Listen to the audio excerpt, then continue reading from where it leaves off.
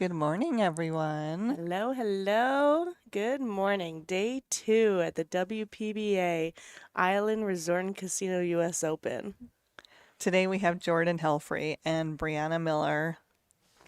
Jordan is from St. Joseph, Missouri. What is she, about 16? I don't even think she's that yet. I think Yeah, she's about 15 she just she's turned. she's so young. This is going to be a great match. Brianna Miller also grew up in the junior program, so this is going to be a nail biter. And It these is. two players to be on the B side the first round. Oh, Right. this is a B-side round? It Wow, I is. didn't even realize that, I guess. Mm-hmm. I was just gonna pull up the brackets here because I was curious what road they had traveled to get here. And I was thinking this was an A-side match, so someone goes home on this one. So let's see if we can find that on there. Oh, apparently we're going to be corrected. She is only 14. I Oh thought she boy. just turned 15, but 14 it is. Let's see. Oh, I found Brianna Miller. She lost her first round to Joanne Mason Parker. Joanne Mason Parker won this event. And what did she say? 36 years ago. 36 years ago. And she's on a tear right now. She won her first match against Brianna Miller here, 8-2. She won her second match versus Janet Atwell, 8-1. So she's trying to do a repeat. She's pretty motivated, it seems like. Oh yeah, she's pumped. I just had a few conversations with her so far, and she's really concentrating on doing a lot of lessons and other adventures in the sport. So she uh this might be her last little run, I think. She's Oh, not going to say that it's over, but she said that she's going to take a break after this one, so she's motivated to go deep in this event. So we had Jordan Helfrey win the leg. She'll be breaking first. She didn't have a successful break, so Brianna Miller is going to be able to take advantage of this.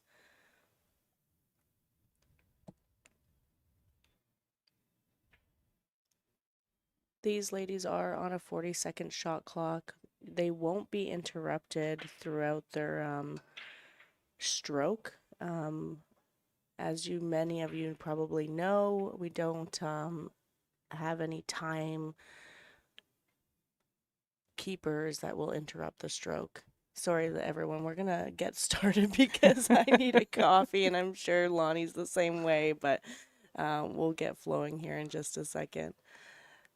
Although Brianna's already on her way. yeah, she's awake and ready to go. Yeah, she's ready for sure. So I finally found Jordan in the bracket. Jordan played Janet Atwell in a nail biter. They went hill hill, and Janet Atwell won 8-7. Wow. So that's why she's on the backside. I'll tell you what, Jordan impresses me every time I see her. Um, she's just she's so good for her age and her composure. She has such Right. a good head on her shoulders. Right, all of these young guns, it's so impressive. It's hard to even put into words like how good they are at such a tender young age, but emotionally and they have all the skills necessary and it's just fun to watch, and be a part of it. There you go. First game in the books. Brianna Miller takes game number 1. She'll get to break, so it could be back to back.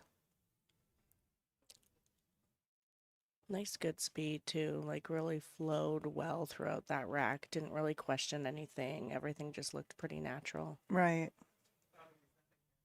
She made it look easy for sure. Mhm.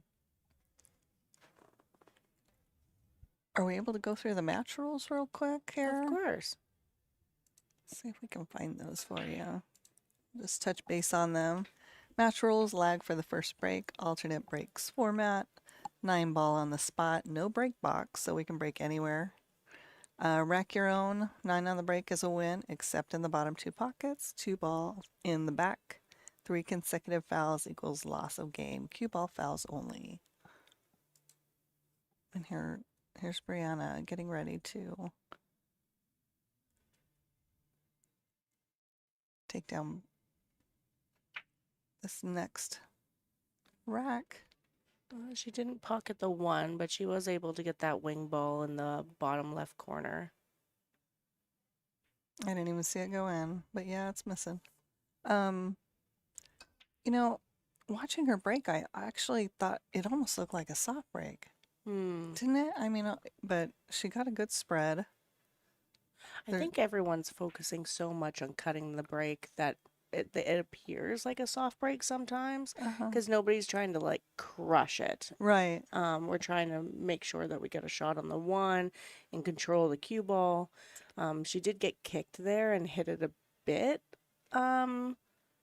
much, but that was a great shot to start it off. She got unfortunate. She got straight here. Yeah, she's gonna have to draw it down and try to shoot it in the side there. I don't think she has enough room to go forward top right. Yeah, like you're suggesting. I think she's going to play the 3 in the right side pocket. She might be able to play it in the corner now. She might have to play it in the corner so she doesn't bump into that 7 and end up on the wrong side of the 4 ball. So yeah, it looks like she's gonna have to go to the top right corner. And you know, with age, I've definitely started to think about the 2 ways. So if I'm playing this in the corner, I'm going to try to snuggle close to that 9. So she pocketed it perfectly. No need to try to hide behind the bottom rail of the 9. But I hear what you're saying, experience creates some doubt because you know what can happen. Yeah. I think that's the beauty of being 14 or 15, you just have this endless supply of optimism and confidence sometimes. You just think that the world revolves around you and you have zero understanding of consequence. Yeah, well, we all wish we had that back. I promise you that. I know. I know. That's what I'm saying. I actually had a great match with Jordan at the last event, a PBS event in St. Louis last week. And gosh, she's just even her safety play now, I swear, she's developing that side of it as well. And she put me in some really, really bad spots. And it's so hard playing somebody like her because you want her so much for them. Right. And I was like cheering while I was in my chair. It was funny. She had a great result there, getting into the top 16. That was a really, really tough event. There were a lot of international players there at that one also. I think we actually got very fortunate that these 2 events were back to back because of the international players able to stay here for a week in between, and we get to see them play. I'm sure everybody has taken a look at our field here at the U.S. Open, and it is stacked. I mean, we have a fair amount of American players, but granted, we have the most. The USA has the most number of players, but yeah, we have a lot of the European players. We don't have any Spaniards at this one, right? We don't. I was kind of surprised by that, actually. Yeah, Miss Ropero is not here, and so. She does have a little one, so I know she likes to get back home as soon as she can, but 2-0 with no drama. Yeah, she's making this look effortless. Right. Kind of reminds me of my match with Kelly Fisher last night. Oh, yeah? Break a run, break a run. I broke dry. She'd run out. Granted, I had a couple of shots, but yeah, she tortured me 8-0. I doubt that'll happen here. I fully expect Miss Helfrey to make a couple balls on the break here and there and make her adjustments, make sure. She's only had 1 dry break so far, so looking to see where that cue ball goes and the 1 ball, if it's going to threaten the side pocket or not, or come up table. Did she break? Did you notice? Did she break from that left side the first time? I believe she does. Or did, sorry. Oh. Threatened the side pocket, but didn't get there. Nothing's dropped. I don't think she can see this. Let's switch views. Let's see, right corner. There you go. I still can't tell. Let's go overhead and see. Oh, that's odd. That might be our second table, maybe. No, I don't know why it's not current. We'll have Well, to. let's try the left corner. Oh, you still can't see anything there. We'll ask the boss about the above later. So I'm sure her shot selection will tell us if she can see this enough to make it.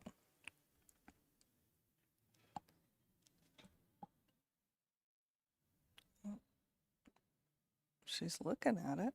Huh. She might be thinking she might be able to thin it and play a safe. Oh, yeah.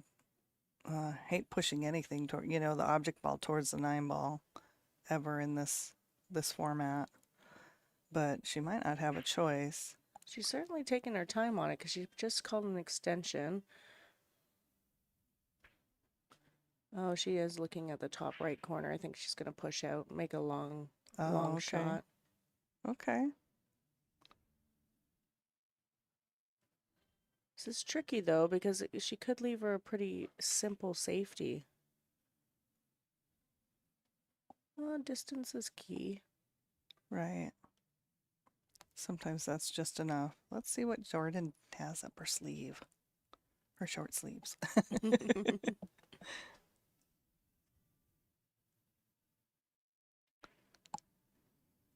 Oh, she gave it back. Huh. I think could she bring this down and bring the cue ball over here behind the 6-9?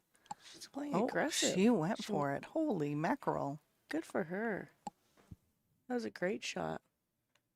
Ton of confidence. I love her nickname. It is so appropriate. She is a beast on the table. You know?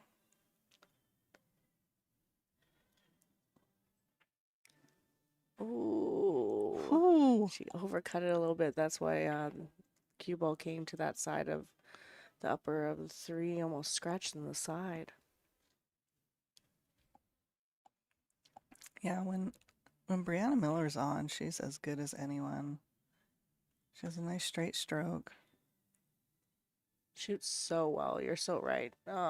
She pockets balls from everywhere. Right. And I like her speed, like I mentioned before. Her tempo around the table. Exactly. Yeah, it's good. And she's conscientious, like she's like right here. She's thinking, she's not jumping to a decision immediately. She's looking at her options. Oh.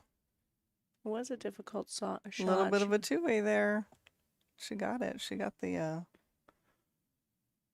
Jordan's gonna have to go airborne here. And it's a little bit easier with that. Oh, she doesn't. I don't know. She's not looking at it.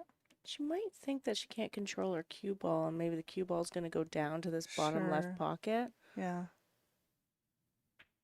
I don't mind kicking here. She looks like she might be going 2 rails at it, or just the 1 rail. Well, yeah, she went a little wide, so it looked a bit different. And she's got to get something going, but Brianna looks like she's going to be able to take this game as well with this layout. It's a little tricky getting on that 6-ball. There's not a lot of room down there, but with ball in hand here, I don't foresee her having any difficulties. I mean, it looks a little challenging, but just because there isn't a bunch of room. True enough. On the left side of 6-ball, it might be a little tricky. I probably would have played for short side there, and I think that she's disappointed that she didn't. I don't think she has. Does she have enough room there? Let's look at her. Oh, we can't look at her overhead. Oh, she's looking at it. She might be able to cut it. Huh. She's going to have to try to make something fancy, though, with some shape, or just take the long shot on the 7 if she's able to pocket the 6. She could play safe here, too. A nasty little safe, just leaving that cue ball tucked up underneath that 9-ball. But if she has enough room, the 9-ball's going to hold the cue ball.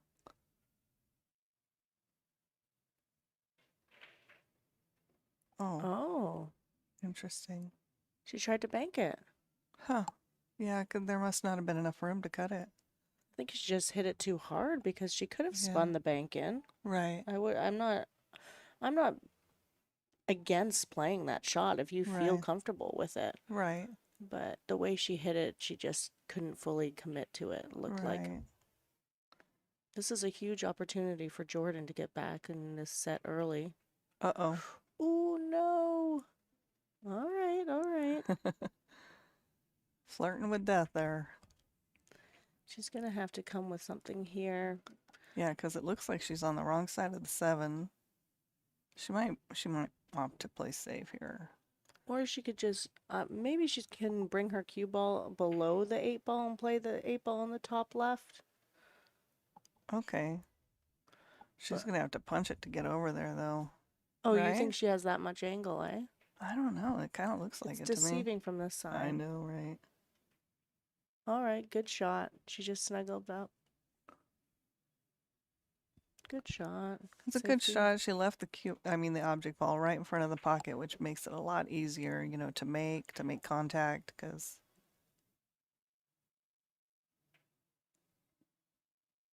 Yeah, I feel like Brown is a favorite to make this ball. right. But, you never know where the cue ball's going, so it's a good choice by Jordan. Oh. She opened it too much. She must put too much right spin on it because she was snuggled up against that 9 ball. I am kind of surprised by that. She might just still, how our minds go, and I'm a huge believer in this, is like try to let go as much as possible as soon as you make a mistake. It's so easier said than done, but she's probably still thinking about that ball in hand on that 4 ball and not getting the correct shape on the 5 to be able to get out there. Right. Yeah, it's interesting how it snowballs out of control real quick. Emotionally, physically, it all manifests.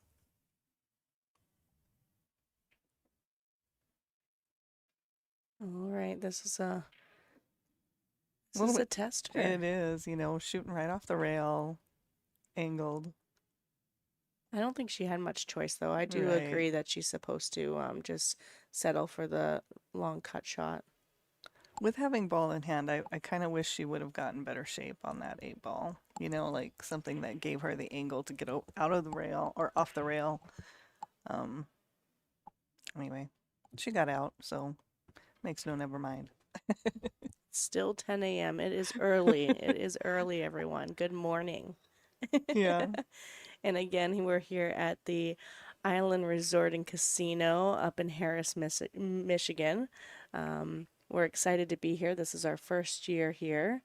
And I'm looking forward to seeing if we'll come back again and have our U.S. Open. So hopefully. Also, there is a side-by-side event with Dr. Pool Productions, or Promotions, I apologize.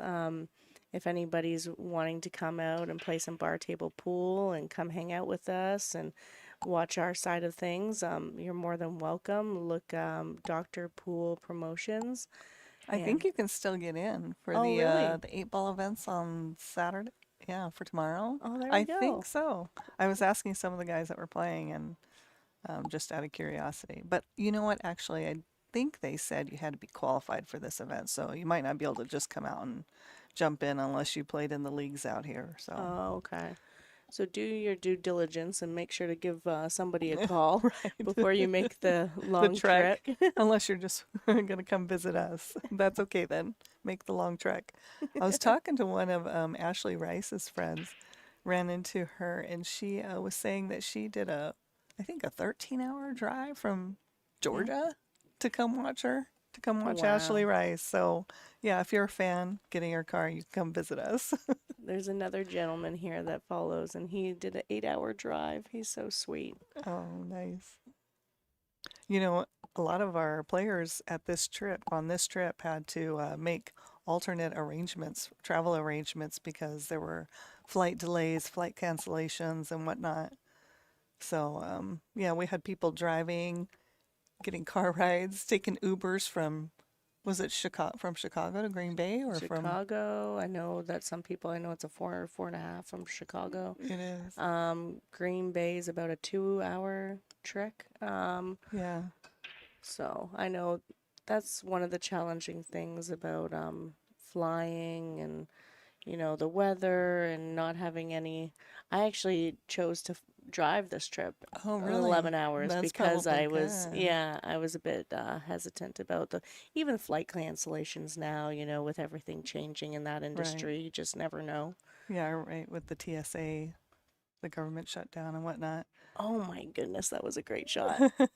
That was fantastic. She was able to hold the 6 ball just outside the pocket. She's going to have a very natural shape to the 7. She's making quick work of this too. Yeah. So do you use outside here? I might do a tad. I feel like when you do come those 2 rails, though, it's often that you come short on the 7. Hmm. I see it a lot. It's hard to believe that you'd come short, right? Like to actually make that severe cut and then to come short. Well, with the outside spin, it just widens the first Right. rail, right? But she made a great shot on the Oh, 7. yeah. No problem. Good recovery.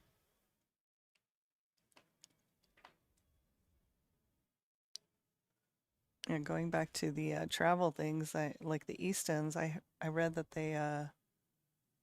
was it 18 hours for them to get here or Oh something? They no. went all over the place, and or some other people that had travel arrangements. I mean, going through Chicago, I personally don't like connecting at all through Chicago, so I opted to my arrangements were direct to Chicago, and I rented a car, Hmm. and and then my girl Sarah, she was flying into Green Bay, and she's like, "Hey, can you come pick me up?" It's along the way, so. But, I agree with that. I always like a good hub. The international airports, I fly in there, and like you said, rent a car. It's yeah, much easier. And it's always nice to have a car at a tournament. If I ever suggested anything to a young player, just have access to different things, right? mm-hmm. Be able to clear your mind, go to the grocery store, even go see a movie or go for Yeah, a walk, go see some nature while you're at an event. Make sure your mind is as clear as possible. And when you have a vehicle, it makes it so much easier. right. Yeah, she's gotta concentrate on this break. She's not having any success to be able to get going. Yeah, after the third dry break, I mean, if she didn't start on that left side, I think it's time to move. Mm-hmm. Yeah, I agree. because it's not working. I say that, and sometimes I catch myself doing the exact same thing. It's like, why did I break from that same side? I'm not having any success. You have to think that, well, maybe I didn't rack exactly right. Let me just move the rack a little bit, like up a 1/60th of an inch or something, so that I'm getting a better rack or whatever. Mm-hmm. But with the template rack, with the lovely template rack, you expect it to be the same every time. And what's nice is they mark the table for us, so you're landing that template rack right in the right spot.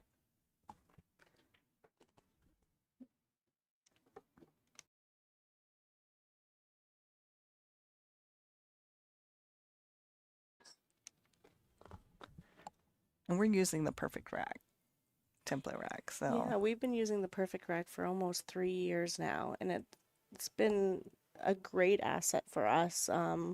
They they make custom racks, and you can order big amounts for your pool room, personalized, however you like them. So if you have an opportunity, check them out.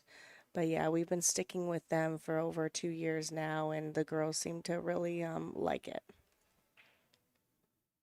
This rack, I'll tell you, I did not expect her to be on the 5 ball right now. She banked in already, the 1, made a great side pocket shot on the 2. Her cue ball was perfect to get to the 3, and she's making quick work of this one as well. Looks like Brianna's on a mission. yeah. Oh, Oh, she might be a little short here. I was wondering how Oh. she was going to get to this 6 ball, and it's hard to tell. Let's peek at a different view. Nope, that's not going to tell us. She might have to She go rail first here. she's Her face looking shows it at all it. there. She's giggling at herself. At least she's not cursing that we know of. I don't mind her going rail first here, though. Her cue ball should potentially run into the 7. But if you're going to be aggressive and bank in the 1, I think you're going to stick with that. Oh, she, by hitting it a little fast, she Mm-hmm. didn't get as much spin out of there. She made her decision. I think it was the right decision, Me but too. I think maybe just the pace was a little bit off because it looked like she had enough right on it, just a little bit slower on the speed. But she was probably trying to hit it or skim it and then get up table so that there was some distance too. So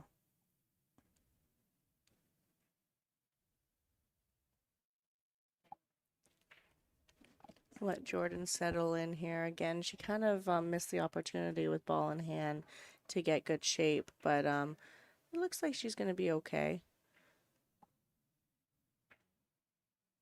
She's going to have a steep cut on this 8 ball.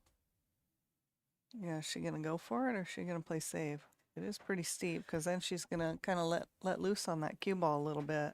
Mm-hmm. I think. I don't know. I can't tell. I feel like she's going to go for it. Oh. Mm. Well, she did leave a bit of a tricky overcut on the side. Yeah. I think it just, again, it stems from having that ball in hand shape and being disappointed you didn't get there. Right. And then you're just thinking about how am I on the bad side of this 8 right now? And I think Right. we've all been there. Well, at least this time she didn't have ball in hand, did she? Oh, she did have ball in hand, right? She Correct. did. Yeah. Oh, pinpoint. Perfect. Wow. Wow. Yeah. Coming across like that too. Very nice. Good shot on the 8 by Brianna Miller. This is going to make it 4-1. I feel like Jordan might be taking her break here.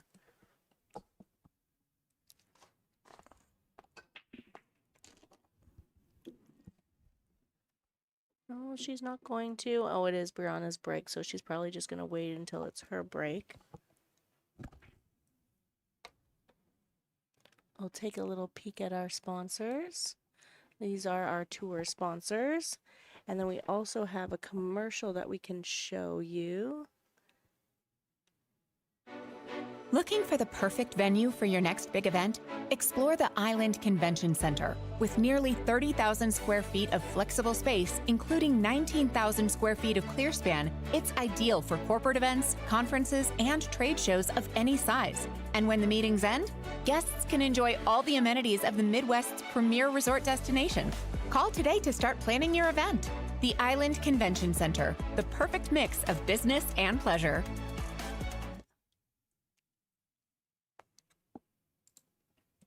Yep. Brianna broke and she broke dry. Wow. So Jordan's at the table. Let her stroke out here. Come down for the that's 2. Nice. Oh, that did bump she at the get it? I don't know. That last second bump might have messed her up a little bit. See if we can see from the other side. Oh, yeah. It's close. It is close, but I don't think she has enough room to make the ball. Tell you what, her kicking has been phenomenal the last few times I've seen her, so she might be able to kick safe here. Nice kick. Came out in the open, so Brianna has a shot. She could honestly just stop it right there and have a shot on the 3 ball. I mean, granted, she'll end up drawing it a little bit and bringing it out a little bit so she's not right on the rail, but she has natural shape for sure without too much work.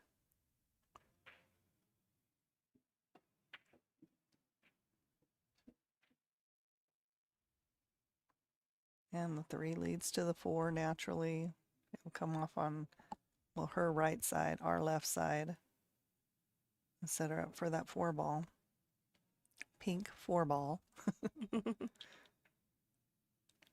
I remember when this rack first came out, or this set of balls first came out. I was watching a match. I don't know where or who was playing, but anyway, I was watching a match and with a friend of mine from Arizona, Susan Mello, and we were talking about the rack and what was next, and she's like, the 4-ball over there. And well, no, that's the 5-ball. So we had to put a side bet on it, and I was wrong. It was the 4-ball. I know there was this question floating around, the purple or the pink? Which one does everybody like? Yeah.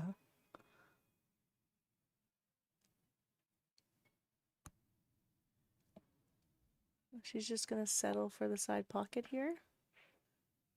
Or she's going to come around. Great shot. Great cue ball. The only thing I don't like about this is now she potentially runs into the 9. Yeah, but I think she can avoid it with bottoms. Yeah. Slide she over. did. I'm so happy that she was able to contain the angle for the 7-ball. Yeah. You want That's an really angle. You don't important. want to be at the bottom and straight in. Ooh, little bump shape. Not bad. It doesn't look like it upset her to hit it. So that's good. Maintaining her composure. I'd like to see Jordan take a break here. That would It be is a good her idea. break now, and be able to go reflect on everything, but yet let everything go, Right. and just concentrate on racking the balls correctly or changing her break. Well, she grabbed her cues. And you can see how, she walked to the table. I feel like it looked a little dejected.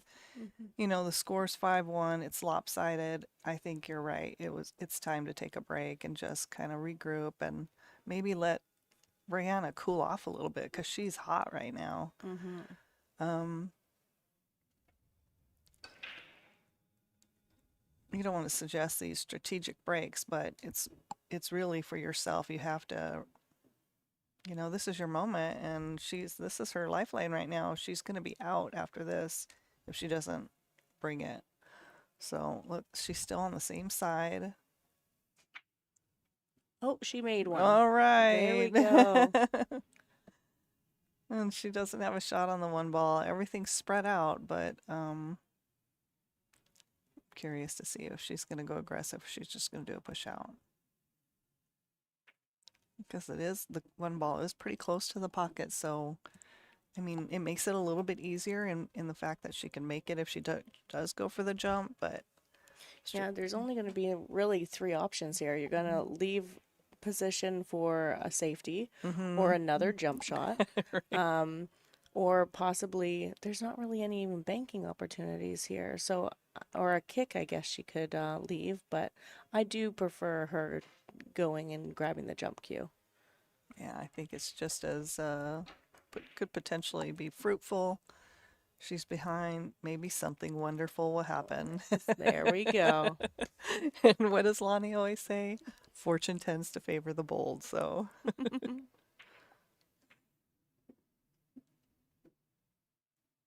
There you go. Let's see if she can take this down. It's so fun to watch these kids just running out. And hopefully she's not tightened up a little bit because of, the score. I would just like to see her take her time a little bit more. Yeah. And I don't know if it's because she's on the shot clock or not, because you can get a little bit anxious, right? Right. And feel like you need to be rushed. But sometimes taking that extra little time when you're behind to make sure Right. the shape is going to be there. Even going and checking your shape. My dad used to instill it in me. If you don't go and check where you need to be, you don't deserve to get there. Wow. Yeah. And that's- I've always yeah. set that in my mind. And of course, I'm not perfect, and nobody is perfect in this game as far as that. Ooh. Oh my goodness. Yeah. She's making us sit on the Edge of edge of our seat. seats. But that's it's always in my mind, you know.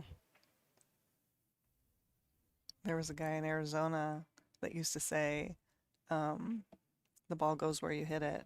You know, like people get mad, like, oh, I'm got bad shape. Really have no one, or I got a bad roll or whatever, and the ball goes where you hit it. And that's Mhm. so true. Like, you have to own it. You have to be honest with yourself. You're the one that hit it. You know, whether you only had top to use because your cue ball was on the rail or whatever the case may be, you hit the ball and the ball's going to go where you hit it. Mhm. But I love your dad saying that's really on point, right? And this is, you know, this could be a turning point. Yeah. Right. She made the right decision by taking the jump cue out, making contact, and good things happen, like you said. Yeah.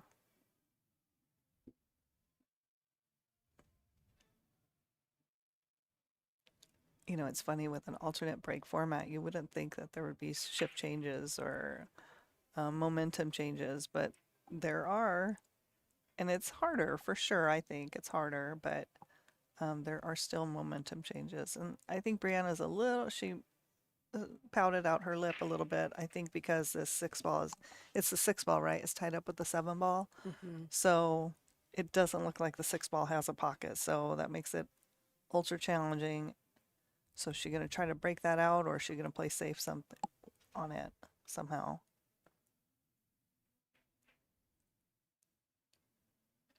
Granted, the 4 and the 5 are underneath there, so she could bump into it.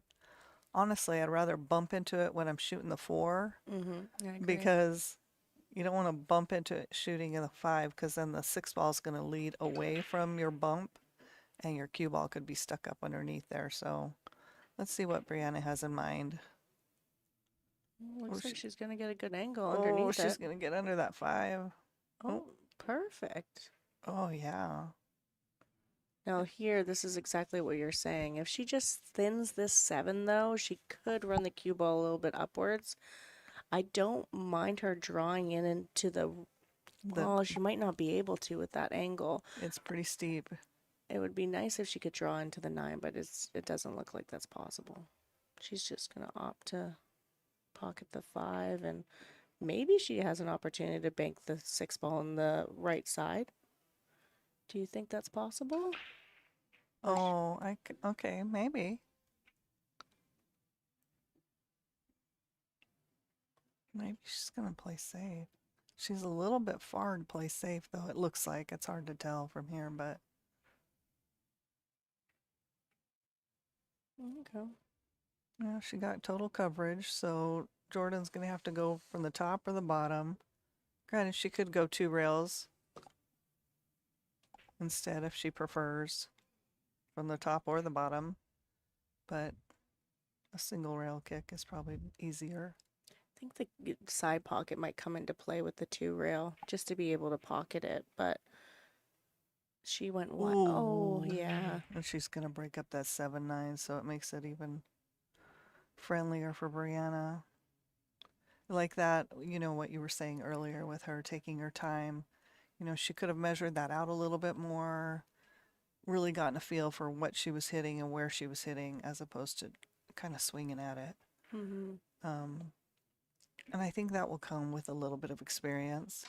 Yeah, we have to remind ourselves sometimes. Mm-hmm. She handles herself so well. Right. She's only 14 years old, everybody that's joining us. This is our next generation right here. For sure. I'm so excited. Every time a new group comes up, it's like, man, it's so exciting to watch, and just have high hopes for all these players. And I hear there's players in other countries too, young phenoms in like the Philippines that are. I think there was I don't know who was talking about it. Oh, maybe it was Kelly Fisher was talking about a phenom player from the Philippines who's like 15 and she just won like the Jakarta Open. Is that right? Oh my goodness, I didn't know. No, I Yeah. haven't heard that. But I wouldn't be surprised. Yeah. With pool Ridiculous. being a national sport over there. They See, I thought it was the national sport too, and I was talking to a couple Filipinos and they're like, "No, that's not our national sport." So I had to look it up, and I know it's popular, but they're from the Philippines, and they were telling me it was not the national sport. I So- misspoke then. I always thought it was too, and that's what I was always quoting. So let me try looking it up while we're chatting on the live stream. Well, Jordan did make a ball successfully again, but unfortunately, I don't think she's going to be able to even touch this one. If she can, she's just going to be able to thin it, and I don't think there's really any good things that can come of that unless she can bring her cue ball down to the bottom rail around the 2 ball and just thin this ball. But if she could get it, maybe she can get a piece of it enough to make it, Oh, and she does. wow, that Wow. was unbelievably great. Like she planned it, right? Mm-hmm. You can see Brianna giving her props there. It's a great shot. So what about this 4 ball? So if she makes the 2-3, is she gonna have to get under this 4 ball, or does that pass that 7? That's a good option. I don't feel Oh, like, oh, she did bump it, like you said, needed to get it out of there. now can she even see the 3 ball? I don't believe so. She's going to bring out the she's jumper again. stuck. And then that 4 ball is still, you know, here with this jump, I wouldn't even try to make it unless you're going to try to make it in the top right, because you have to get under this 4 ball, because are you going to want to shoot the 4-7? Lays it up right in front of the pocket. Although this 3 ball's close to the pocket, there's a lot of distance here, bridging on the rail. A little bit maybe of a slight angle where she has to hold it for the 4 on the side. Or she could go forward and just to this left, I don't know how to describe it on the screen, the first diamond next to the 3 ball. And go forward just a little bit. Oh, I thought she wouldn't, I didn't think she'd slide that much to the right. She may have overcut the 3 a bit there. Is that why? Okay. I feel like that might have happened. Do we have a replay button? We don't. I know Lonnie has all the things. I will tell you, and she does have a replay button, but we have to be on it. Oh wow! I can't believe she cut that. Oh, is she gonna? Oh, she Yes, got rewarded. There we go. What a great shot. Yeah, I didn't even see that. She may have just only had that piece of it to be able to do it. That was her only option, right? It's like, well, let's go for it. Well, either way, it's a cut. She's going to cut to the left or to the right. What's going to give her the best shape? I got to stick with the right-hand corner. Oh, really? Going up in this top right?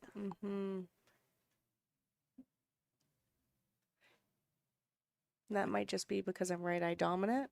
Oh. Because I prefer to be able to see the angle that way. I don't think I would come under the 9 though. I think I would probably be playing tops on that ball and just taking the long shot on the 7. Because now you're gonna have to make something happen here with this is not natural shape. It looks like she's using rights. Oh, she's banking it. Man, I was not expecting that. This whole rack, she surprised us. This is definitely fun, just watching these matches and watching a top player make alternate choices, you know, different choices than I would make for sure.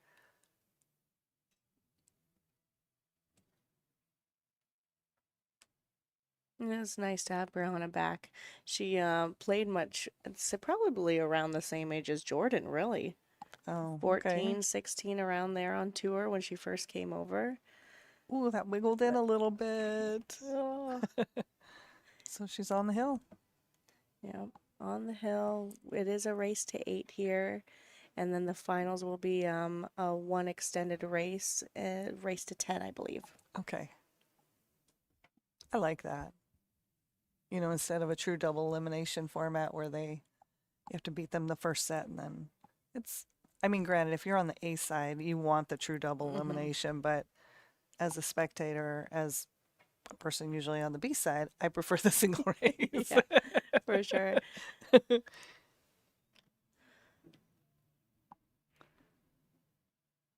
Okay.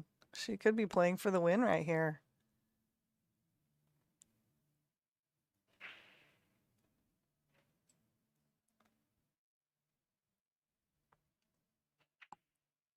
All right. Wow. She got the one in the side. The two balls stayed down there. She has a shot. She's making it look so effortless, that break.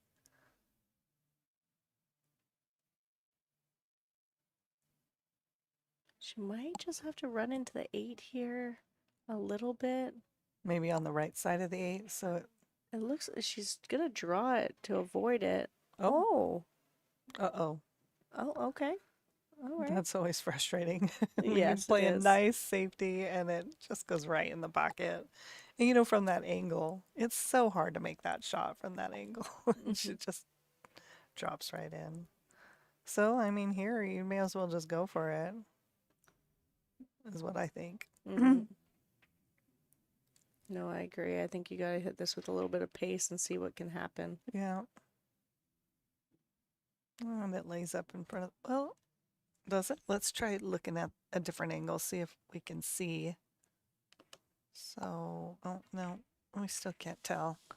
She might have to hit the bottom rail just to hit it.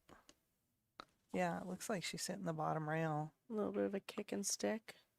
She executed it well. Got really unfortunate to hit the point on the side. Yeah, because if it would have gone up table a little bit more, it would have been a much tougher shot. Distance, it would have, at least would have been a combo. Because that 7 ball's right there by the pocket. Brianna's going to have to just stay still on this shot. I think she's just going to slow roll it. Oh, nope. Hey, can I see Brandon's backpack so I don't have to walk through it? I did.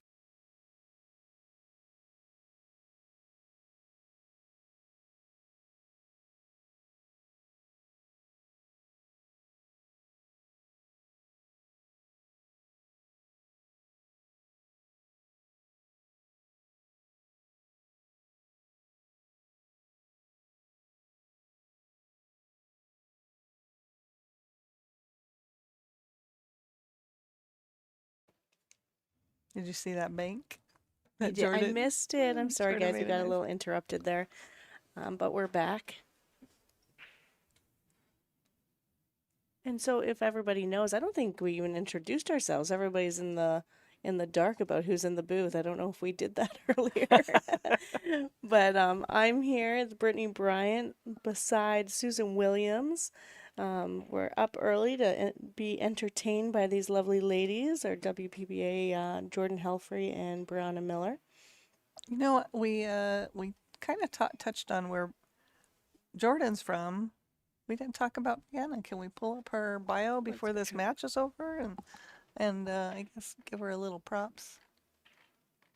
It'll take a minute. We're going to scroll through because it's in alphabetical order.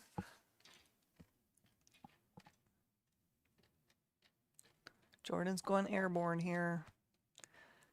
Unfortunately, that cue ball is, oh, that was, I really like what she did there.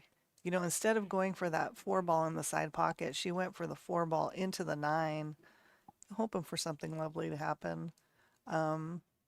Because shooting the 4 into the side, potentially really bad things could happen. That cue ball could have gone forward into this bottom right corner pocket and scratched.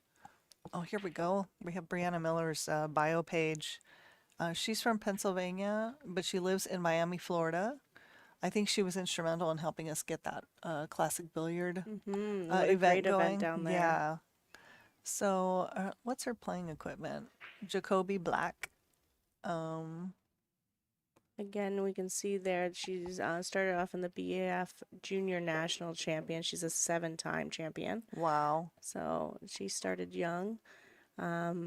She Jacoby, she Billiard Sport Network, Classic Billiard South Florida, and Game On Gear are her sponsors. Lovely. She squeezed right through that little opening. Has good shape on this 6 ball. She'll just draw it right back.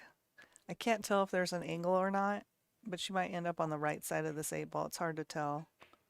Nope, she's gonna up on the left side. And not that she just plays fantastic, she also runs a tour to support the next players playing on the WPBA, which is sanctioned by the WPBA, the JP Newt Tour. I think it's the J. Peachower Northeast Women's Tour. Yeah, she's been running that for a while, right? She took it over, I think, a few years ago. And she's just, I think they get 50 to 60 players. Wow, look at that. Look at that finish. A bank for the win. Great job, Brianna Miller. She'll be moving on to the third round of this event. All the best to Jordan Helfrey. Again, 14 years old, absolutely amazing. And we look forward to seeing her in the future. But for this time, it was Brianna Miller being able to complete this match at an 8-2 victory. Again, it was Brittany Bryan and Susan Williams. Thanks, guys, for letting us talk your ear off a little bit. And, get adjusted to all the things. So we look forward to talking to you guys again. And Lonnie Fox-Raymond will be at your service in just a little bit. All right, everyone. We'll see you soon.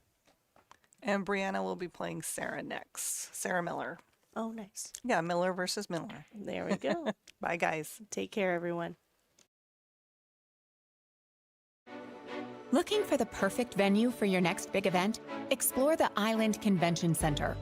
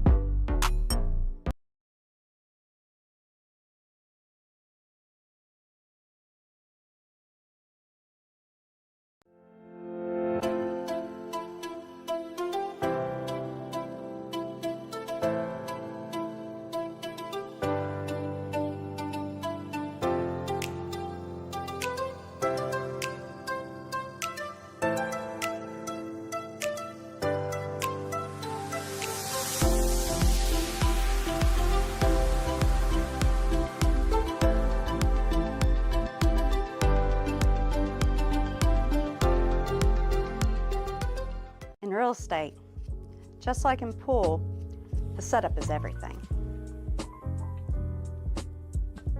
When I play pool, I don't just focus on the ball in front of me. I'm planning my next shot. Selling your home works the same way. It's not about putting a sign in the yard. It's about positioning you for the next move, whether it's a quick sale, top dollar, or finding a dream home. With the right strategy, we don't just take the shot, we run the table. Let's line up your winning shot today.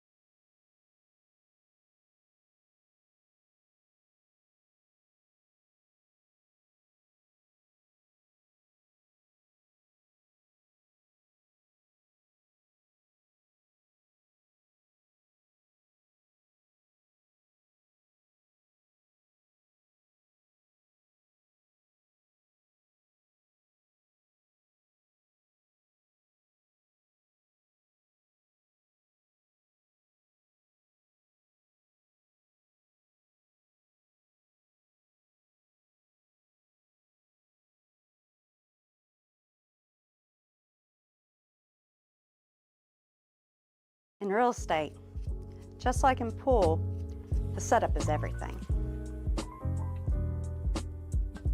When I play pool, I don't just focus on the ball in front of me. I'm planning my next shot. Selling your home works the same way. It's not about putting a sign in the yard. It's about positioning you for the next move, whether it's a quick sale, top dollar, or finding a dream home. With the right strategy, we don't just take the shot, we run the table. Let's line up your winning shot today.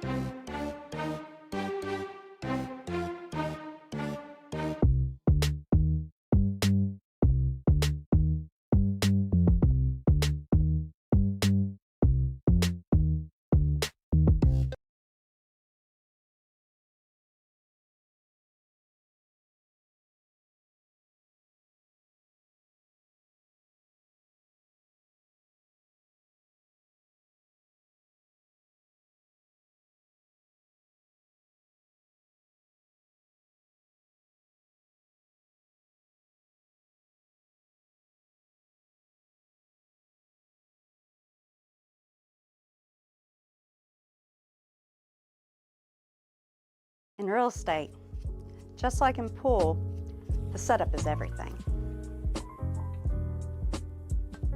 When I play pool, I don't just focus on the ball in front of me. I'm planning my next shot. Selling your home works the same way. It's not about putting a sign in the yard. It's about positioning you for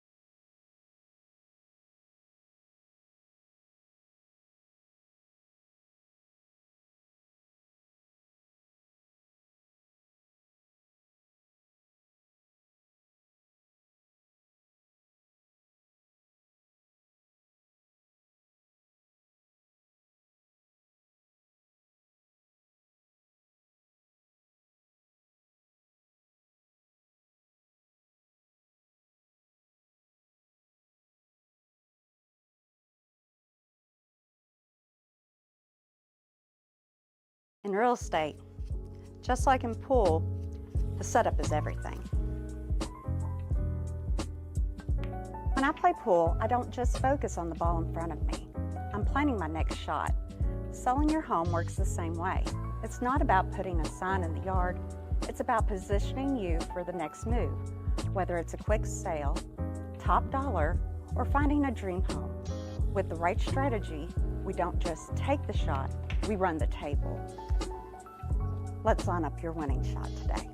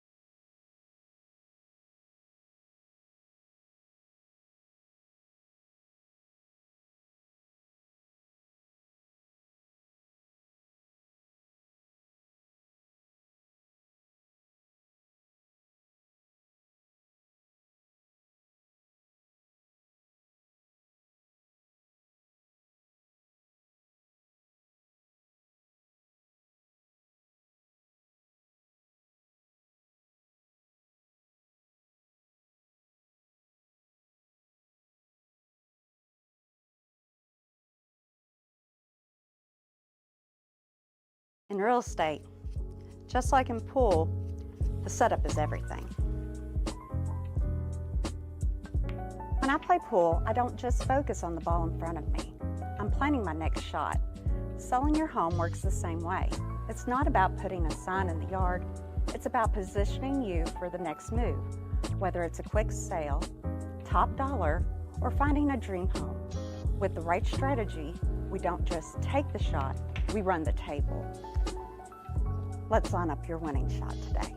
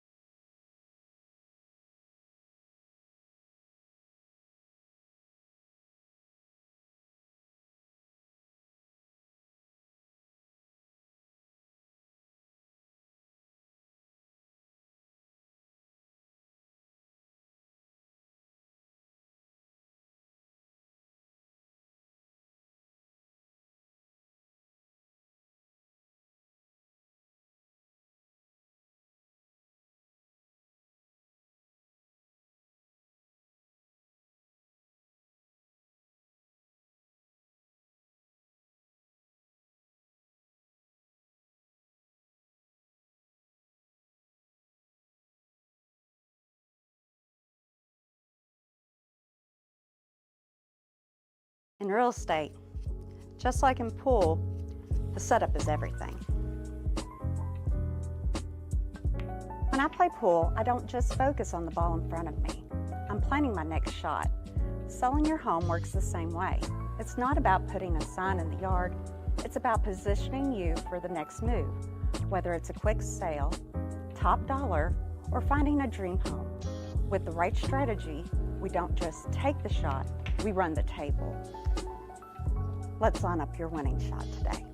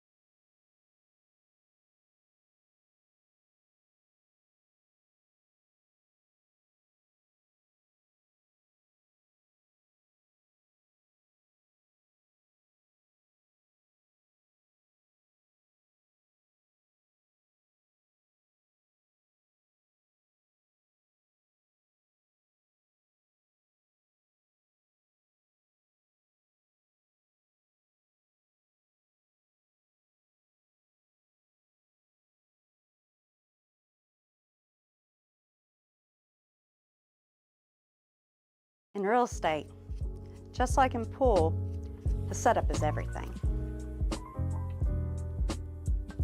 When I play pool, I don't just focus on the ball in front of me.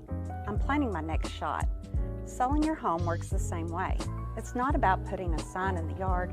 It's about positioning you for the next move, whether it's a quick sale, top dollar, or finding a dream home. With the right strategy, we don't just take the shot, we run the table. Let's line up your winning shot today.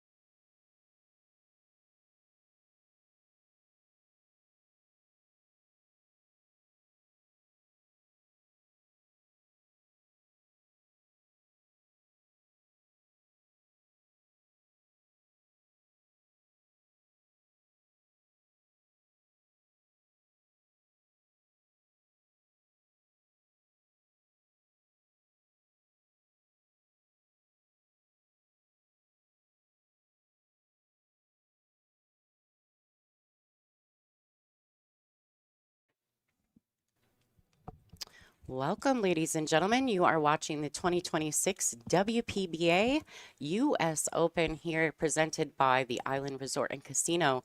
My name is Lonnie Fox-Raymond, and I am the voice of the WPBA, and I have got none other than Margarita Fefalova-Steyer as guest commentary for this match. Hi. Hello, everybody. All So right. good to be here. It's fabulous. I was so excited when you reached out to me last night, so I'm so thankful that you came to hang out with us today. We've got a great matchup here. Betsy Studholme and Lori John Brown. Lori John is a former U.S. Open champion, and Beth Studholme is actually local to this area. So I think that, Betsy has been playing on tour. She's inside the top 64 now. Hopefully she can give LJ a run for her money. Yeah, absolutely. I think featuring local players can be very beneficial for a local community as well, especially for like bringing the local news, or, a lot of people would probably come over to watch her play, which is pretty awesome. I've known Lori John for like the last 4 years since I joined the tour. And yeah, she's always been really sweet and really kind to me. I don't really know Betsy on a personal level, but all the ladies seems very friendly. Oh, Betsy's fabulous. I mean, honestly, she's a rock star. She's a Michigan lady, so of course I'm very familiar with her. I've known her a very long time. Her significant Derek, we call him Ann Arbor Derek. He is a fabulous one pocket player, and so they're just really involved in their local community of pool players, and the event itself, they've actually added some money to this event. So That is incredible. thanks to Betson and Derek for their contribution to this event. All right, so we're going to talk a little bit while these ladies are doing their back and forth. Lori John's probably going to the air with this shot. Now that we've done all the proper introductions, we'll let Lori get through this shot here on the one, and then we'll talk about the match rules. To be honest, Betsy played a really, really good safety. Very smart shot. Yeah, it's all that one pocket knowledge, right? Absolutely. I mean, to be honest with you, I think all the games are extremely important when it comes to learning pool. And I know a lot of people, they're hesitant playing one pocket or banks, but I think it could be very, very beneficial to your rotation game when it comes to safety plays and kick shots. You just get more knowledge and more understanding on what's the cue ball's doing. So it could be very helpful. All right. Nice cut on the one there from Betts.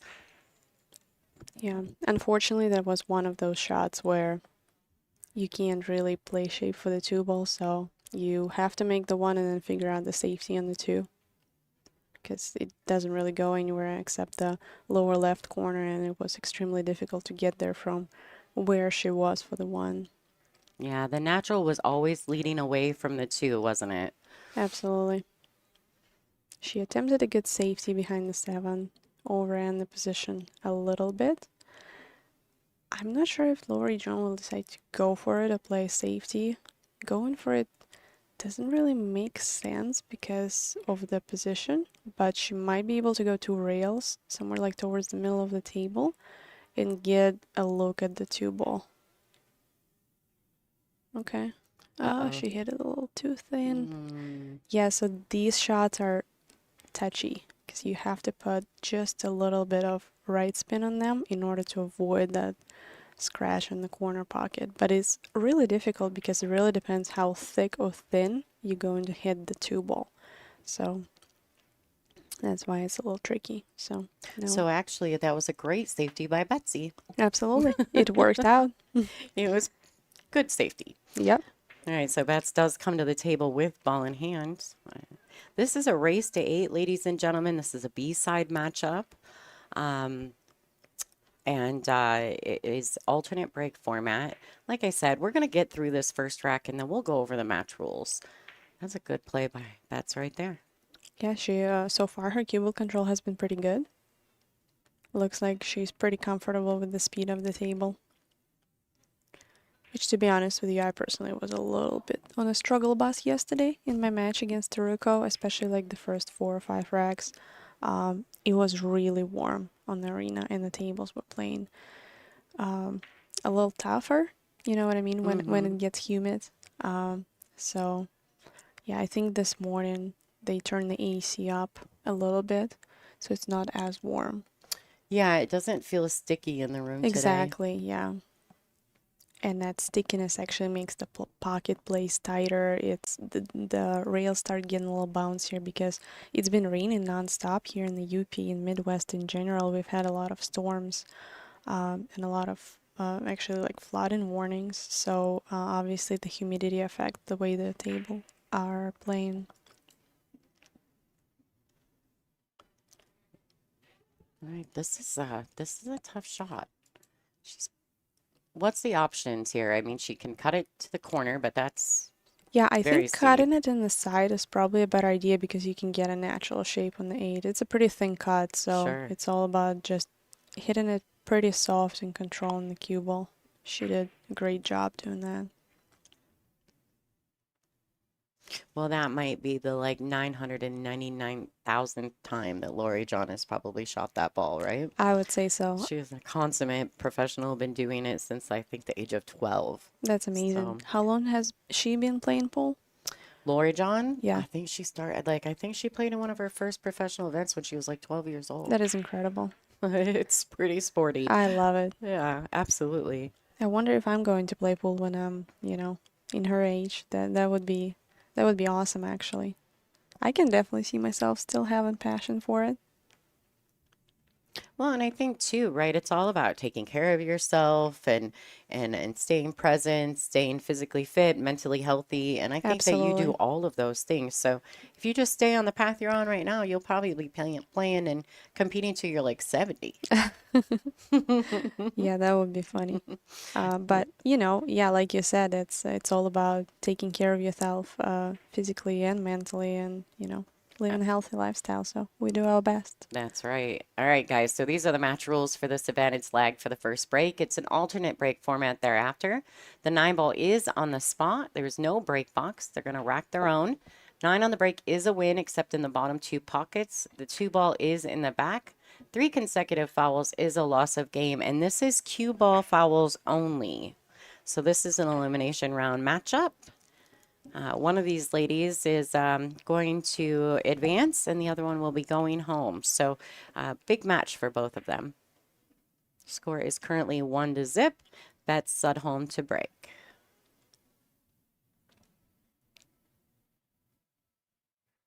This will be our first look at bets breaking. How have you felt the tables have been breaking, Margaret? Are you feeling like they're doing all right? I mean, are you breaking consistently? Yeah, I think that they have been pretty consistent. I was very pleased with the way they marked the tables. It looks like they went around and like redid all the tables on Wednesday before we started playing, and it seems like they did a great job. Whoever did it, thank you so much. Because yeah, we have like very good specific place where we put the magic rack, so it's always consistent, and it seems to be breaking well. I mean, if you hit it good, then you get rewarded, and that's how it's supposed to be. The tables in general have been playing great. Again, it does get affected by humidity, but it's like any table. Yeah, I think that's just part of the game, isn't it? The adjustment, Exactly. depending on your environment. Yep. We all do the same thing. Those of us who come from this part of the country, yourself included, and like when we go out to Colorado and we hit that dry air, it does change. It does feel You know? very, very fast, yes. So- And then you go to Florida, like we had invented classic billiards, and it's so humid down there. So yeah, it is. I would always tell everybody that I think this is the hardest part about professional pool is making those adjustments. And whoever makes adjustment faster is usually going to be the one who wins.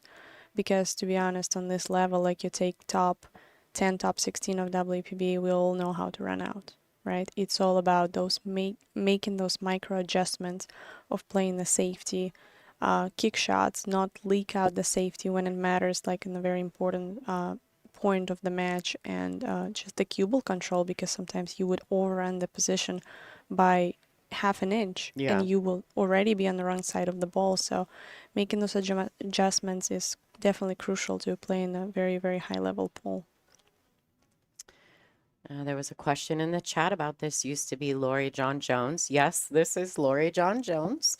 It is Lori John Brown. now.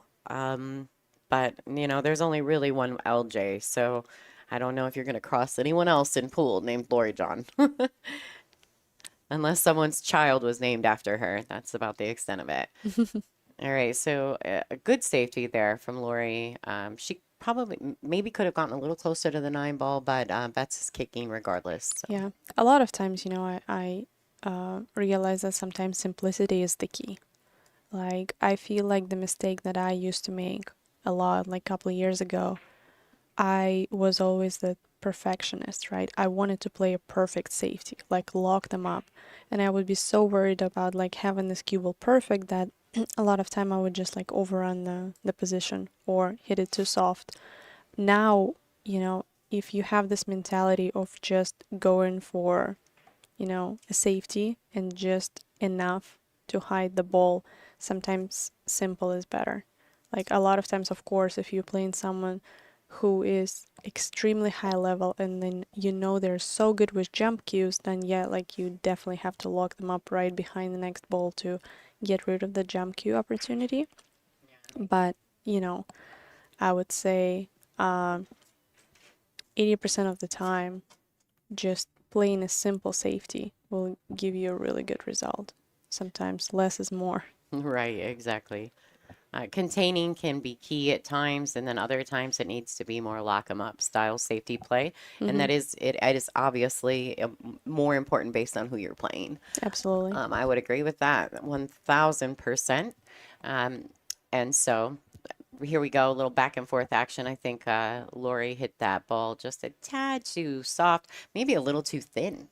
I think Right? she actually hit it a little bit too thick Oh, did because, she? yeah, the 3 ball kind of hit the rail first. Got it. I was surprised she went for it because it was a tough cut, but sometimes we just feel confident and we're like, okay, I feel like I got it. So that was actually a really good shot. Very Like well the played. speed control, like she hit the perfect part of the 3 ball. And a lot of times, like people think, oh, the ball is sitting in the pocket, so it's supposed to be very easy. Well, it is easy to make it, but it is hard to actually play shape for the ball, for the next one.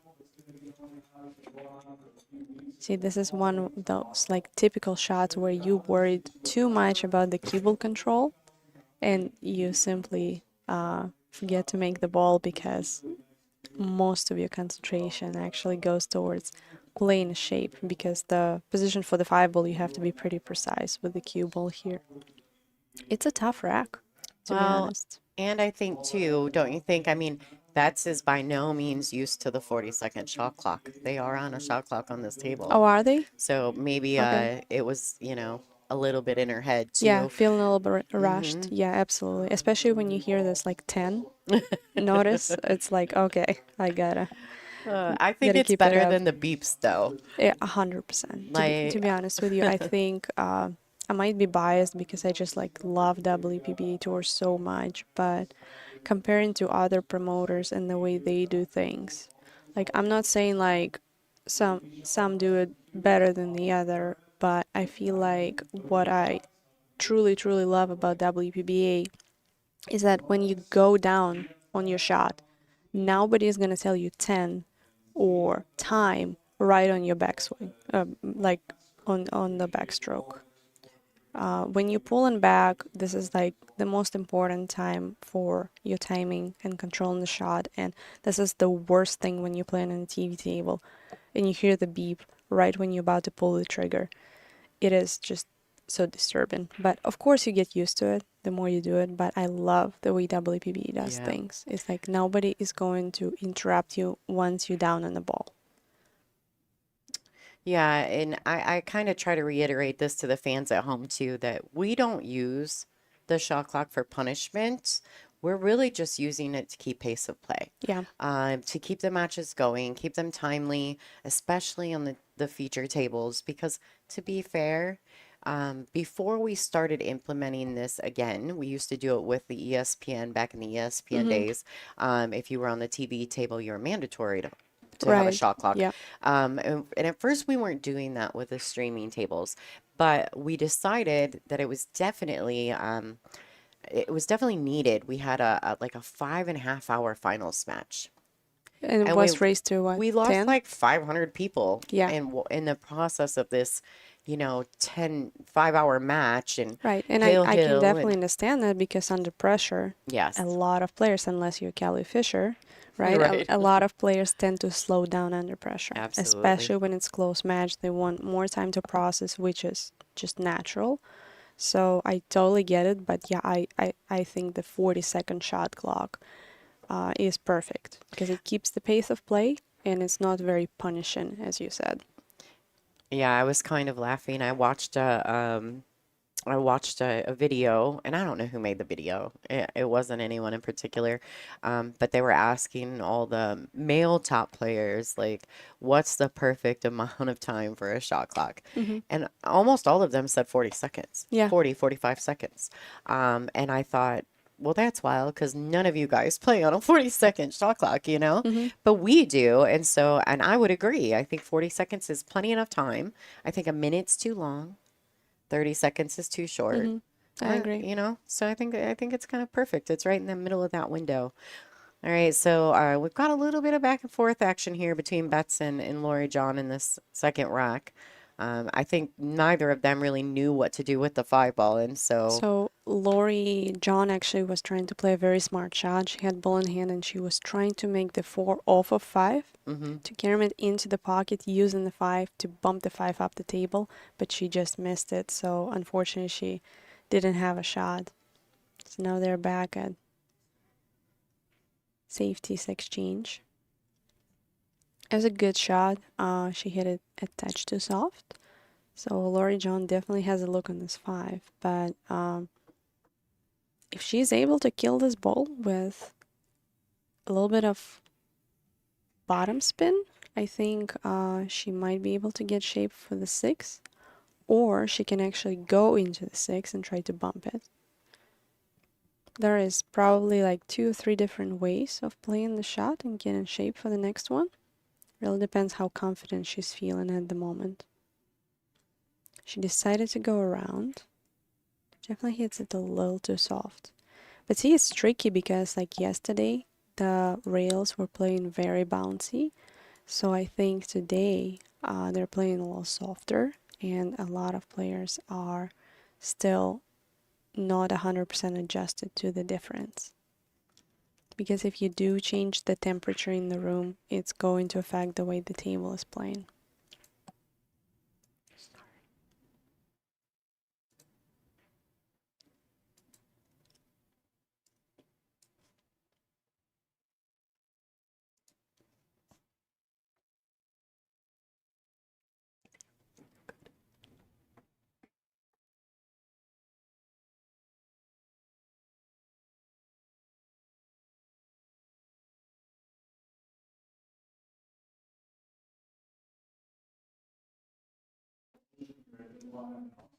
oh, she bobbled it just a tad.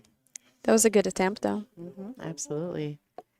I feel like it's gonna speed up a little bit after they get through this rack. There were a couple really weird balls in this rack, and obviously, Bet's probably not super comfortable in the arena right now. Yeah, to be fair, like they've been having pretty funky layouts, so it wasn't like an easy run out for both of them. No. That was a good shot. She actually had to masse it a little bit because she didn't have like a straight look into the 6-ball, so she used like rail first with a lot of left spin to get a good shot on the 8.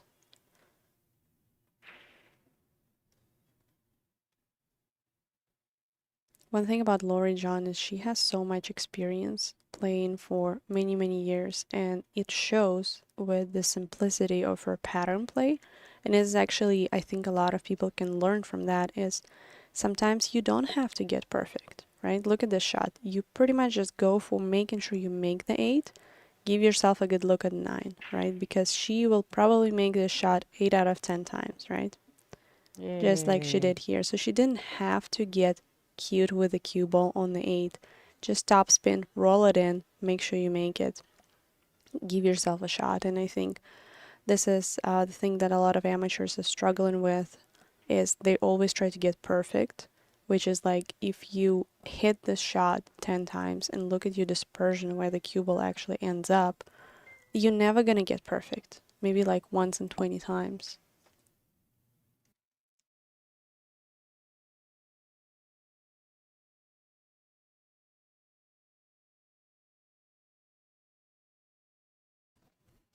All right, ladies and gentlemen, I'm going to leave you to the expertise of Margaret. So I have to step away for just a second. Everyone, please enjoy the show. This is a fantastic matchup, and you have one of the best in the business talking to you about the game. So I cannot believe you leaving me alone here. you'll be fine. You have 4 buttons to work with. Perfect. All right, I'll try guys. to not mess it up. We'll be back. All right.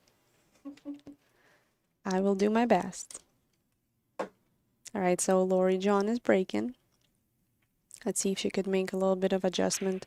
Her break hasn't been working quite great in the last couple racks, but she did manage to make a ball.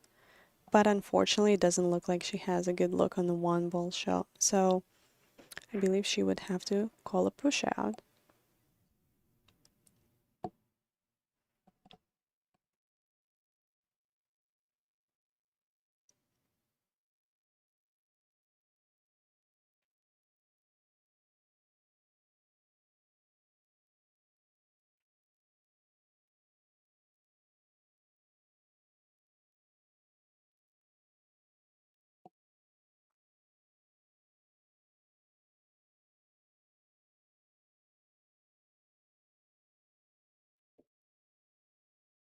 All right, so it looks like Lori John thought that she might has a look at the 1-ball, but unfortunately the 6-ball was a little too close. So she committed a fall, so now Betsy has ball in hand. The table is pretty open. I would say if you manage to get good from 3 to the 4, that would be the key shot to execute here. So if that was me, I would put the cue ball somewhere like in the center of the table, go 1 rail and out from 1 to the 2, play the 2 in the side, then draw back just a touch, approximately to the middle of the table as well, leave myself an angle for the 3, and then aim to play the 4-ball either in the corner or the side pocket. But the key here is definitely to get from 3 to the 4, because if you land a little too flat on the 3, you're not going to have a good angle for the next one. I would say every time I play at home or at the tournament, there's always going to be like 1, maximum 2 key shots in every rack, unless the rack is completely challenging. So yeah, I actually like the way she bumped the 4-ball. I don't know if it was intentional or by accident, but she did give herself an easier 4-ball for sure, moving it closer to the side pocket. So now it's all about the cue ball control and simply connecting the dots. It's a little bit hard to see what kind of angle she has for the side, if she can just draw it back, or she chooses to play it in the corner to get a good angle for the 5.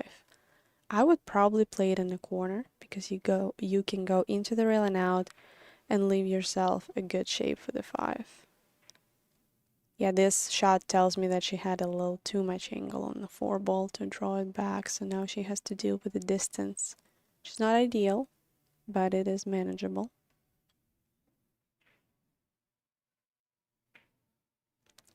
She played a good shot. Unfortunately, bumped the 9-ball a little bit. She's still in it. You know, it's not over. She can definitely make the 6-ball in the bottom right corner. I think the natural angle was topspin. Will land her perfectly for the 8 in the side pocket. But I don't believe she is going to play that shot. Yeah, she went for the opposite corner. Fortunately, cut it a little bit thick. So now Lori John has the opportunity to clear up here. Needs a nice smooth stroke from 6 to the 8. Good thing that the 9 is sitting close to the pocket, so it wouldn't be a problem. She definitely overran the position for the 8 just a little bit. Definitely want to be on the either straight in or have a slight small angle for the 8 in this situation, but I'm sure she can just hit it nice and smooth and get a good shape for the 9-ball.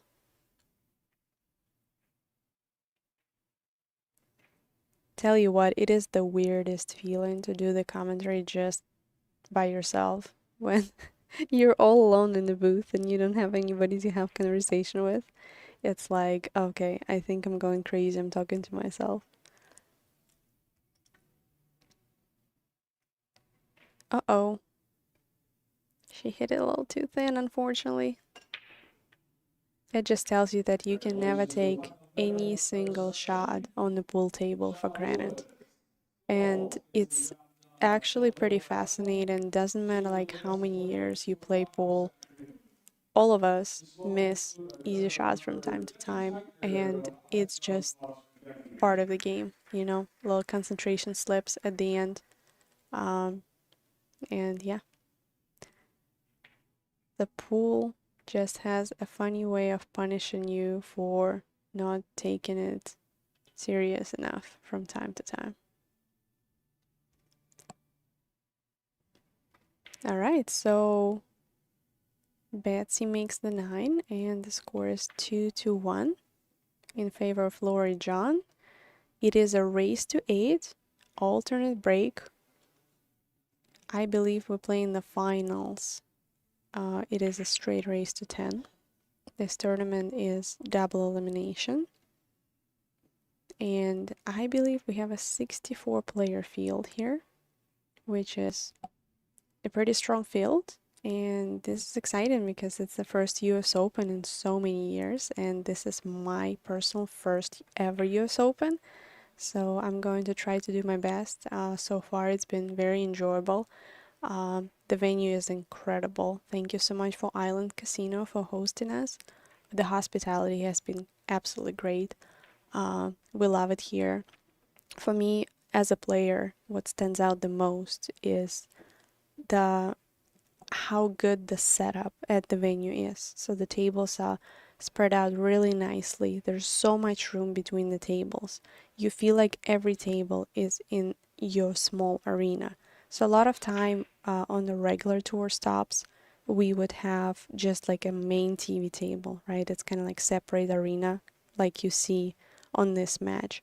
Here we have 8 tables, and pretty much almost every one of them has their own separate little arena, and it just feels like you're playing on the main table on every single one of them. So I really like the setup. I love the hospitality. The weather here in the UP is definitely not great this time of the year, but you know, we're spending most of the time inside anyway, so cannot complain. But it's been an amazing event so far. To be honest with you, WPBA, I keep telling that to everybody, that I think WPBA put in the best events out there. As a player, especially having a glimpse to like other tours, I can tell with so much confidence that WPBA is the best tour out there. So we are very grateful with what we have, and yeah, never gonna take it for granted. Lori John, by the way, just played an amazing shot. It was a very good cue ball control. Right now, I'm curious if she decides to draw back or she's going to go with topspin between the 5 and the 9. Looks like she's drawing it just to leave herself a good look at the 4. That's a great stroke. Notice how she stayed down on the shot. She didn't have any extra body movement. I can tell by her body language that she's not quite happy with the angle. I believe she landed pretty straight. She wanted probably like another inch to the right, so she has a good angle to get to the 5. I am curious if she is able to cheat the pocket. We can see the angle here from the overhead camera. I don't think she has an angle to cheat the pocket, unfortunately.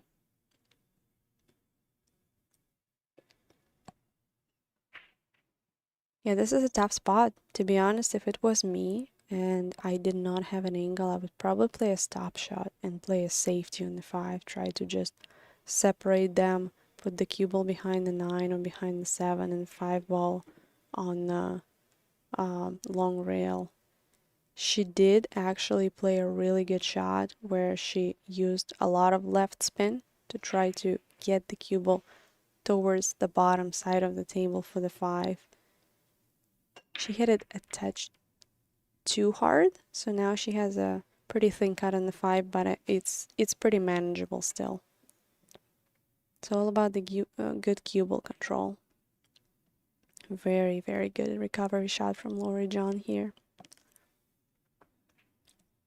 She's been playing some high quality pool for many, many years, and one thing that stands out the most is how consistent she is.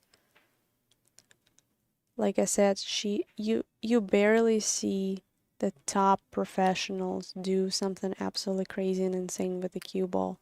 Right? Like 3 rails, 4 rails with a lot of spin. One thing that top women do really well is that they keep things simple. You know, just focusing on mostly natural path of the ball and how you can maximize your performance by using those natural lines. Just keep it simple. That's a good rule. Can't really go wrong with that. I'm curious if she was trying to draw it back a little bit more to land on the right side of the 8, or she was trying to play like a stunt draw and punch it out to land on the opposite side. It is really hard to tell, but regardless of that, she did not leave herself a great shot. So she either will have to go for the bank in the bottom left corner, or she has to play a safety on the 8. So the way I personally look at it is it's a game of percentages, right? Wow, what a beautiful shot. That was really nice. A little bit risky because if she does miss it, she's going to sell out. But hey, if you feel confident, go for it. That's usually the rule. But what I was saying earlier is the way I look at it is a game of percentages. So let's say you're faced with a bank shot and you're trying to figure out, should I go for it or should I play a safety? Ask yourself, if I try to make this bank 10 times, how many out of 10 do I think I can realistically make it? And let's say the answer is 2 out of 10. And then ask yourself the same question about the safety. If I play a safety, how many times out of 10 do you think I can attempt a good successful safety so I have a chance to get back to the table? And you just compare the percentage, right? And you go with a higher percentage shot. And I think this is like the hardest thing for a lot of people, is because like we all want to go for that. We all want to go for this like cool shot, right? Like a hero shot. Like if I make it, it's gonna look so cool. It's gonna be awesome. But a lot of time you have to like slow yourself down and be like, okay, what is the smart shot here? What is the higher percentage shot here? Lori John has been known as a very good banker. She always been banking very solid, so I'm not surprised that she actually went for it, because if you do feel confident in the shot, this is definitely a good shot to play.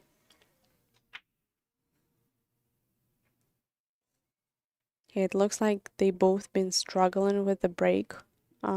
It's only been 4 games, so I'm sure they will be able to make an adjustment.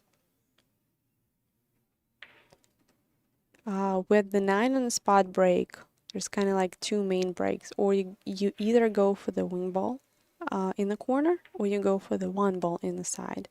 Depends how thin or thick you hit the rack, or sometimes players go for both, and if you make one of them, great. So I think she's been missing the wing ball pretty consistently, but I'm sure with a higher caliber player like she is, she will be making an adjustment in her head after each break and try to hit it a little bit different every time, because at the end of the day, that's all we do. It's all about making a mistake, making an adjustment. You know, try to not make the same mistake again. That was a very, very good safety from Betsy. Kick and stick attempt from Lori John. It turned out pretty good. Let's see the overhead. See if she can actually see it. No, she cannot. So Betsy would have to play a kick shot off the short rail. I believe there's a 2-rail kick possible just below the 5 ball. She's stroking like she will be able to see the ball. Yep. I was definitely wrong there. See, like to me, it looked like the cue ball was too close to the 9, so she wasn't able to see the 1. And we're entering the safety battle exchange here. Now the Lori John will try to bring the 1 ball just on that bottom rail below the 2 ball and the 9. I believe she left Betsy a shot. But unfortunately, it is really hard to play shape on the 2 ball because of where the 6 ball.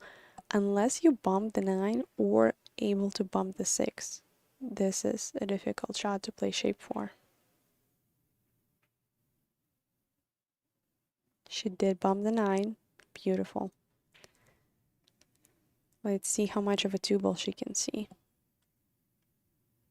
I'm not sure if she sees it enough to be able to make it, but she can definitely see enough to either play bank or play a safety. What a great shot. I love it. All right. I wonder if she's going to go for another bank in the side or she's going to play it safe and put the cue ball on the bottom rail. And she is feeling super confident with her banking. Look at that. She missed the bank, but she still made it. She fluked the 3 in the side pocket. She raised the hand. They're both laughing.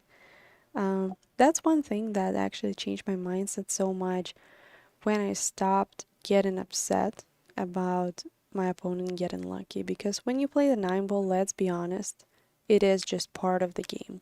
You have to accept it and be okay with it. So just be absolutely calm and understand that it is going to happen. And when this happens, you can't just like throw yourself off mentally and be so angry and upset about it that it completely like changes your mindset and the outcome of the whole game.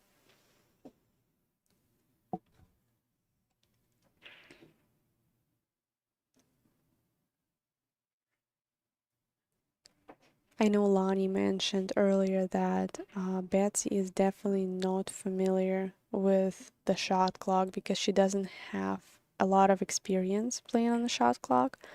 And I can kind of tell by the way she looks at the clock and the way she walks around the table that she's a little bit uncomfortable. So I think on that 6 ball, it looked to me like she was a bit rushed to make the shot because she was worried about the time. Unfortunately, because she had a pretty good look at the table. Looks like Lonnie is back after she abandoned me for a couple racks. I was just telling people like how weird it is to commentate, just like being alone. It feels like you're talking to yourself, and it's just so odd when you can't have a conversation with nobody. It is just like I just keep talking and talking and talking. I'm like, I really wonder what people think about it. I'm like, do I sound weird? Oh, I think you're fantastic. I think the fans really enjoy it too. I mean, getting to listen to your thought process. Oh yeah, listen to your thought process on things. I think they respect your, everything you do. And tell us, Margaret. I'm just curious. I know that you're working on your YouTube channel right now. Where can people follow you for that? Oh yeah, absolutely. So I started my YouTube channel, I would say like 3 years ago, and I was so committed. I was like, I'm gonna release 1 video per week. And then, it just got so much. Like, we got so busy, and I just like completely like let go of it. It got to the point where it was just too overwhelming. Too many things were happening in my personal life. It was just a lot. So now I think I got to the point where I got a really good routine going, and I actually enjoy doing it. I enjoy creating content. It's something that brings me joy.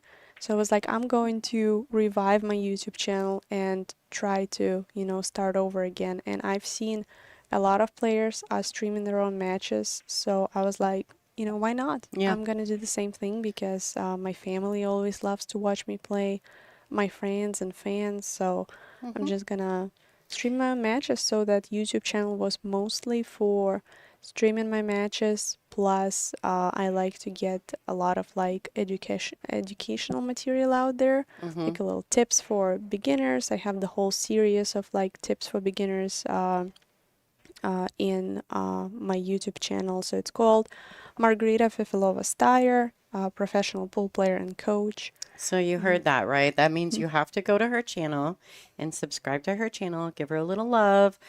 She's trying to grow so she can utilize it. But I will tell you, it's overwhelming at first, setting it all up at every event, whatever, your little phone. But once you get used to it, it's so simple. A couple clicks and you're off, you know? Right. So, you know, it may be a little bit overwhelming at first. But So right now, I think like what I did really well is before I even started streaming at tournaments, I tried to go live on my own personal practice and just like play the ghost and stream it. And it actually like helped me figure out the setup, how to do the scoreboard and everything. And so then when I got to the tournament, it wasn't distraction for me. Because that, to be honest with you, like I'm such a routine player and I was really worried that it's just another thing for me to like focus on, like aside from pool. Right. And I really like I'm very structured with my preparation to every match. I don't want like anything extra in my to-do list, right? I just go about my process. But after I figured out how to do it, I think it's pretty simple now. I think I got it dialed. I still have like a few hiccups to go over, like the copyright music. Yeah. YouTube keeps trying to like shut down my videos you like have after to they mute upload it. it. Exactly. But the problem is when you mute it, like people don't really like to watch just like in silence. You know what I mean? So it's a tricky one. It I is still haven't tricky. figured out how to like overcome that issue. Yeah. I don't know if there is a way to completely overcome the issue, unless you were to, and this changes and makes everything a bit more difficult, which would make it more work. But Right. maybe running through a small laptop or something so that you could use your YouTube library to play music in the background Right. versus doing that. But that's a whole nother process. So Absolutely. let's just get the phone down and you call me if you need any help going Thank you. forward. We can Yeah. make it happen. I appreciate it. Yeah, Lonnie has been very helpful with everything. Lonnie and also Frank, my lady from Billiard Sports Network. He's been consulting me and helping me like behind the scenes with everything. So thank you guys so much Yeah, for of course. being so accommodating because it's definitely new for me. I do want to bring a lot of good content for my followers, especially like in the future. A lot of educational content and just like I said, my biggest passion is actually teaching. Yeah. Believe it or not, like I enjoy it way more than playing myself. It's just something that I love doing, and yeah, the more people's life I can affect in a positive way by teaching them something that they haven't known before, it just makes me feel so good. Yeah, of course and it should. I mean, I think I think that is important for every top player. The sport cannot grow without players like yourselves giving back to it. Exactly. I And totally so, agree. yeah, and so I love that you do that. I think it's a fabulous characteristic of you and your talent, and I think that it's valuable, and you know that, so you make sure that you give back, and that's fabulous. Thank you. I do want to kind of touch base real quick. I think that we're going to have, if you're from Michigan or whatever, I do believe there's a news channel. I think it's Channel 6 up here in the UP. They're running around the room getting some content. So if you're from this area, maybe check into that. I wanted to say it was CBS, channel number 6. But I could be wrong because I was running through the room as they were trying to fill me in on what we were doing. But so there's some news crews here, which Okay. is super cool. That is exciting. Yeah. Yeah, The more ice we absolutely. have on pool, the better, right? That's right. That's right. And a lot of that is, I think, thanks to Miss Betsy. So I think Really? she reached out and she really got the ball rolling for us here on tour. That's To incredible. it's such a cool, I mean, it was so great of her to do that. And then, just to be involved the way that she is. So, it looks like she's in a bit of a grind here though, huh? Lori John's up 4-1 over Betsy at the moment. I think Yeah. Margaret and I are probably going to have to get back to this match. It is, it has been a little challenging for Betsy. I think she was struggling a little bit with the cue ball control. She made a couple really good shots earlier in the game, but she couldn't quite close those racks. Mm-hmm.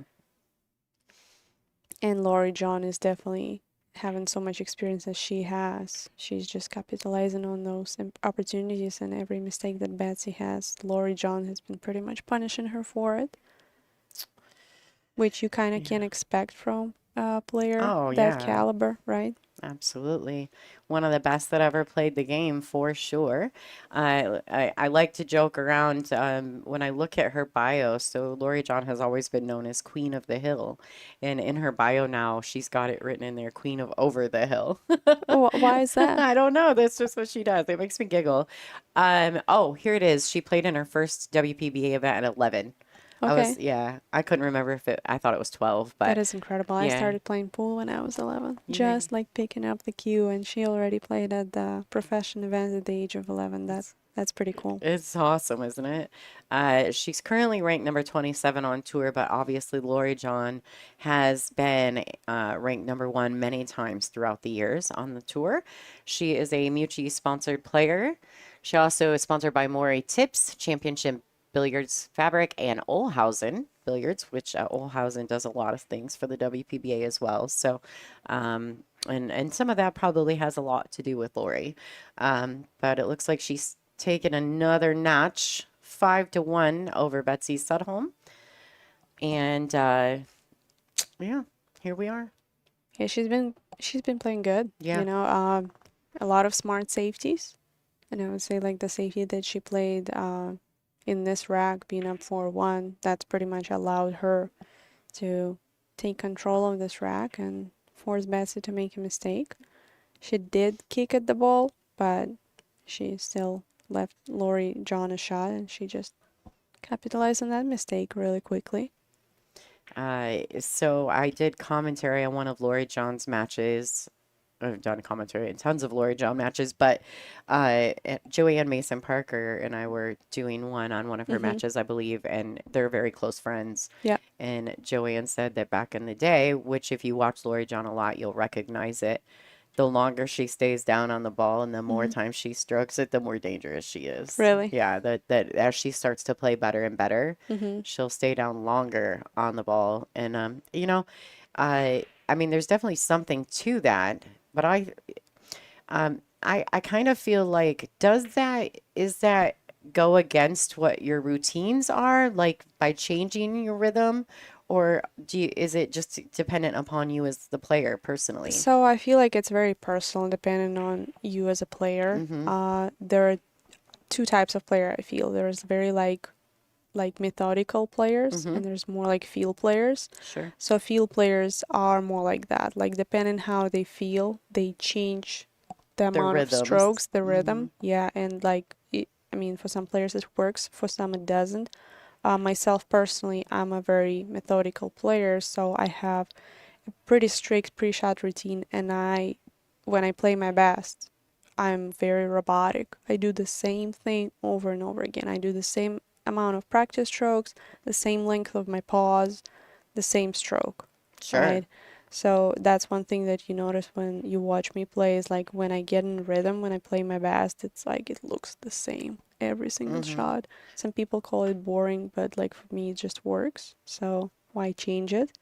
But again, you know, I know a lot of time under pressure when you don't feel confident, like you feel like you want to stay down a little bit longer, do a little bit more practice strokes, but according to my personal experience, it messes with me Yeah. because I am changing my routine. And for me, my routine is everything. It's like my superpower, Sure. right? That's everything I can control because let's be honest, there's so many external factors in pool that you Yeah. don't have control Yeah. over.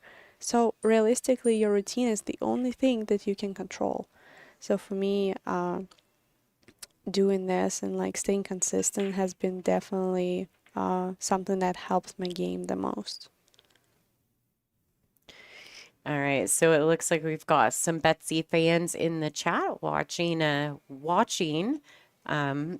play these matches. I know that Betsy is a former ACU Big Ten billiard champion. And so she spent many years working at the University of Michigan. It's amazing. And she ran their billiard room. And so she's got a team of students that she's very close to that used to come into the billiard room there at the University of Michigan. So I think there's quite a few of them in the chat right now I love it. cheering her on. She's retired now, and so she's brought herself back into the sport as a player herself. I think that's Right. fabulous. Isn't it amazing though? Like we talked about giving back to the sport, and this is exactly like one of the best ways to do it is actually teaching the new generation.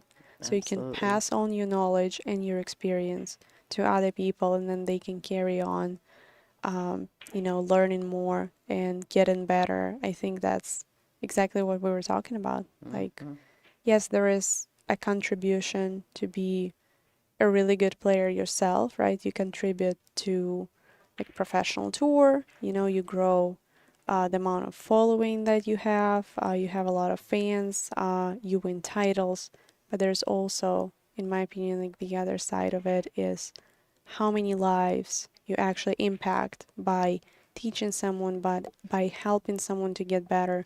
And in my opinion, those two they're different, but one kind of like flows into the other. And I feel like WPBA ladies has been really good with that, especially like the pro-ams that we have. Those are great because the amateurs get a chance to play and to get a couple tips here and there from the pros, and I think that's been really fun for people to get to know WPBA pros and get a little closer to them and realize that we don't bite, we're just regular human beings, and like we love hanging out with people, and almost all of the ladies are very genuine and kind, and we don't mind like sharing the tips and helping someone answering the questions. I don't know that I yeah. would call us normal, but we're friendly. There's nothing normal about us. We are very friendly, I agree. Yeah, But, it's okay. We know what you're saying, but it's the WPBA does have a different quality than any other organization, and I think it's because we're women. yeah, I think I so. truly believe that. We have this compassion, and Sure. we just like want to help people. You definitely don't see that level of like friendliness on like the man professional tour. Of course, like the guys are being guys, like they're like some are friends, some are not, but I feel like we're just so much more approachable. Absolutely. And yeah, We're nurturing by nature, right? I'm not trying to So, be biased, but I do think we have the best tour out there. yeah. No, I'm definitely biased.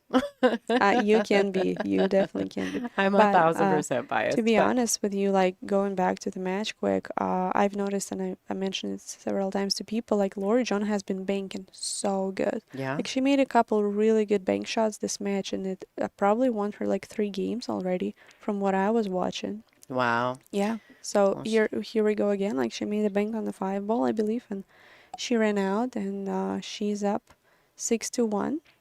And yeah, it looks like she found her rhythm. She's very comfortable with the shot clock, and I think I mentioned that to the people earlier that I do agree with you. I feel like Betsy is a little bit uncomfortable with the shot clock. You can kind of like see by the way like she walks around the table. I think she's still trying to find her rhythm. Yeah. And it's hard to do when you're down 6-1. It's Lori very hard. John is just really flowing with it, and she's been playing great. And Betsy doesn't have a lot of opportunities, to be honest with you, to really find that rhythm. No, and I think that's the most difficult part about coming onto the tour and competing is that finding your ability to just sit in your chair and not. There's going to be times where the person that you're playing just doesn't miss. And so with the alternate break format, you have to be able to sit in that chair and not fade that, not even sweat that, Right. let your opponent, because really it has nothing to do with you. Absolutely. But when you get your opportunity to break and you have your opportunity to control the table, that's what you need to focus on, what you have the ability to control. Yep. And then be able to get up after somebody does something like they just don't miss for like 4 racks. Right. You have a couple dry breaks and boom, you're down 4-0. Your ability to get back up and try to stay focused and stay present, as a lot of you say, and then stay in the match. It's not an easy feat. Absolutely. And to be honest with you, I think this is the reason like I really, really like the alternate break format, because each player at least gets equal amount of opportunities. Because let's say like you're playing like a really, really good player and it's a winner break format. And let's say they broke in round 5 in a row, and you just sit there and you haven't even made a mistake. Yeah. You just sit there in the chair and wait. And like let's say like you fly all the way to Vietnam or Germany or China, and you just, spend $3,000 on a trip to just sit on your chair and watch your opponent run out. That Yeah. is really tough. Yeah, it's a tough fade And for sure. this is what Men's Tour is about. The WNT Tour, it's a winter break, so you can fly all over the world and you don't even get to shoot. I think the alternate break format is probably like the most fair, because let's say I'm playing someone who's like similar level to me, and I break and run, she breaks and run, I break and run, she breaks and run. Let's say we play perfect full. It comes down to 7-7, and on hill, whoever won the leg is going to be breaking. So winning the leg is definitely It's key. it's a key, and a lot of people don't realize how important it is. It doesn't just get you the first break. It also gets you the break if you get Exactly. hill in a match. And that is relevant every time in an alternate break format. Right. So winning the lag is like absolutely like, if you're going to go home and practice anything, go home and practice your lag. But- It is so important. But look at my match against Rubelin in New York, WPB, the Yeah. last event. I was fortunate enough to win the leg. So when we got to hill, it was 9-9. I was the one breaking. And I actually got a perfect break, and I was able to run out. I You still don't know started how that I do match it. with a break and run. Yeah, I know and then you told me. ended it with a break and run. But it's funny. I keep telling everybody like I don't know how I ran out there. I was so nervous. It was just like completely autopilot. I was just like, okay, just focus on your process. Pick I call it pick my spots. Pick where the cue ball wants to land. Try to get there. Try not to think about the score. Being present in theory is one thing. That was a great shot by Lori John. But actually, like, Wow. doing it is way harder Yeah, than absolutely. talking about it. You didn't look that nervous though.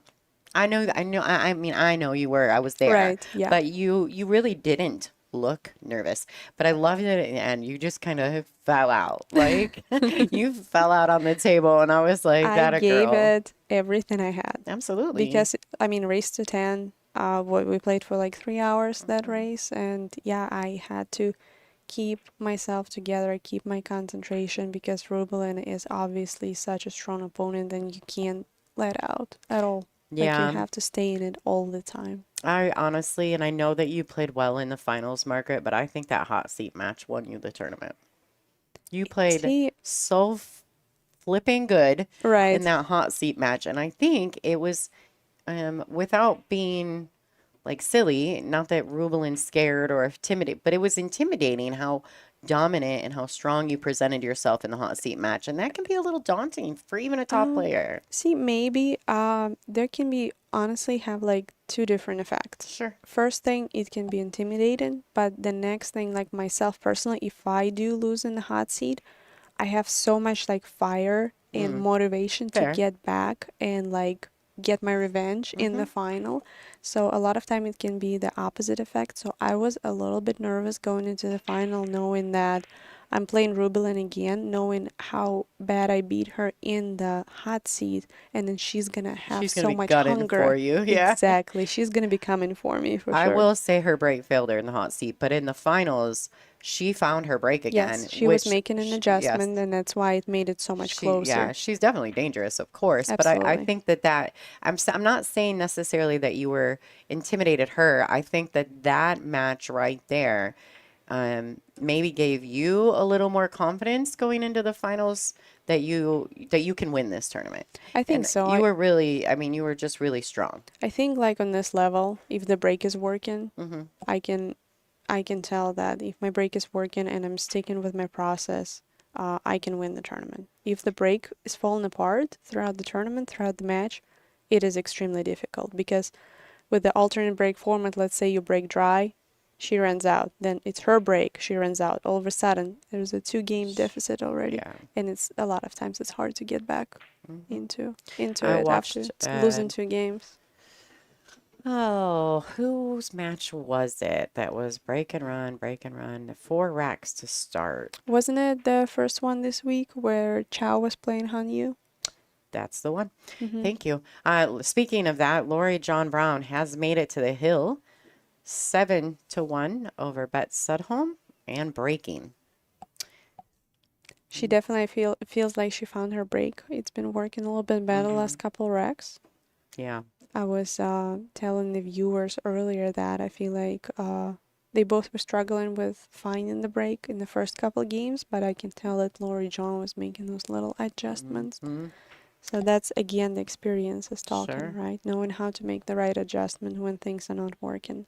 Absolutely. I do want to give a quick shout out though, so that we don't forget to do this. I know I had to step away to go do the interview with the news channel, but I do want to make sure to mention the rack in Livonia, Michigan.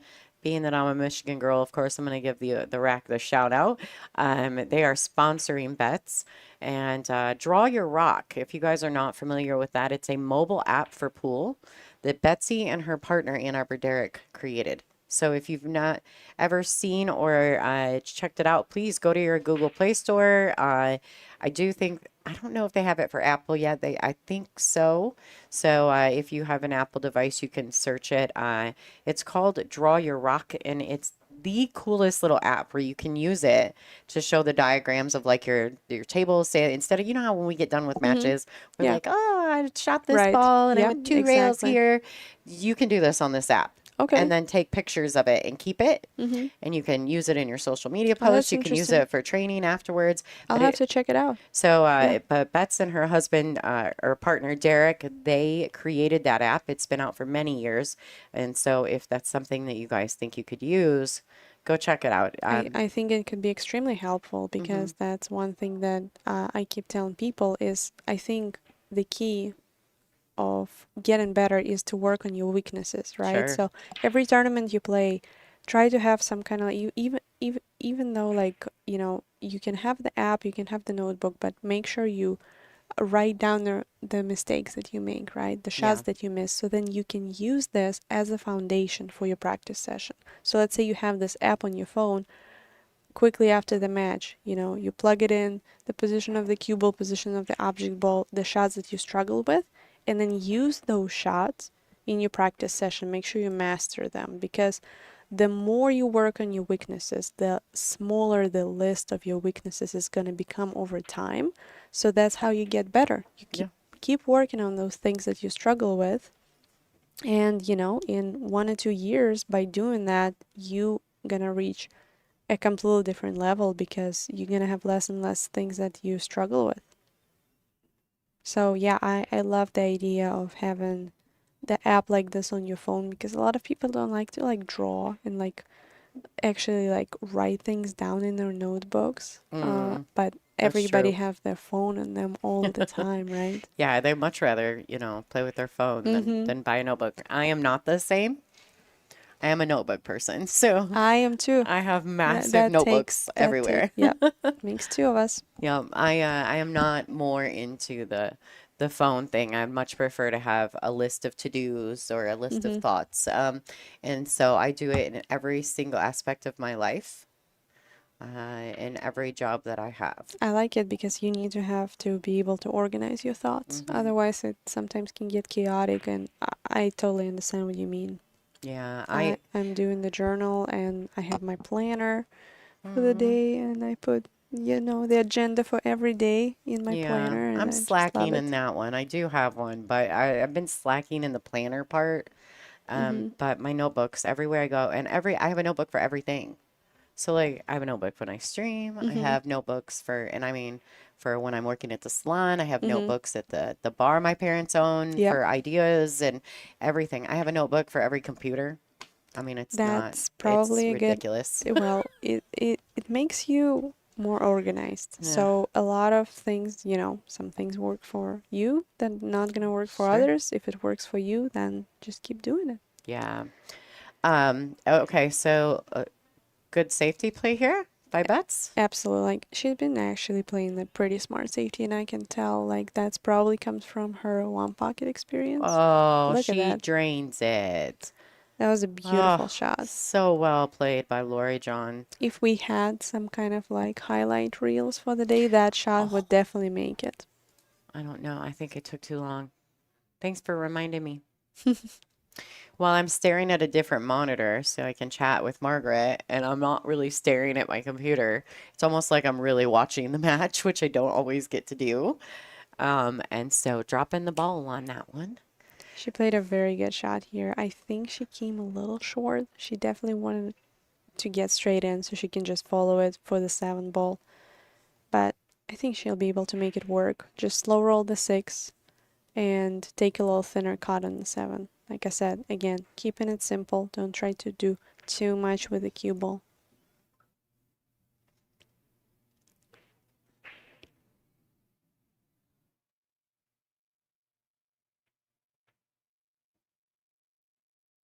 See, that's what I mean, taking a little thinner cut on the 7, but the 8 ball is sitting in the pocket, so all you have to do is realistically just make the ball. Full focus here and just making the 7 ball. It's very precise, thin cut, so definitely requires a lot of concentration. Actually, Lonnie, the funny story, I have a friend from New York, Casey. I think you might have met her. Was she with you at Rax? Yeah, she was there in she's New a York. sweetheart. Well, she's from Florida, but she was in New York with me. She calls you the egg lady because of your basket, like the egg basket for the stream. My egg basket. Yeah, like the basket that you were doing like the giveaways and The stuff. swag bags. Yeah, the swag bags. Oh, I'm the egg lady. That's what she calls Bob thought she was your sister. you. Really? Yeah. He's like, I think that was Margaret's sister. I was like, no, that is not Margaret's I sister. do not have a sister. That is her unfortunately. friend, and Yes. she came to support her. The egg lady. That is pretty hilarious. I mean, that would be relevant for like Easter or something. I know. I was Easter like, basket. I don't have no eggs. Like, oh, that's fun. But she was sweet, and I loved how supportive she was of you in that event. She was crying. She after was I won the she was tournament. nervous was for you. I like- looked up and she was like Yep. wringing her hands, and you could see her because she sat kind of right, like parallel to me at the booth. So That was a great performance by Lori John. she played pretty good. She took no prisoners in this No, one. She Definitely played not. very well. But we are let's check out real quick what's going on around the room still. These are some of the matches that are still happening. So it looks like Rublin Amit is in a tough grind against Amanda Mann, playing very well in that match, 5-4. Rublin is in the lead, but this is a B-side matchup, so she's going to have to grind her way through this event. But you can definitely feel more pressure when you're on the Sure. B side because you know, like every mistake can cost you a Absolutely. tournament. And then we've got Pam Kelly, who's very very good regional player from Wisconsin area, playing Kaylee Sullivan. They're tied at 4s. Ada Leo, the Iron Maiden, currently up 4-2 over June Myers. Oh, Yuhan currently up 4-2 over Donna Selman as well, another world champion in this grind. Also on the B side of this event. Yeah. And Emily Duddy currently up 5-3 over the Rose, Judy Wilson. So lots of matches still happening throughout the room. I want to say thanks. I really do. I don't know that you know this necessarily, Margaret, but I am so happy that you messaged me last night. I think that you have so much to give, and you're such a talented player, and people don't always get to, because you're competing, and you're a very serious competitor. When you're in the moment and you're competing, I don't mess with you. I Yeah. just keep on keeping on. I appreciate that. But I do appreciate you reaching out and Yeah, and absolutely. coming to help us. So You know, like I don't play until 7 p.m. Yeah. So if I do have the whole day, I don't mind jumping in Sure. and having, you know, an hour or two to give to the commentary and like interact with people. But if I have to play back to back, yeah, I do no, like to of like focus on course. my routine. But I'm glad I was able to carve up some time, and it was Yeah. really fun. I enjoyed being in the booth, and thanks everyone for watching. Lori John was very dominant in this match. Yeah. So I'm sure we will see Betsy in the next tournament, and good luck to Lori John in her next one. Yeah, it's gonna be a long road though. She's on the B side, so it may take her a minute to get there, but I think she's looking forward and looking very strong at the table. All right, guys. So I want to say thanks to Margaret. She's been fabulous to get in the booth and give us a little insight behind, pick her brain a little bit. So we appreciate her for that. We wish her good luck going forward. Do you know who your next match is today? I play Monica Webb at 7 o'clock tonight. Okay, so you guys stay tuned. You can watch it or you can follow along on digitalpool.com. Don't worry, at some point, I'm pretty sure we're going to have Feffy over here. The fans, they call you the Feffinator. Oh my god. That's your name in the chat. I think That it's is I think it's awesome. That is hilarious. Actually, Yes. might be my new nickname. I actually, yeah, that would be a quest for people in the comments. Come up with a new nickname for me because I don't have one. Yeah. And yeah, I don't know. I probably need to ask people to Yeah, they give call me a you couple of- Feffy. Feffy. Yeah, Rubelin calls me Feffy, so Yeah. I call her Ruby. She calls me Feffy. And It's so, kinda how I think. yep, they make all kinds of great names for you ladies, but that's yours whenever you get on the stream. They're like, I love let's it. go. So you are the Feffinator. All That's right, hilarious. guys, we're going to let Margaret go. Do what she needs to do. Thanks again. Yeah, I do you're appreciate welcome. you. Thank you guys so much, and enjoy the rest of the stream. I think we have like a 2 p.m. match Yeah, there's coming more. up. There's more going forward. So I'm going to throw a few commercials, guys, and we're going to give some special thank yous to the people that support the tour here. And then no worries, I'm going to find out who's coming up next, and we'll keep you posted. We're going to keep this stream live for now. Thanks so much for watching. This is Lonnie Fox-Raymond. You are watching the WPBA US Open presented by the Island Resort and Casino right here on WPBA Billiards on YouTube.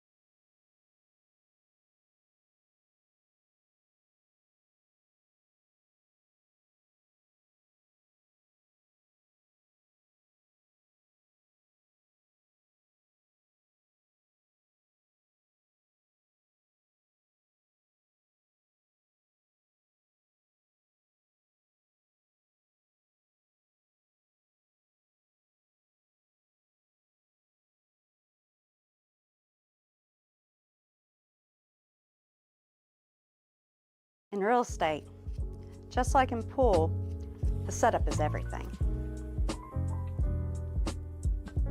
When I play pool, I don't just focus on the ball in front of me. I'm planning my next shot. Selling your home works the same way. It's not about putting a sign in the yard. It's about positioning you for the next move, whether it's a quick sale, top dollar, or finding a dream home. With the right strategy, we don't just take the shot, we run the table. Let's line up your winning shot today.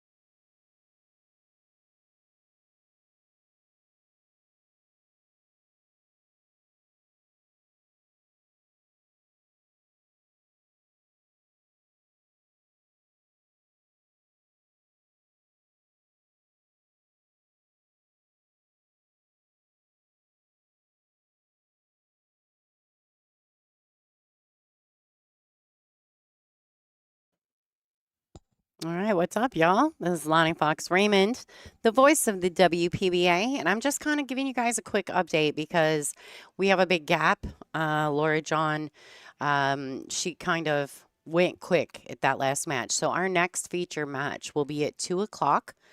Let me find it for you. It's Ashley Benoit versus Ashley Rice. So it's the battle of the Ashleys. And they're actually great friends. So I feel really bad when these two have to play each other. It's just so brutal for them. But going forward, it looks like Kaylee McIntosh and Taruko will be on the number 2 bonus coverage table. So check that out, guys. Good afternoon, Pat. Good afternoon, everyone in the chat. Thank you guys for tuning in. It's a great day for pool, isn't it? It's an absolutely fabulous day for pool. We are going to like I said, I'm going to throw some music in the background. I'm not going to shut the stream down. Go ahead and check it out. Make sure that you just leave it up. We'll go live with the next match, which is Ashley Benoit versus Ashley Rice at 2 o'clock. I'm going to pull this. Hold on just a second. I got somebody walking in the booth that always gets me all screwed up. I'm going to put the tour sponsor screen up. You should be able to see through it, guys. For the most part, Ashley Rice and Ashley Benoit are getting ready. But the stream will go back live with the match at 2 o'clock. So Eastern time zone, we've got about 20 minutes before that will happen. So stay tuned, guys. And make sure you share the stream, subscribe, do whatever you need to do. Get some popcorn, get some coffee. But we'll see you back here at 2 o'clock. I'm going to leave it up. Go ahead and enjoy. We'll see you soon.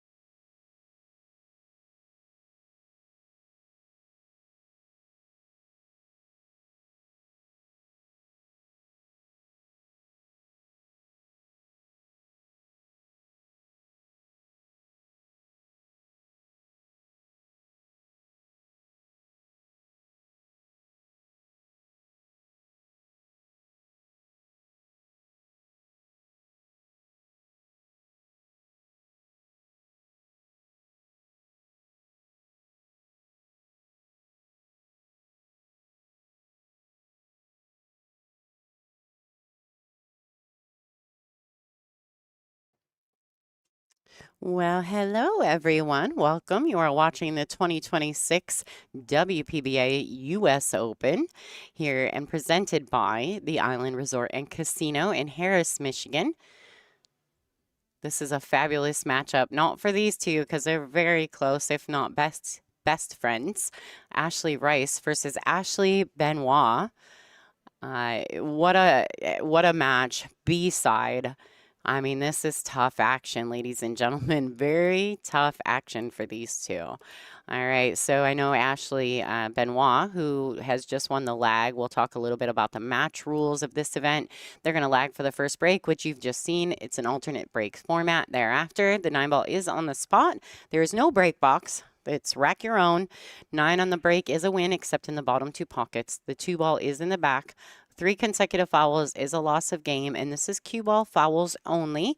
They are on a 40-second shot clock with 1 40-second extension per rack and 60 seconds after the break. Ashley Benoit won the lag and will be breaking first. All right, so she goes to pocket the wing ball and bank the 1 past the side pocket back to where she was standing or where she was breaking from.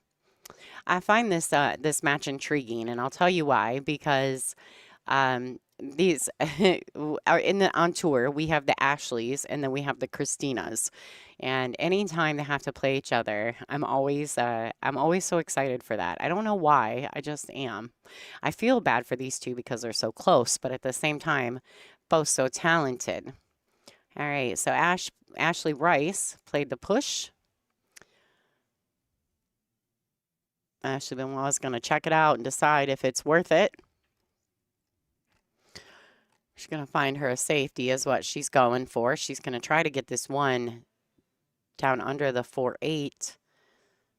And I don't believe she got it all the way there. She would have liked to have gotten it closer to the short rail. Ashley Rice can cross over this one.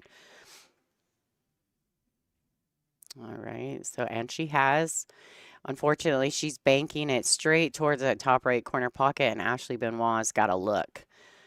All right, now whether or not Ashley can hold this ball is yet to be seen. She is back cutting it just about a half a ball. She could slide all the way over.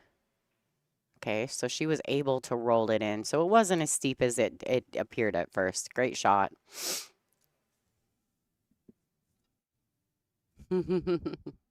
Hi, Hammy. Gotcha. No worries, bud. Every time.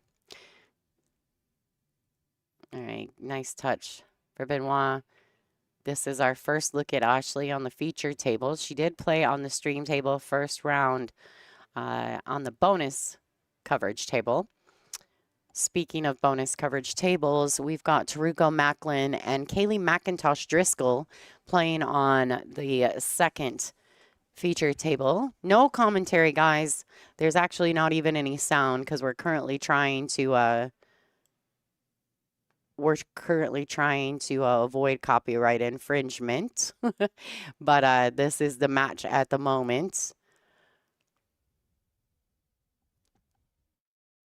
Kaylee's name just about doesn't fit in the scoreboard, but we'll work on that going forward. Ashley Benoit is making quick work here. I know Ashley Rice and Ashley Benoit, they don't enjoy playing each other, but they practice together constantly. So I feel as though, you know, it's just a matter of who settles into the match first. I think Ashley Benoit kind of got a little willy-nilly on that shot. Maybe didn't quite commit to position and finding out exactly where she'd like to be. But I do know that if she drains this ball, she's going to come with a big stroke on it. Yeah, so Ash definitely came after it. All right, so Ashley Rice is coming to the table. Ashley Rice is in the white. Ashley Benoit is in the black and green.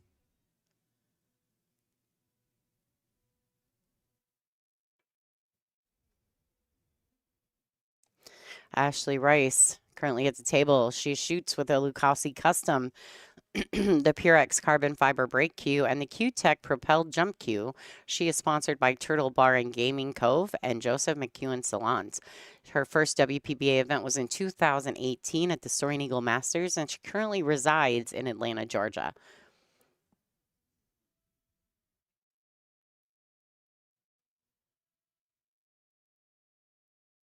This is a race to 8.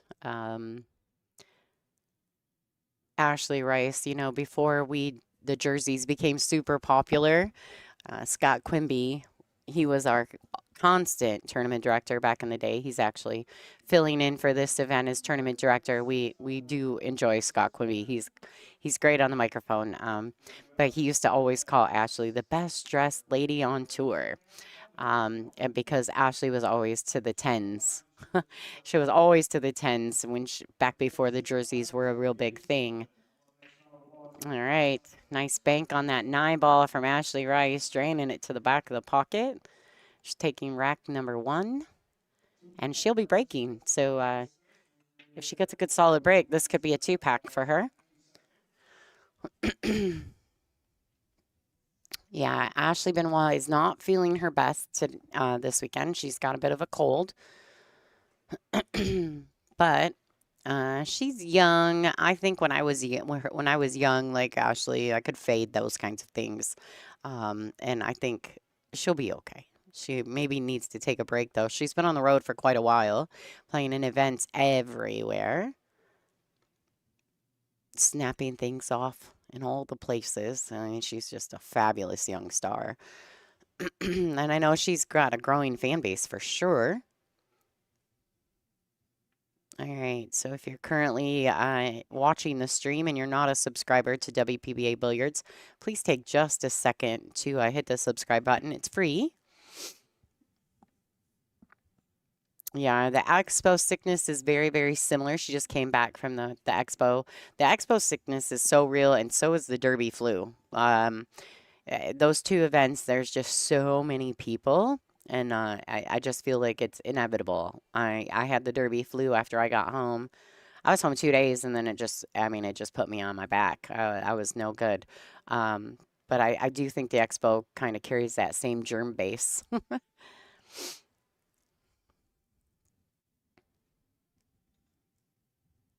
Oh, hello, Tony. How are you doing? Thank you, Devin, for watching. Aiden Burns, miss your face. Thanks for the Aramith commercial. Aiden Burns did our new Aramith commercial. So thank you to him for being just the most fabulous creative person I literally know. So Ashley Rice, I don't believe that she has a nickname. I don't know. I don't even know. I mean, she's just Ashley Rice to me. But if anybody out there has got some good suggestions.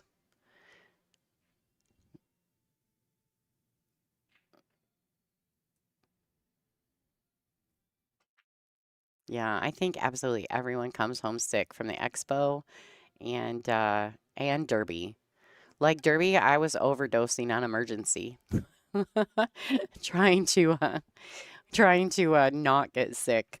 I thought I survived it, but then I got home and it hit me. All right, so this is tough. It might be a hair past the side. Oh, yeah. She could probably cut this in, but she's going to have to cut it as thin as she possibly can to get that cue ball to that long rail fast. So she overcuts it beautifully. Oh, boy. Get a bump. It's brutal. As Ada would say, that is jail time. Ashley Benoit will be kicking. They call her Slash. She currently resides in Massachusetts. She's been ranked as high as 15, but she's currently sitting in 17th. Her first WPBA event was in 2022, the Dr. Pool Classic, which are tour championships. She plays with a Peach Hour Rogue. She breaks with the Rogue break and jumps with the Peach Hour jump cue.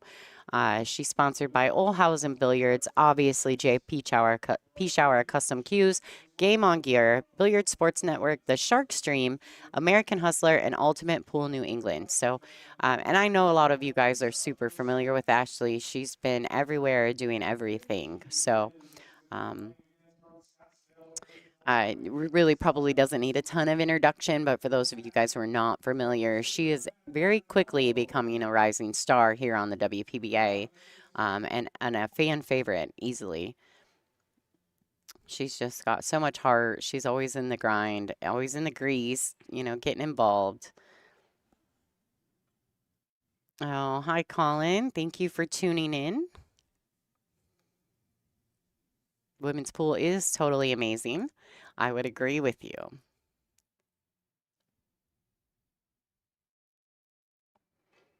All right, so very steep cut on this 8, but the good thing is Ashley Rice can just really focus on making it, allowing the cue ball to track up table and back out.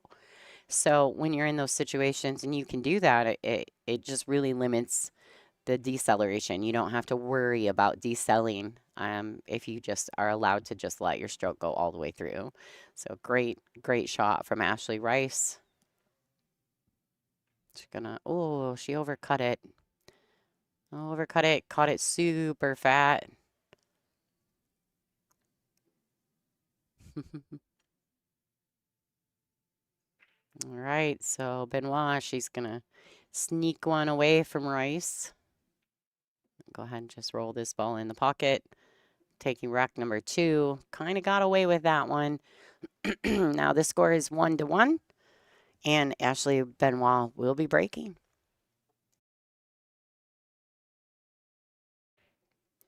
So some fun info about Ashley Benoit.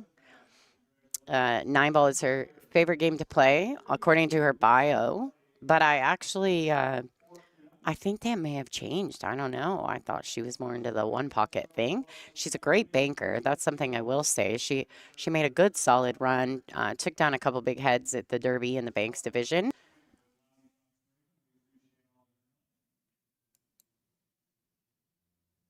We have short girl issues on tour with the 9 on the spot. A lot of us can't see to reach it, so we have to really like get up on the table. Probably not the best thing, but we're not hurting anything. Most of us are tiny little humans. Yeah, so speaking of Slash, she is the 2024 Pennsylvania State Women's 8-ball and 9-ball champion. She won the Women's in Pool inaugural 2000 added in 2022, and she was the runner-up in 2022 at the Soaring Super Billiards Expo Women's Amateur Open. So she's also had quite a few high top finishes here on the WPBA tour. I think her best finish to date may be the 5th, 6th position. I know she did it in Colorado, and I do believe she's done it one other time. She has been deep into the business end of a few events here on tour. And I think eventually she's going to snap one off. It's just a matter of when.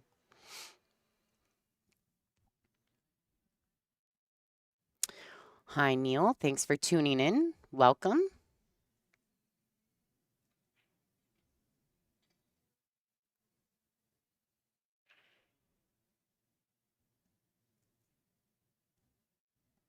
All right. Didn't quite track the cue ball forward enough. I don't know that she necessarily intended to shoot the 4 up table, but it is what it is.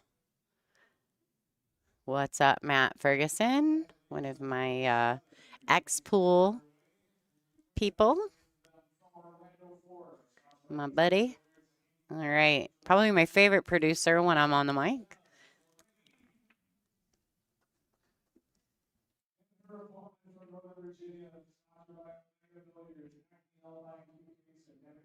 All right, ball in hand. Ashley doesn't quite hit the pink hard enough to get it down table. Get a rail. think after this match, we'll be doing another player interview, so stay tuned.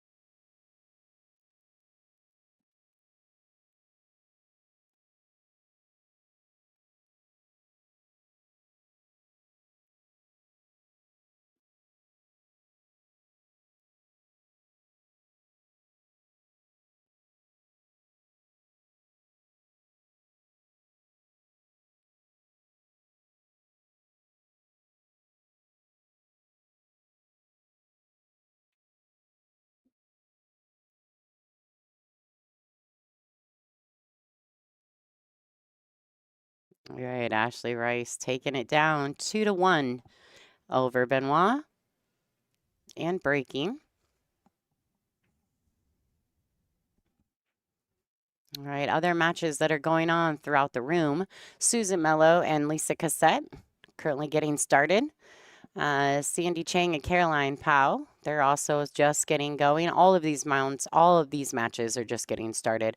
Taruko Macklin and Kaylee McIntosh Driscoll are currently on our secondary featured table, bonus coverage table. They're tied at ones.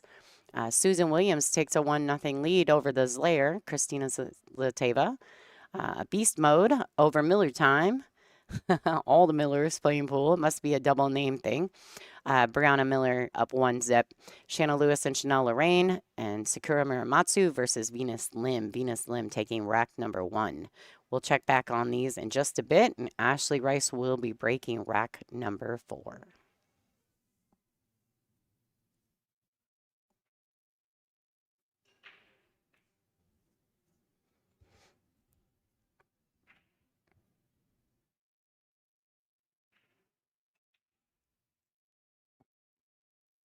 All right, so she does pocket the 1 and the wing. I don't know what kind of look she's got at the 2. If she does have it available to her, it's a very steep cut into the side pocket. She may have to look for a push or even potentially a two-way shot. Like if she cuts it to the side pocket, can she bring the cue around, maybe tuck it under the 3? She'll still have a shot at the 3, but not leave anything on the 2. It's very steep cut. Okay, so she hit it with way too much pace there, but I think she was just really not comfortable in the situation, and I don't blame her a bit. That was very tough. Brittany is still in the match, or in the event. She's on the A side. She'll be playing Savannah Easton later today.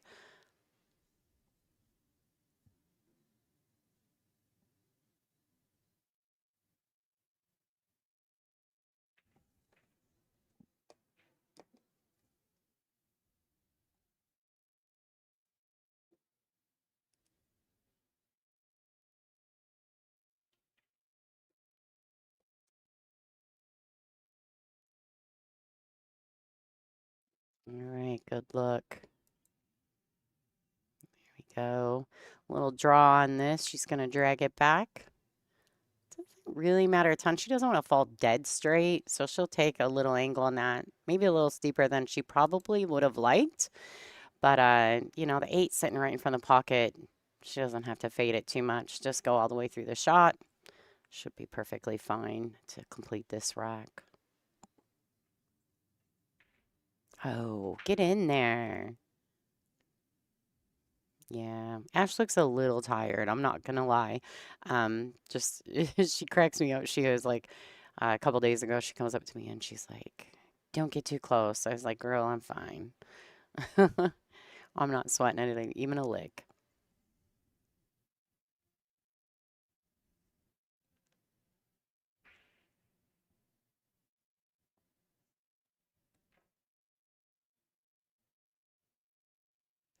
All right.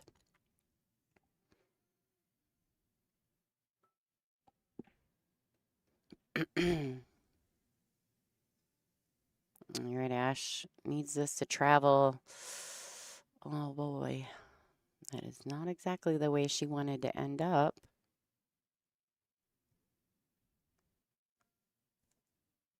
Very close, very, very close to the 9.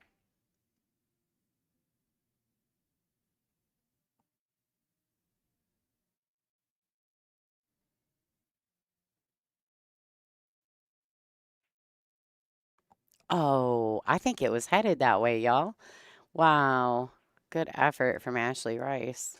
Cue ball just really found its way into the game, didn't it?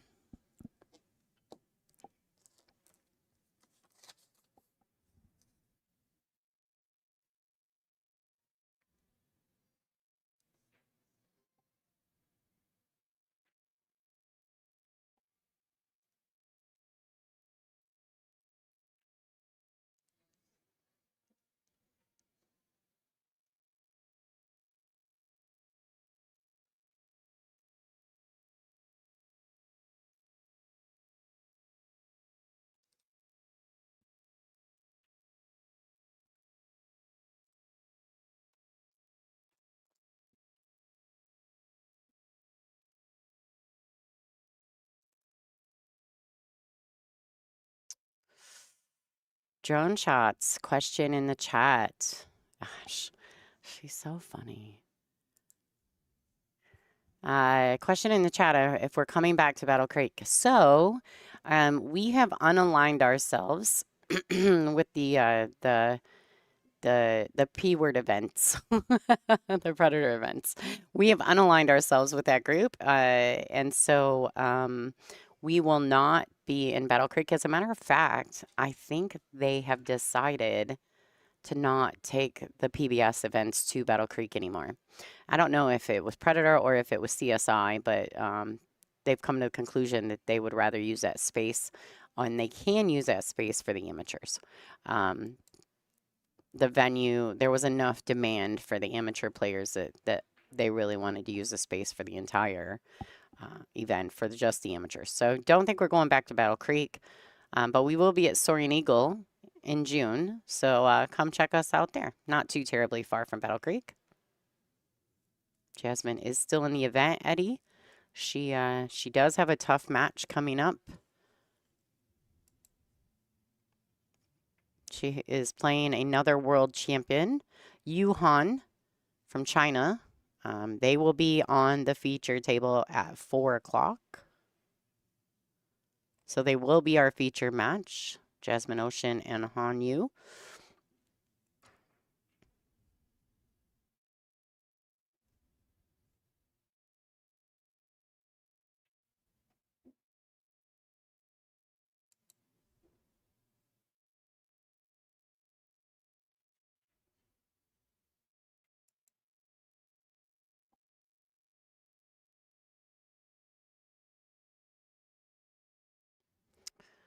Yeah, so if you're wanting to get familiar or recognize or want to look up some of the players in this event, you can go to digitalpool.com. I did put the link to the bracket in the description of this live stream video. Wow, great shot. Not the best positional shot, but she just really locked into making the one. I definitely think there's a safety coming. Preference as to where or how. She's probably going to keep it containing, maybe try to get the cue under the 7. All right, so she was just trying to bank the 2 up. Yeah, she was trying to get it under the 7.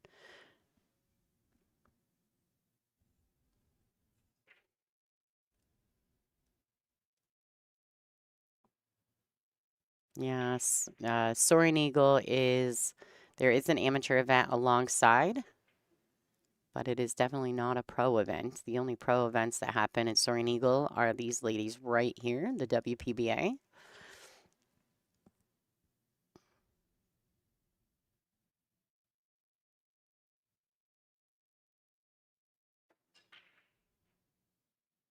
All right, so it looks like Ashley Rice is going to go 2 rails at the blue. She just needs to get it away from that 9 ball. That would have been key. All right, so she may have gone a little fortunate on this. But I don't know how fortunate it is. Ashley Benoit is one of the best jumpers on tour, in my opinion.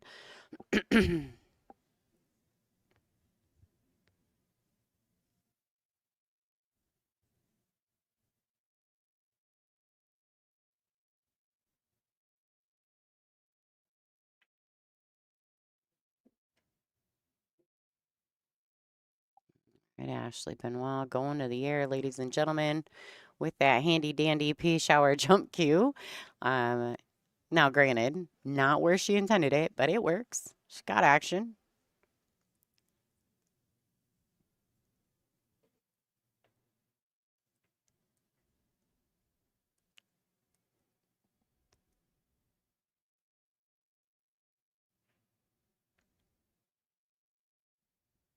All right, so the score line is 2-2.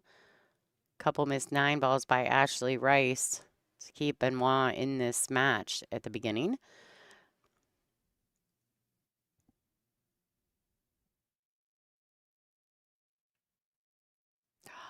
So she completely lost the rock there. Oh, that's brutal. Ball in hand for Ashley Rice.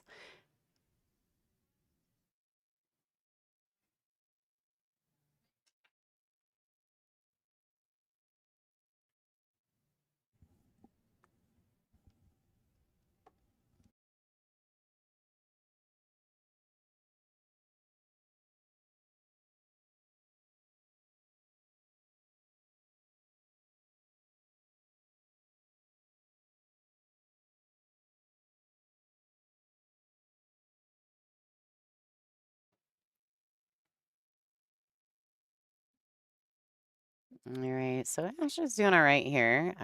This is really difficult I call them both Ashley. I mean, I call one Ash, or I don't know. It's just difficult. Is for both of them being named Ashley. I do the same thing, but with Chris, I wonder if I can remember to do that. A, B, and A-R. Anyway,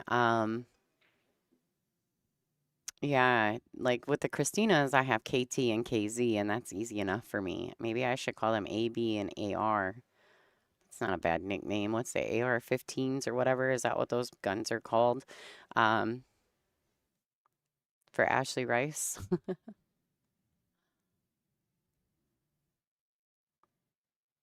She's got, in my opinion, Ashley Rice has got one of the most fluid, beautiful strokes on tour. Just my personal opinion. She's just very smooth and graceful around the table. I do enjoy watching her play.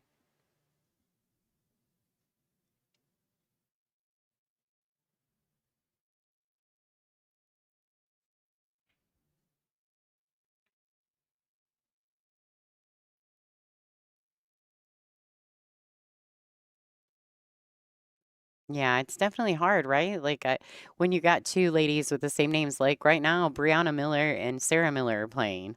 And so you've got both Millers going at it and both Ashleys. And we have the 2 Christinas. I mean, there's some double ups on tour right now. It's difficult to call.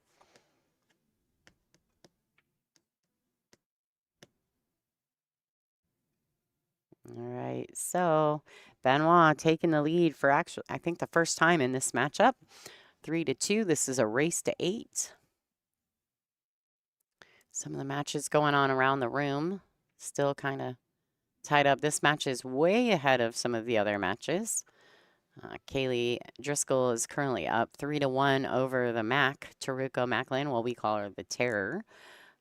Susan Williams 2-1 over KZ at the moment. Chanel Lorraine 1-0 over Skittles. Shauna Lewis and Venus Lim 1-0 over Sakura. So still long ways to go, guys. Ashley Rice to break.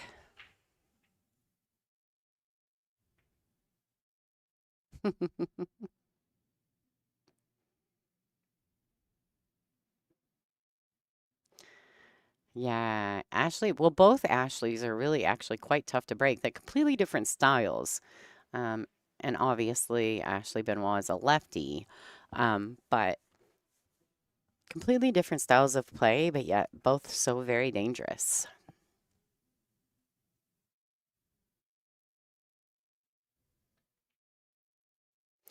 We will be streaming all weekend, all the way through the finals on Sunday.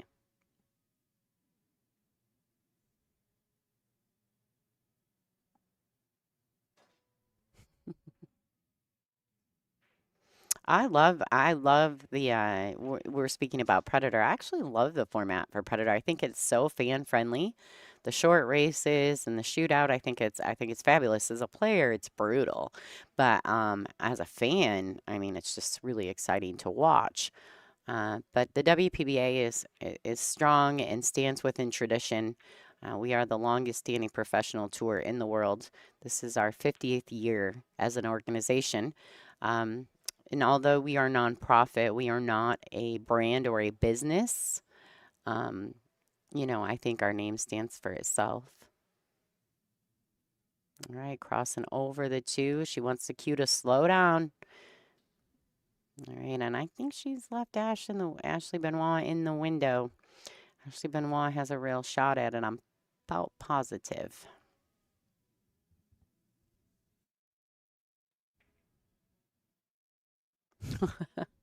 Guys, I'm just trying to come up. Ashley Rice doesn't have a nickname, so I'm just trying to come up with something. I don't know. You guys got some ideas for Ashley?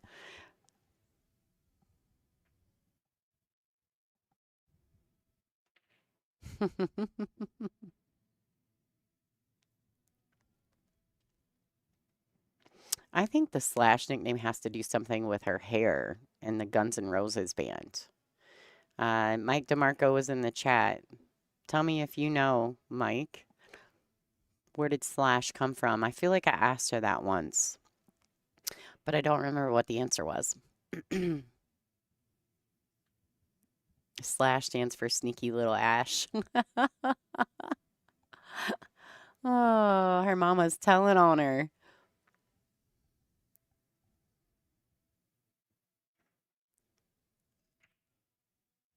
Yeah, that's what I kind of figured was yeah, I kind of figured it was for the Guns N' Roses thing because of her hair being so similar to Slash.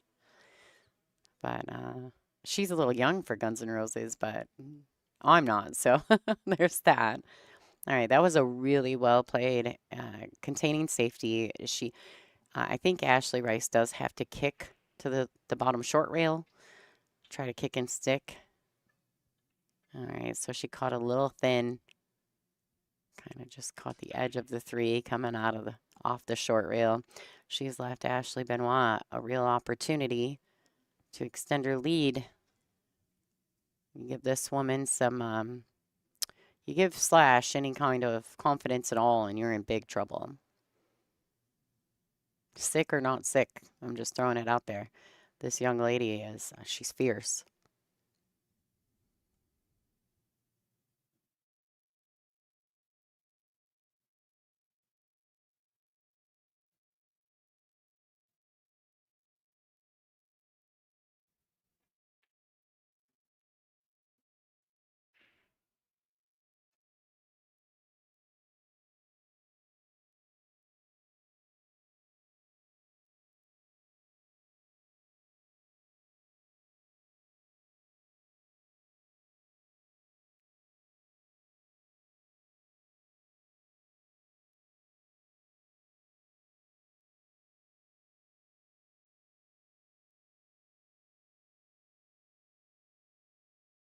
All right, so we are currently on the B side of this event. And so we're featuring some of the top players that are on the B side. Thank you for watching. I do appreciate it. If you could take just a second to hit the thumbs up on the video, I'd appreciate it. And pal, if you, I'm not sure, are you a subscriber? You better be subscribed to this channel, mister. Yeah. Cheska actually ended up going back home. Her and Ruby, we talked about it in New York. Rubelin misunderstood.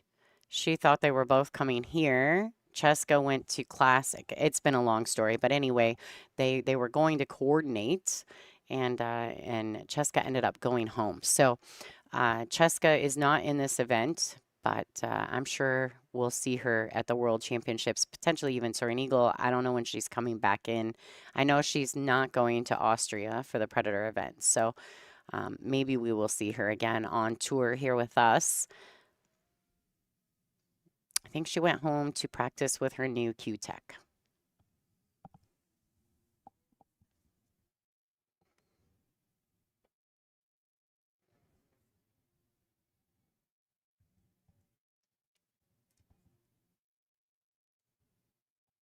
Yeah, so to be completely fair, it's almost not fair to these two that we put them on the stream. I hate to say that, but they're like besties, roommates, and it's really hard when you want your friend to do well also, and then you meet each other on the B side. So it's tough action. Oh, girlfriend.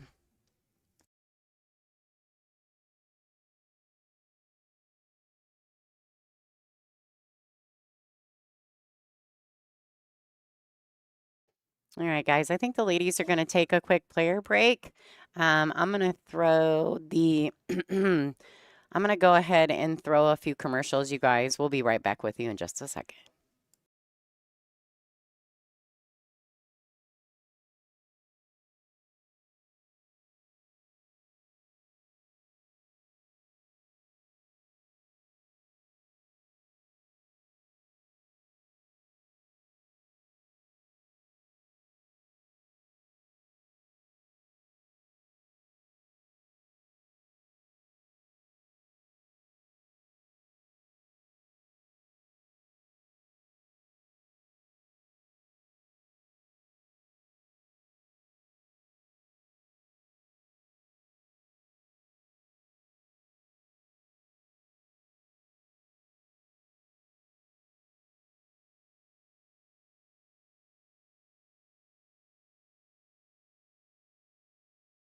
In real estate, just like in pool, the setup is everything. When I play pool, I don't just focus on the ball in front of me. I'm planning my next shot. Selling your home works the same way. It's not about putting a sign in the yard. It's about positioning you for the next move, whether it's a quick sale, top dollar, or finding a dream home. With the right strategy, we don't just take the shot, we run the table. Let's line up your winning shot today.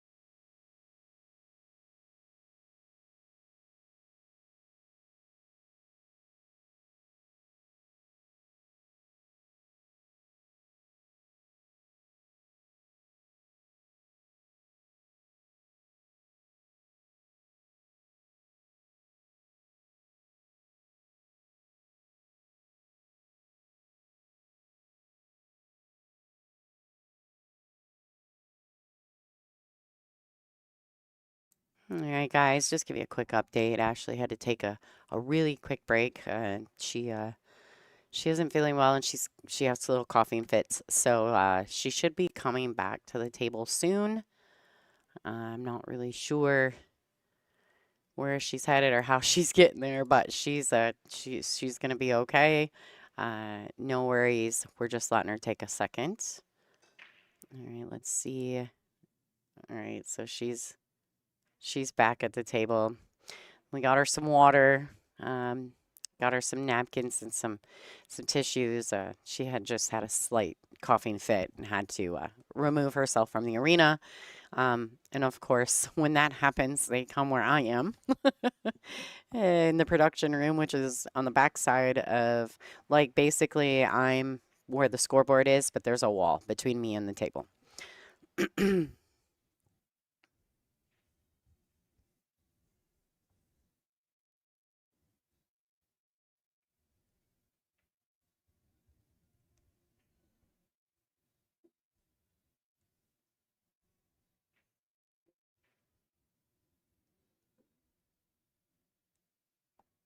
All right, Ashley Rice taking rack number 6. Been a while getting herself together, trying to recoup. She's doing just fine. She's gonna get herself together after that little coughing fit.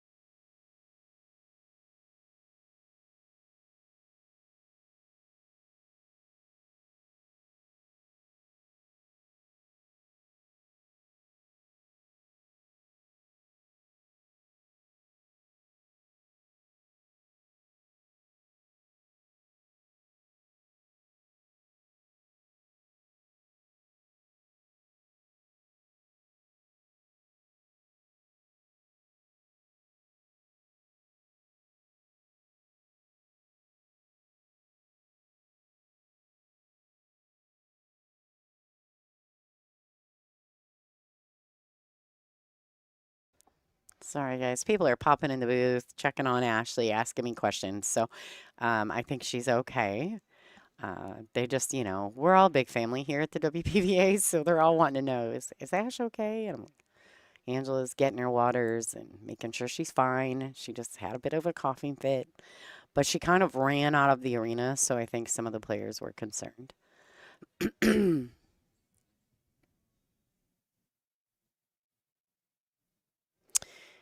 Question about whether or not there's snow up here. There is a little bit of snow, but they've had a lot of rain. So I think the rain is melting some of it. Yes. But there is still some. I mean, there's a lot of flooding up this way. It's quite brutal. Like the whole Menards parking lot is completely covered. I mean, it's crazy. It's like Lake Menards. Seriously. All right. Okay. I love this place. Just so everyone's clear, I think this casino and this resort is fabulous. They have 3 golf courses. 3, not just one, award-winning golf courses. They also have like a splash water park, indoor water park, which is super cool. They have like 400 rooms, super affordable. It's not expensive to come here and spend the evening, spend the night, and a really cool casino. So.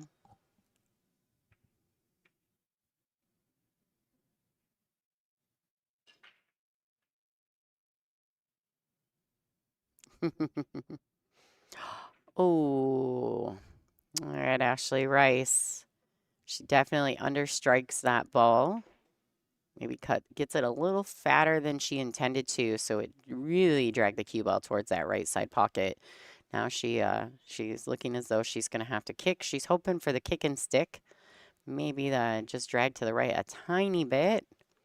She caught it thin again, just a hair off on her kick shots today. Making good hits, just really not, not a lot of intention behind the kick. So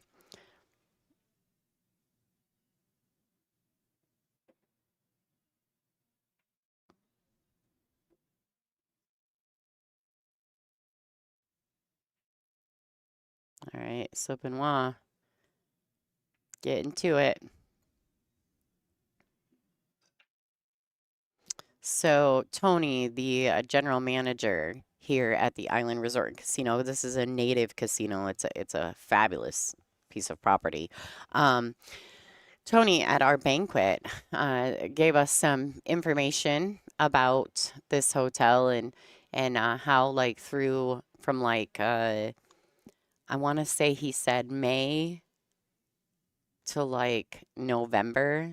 There's like only one day that they don't sell out because of the golf courses, I think. And I did tell the stream earlier, so if you guys were watching earlier and you know what it is, please don't say it in the chat.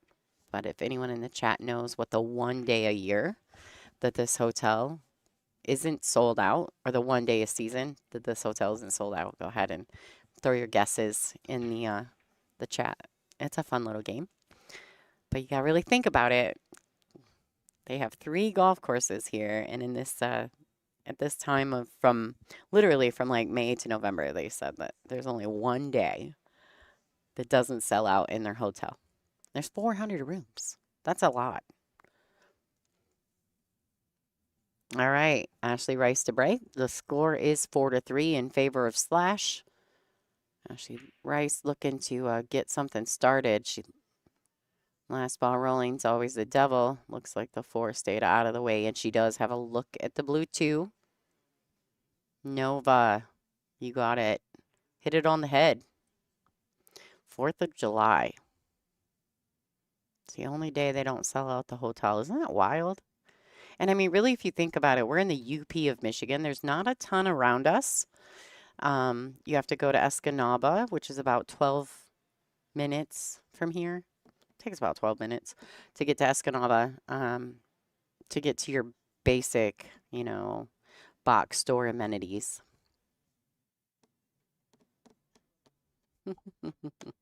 Scott says, Nova, you cheated. Well, that's not nice if you're a cheater. Don't be a cheater.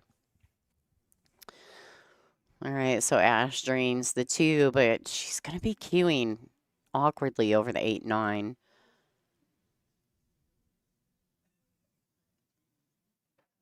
Oh, okay. Good job, Nova. No cheating. All right, getting back around for the next shot's going to prove itself to be difficult for Ashley. I like this. She just crossed over it. She may lose it, though, and she has. Benoit is coming to the table with ball in hand. Man, the 7, I think the 7-8 are just funky. Let's see if they pass each other. They do not. Tough action. She's got to get from the 4 to the 5. And then somehow get into that 7-8. Maybe there's a carom available.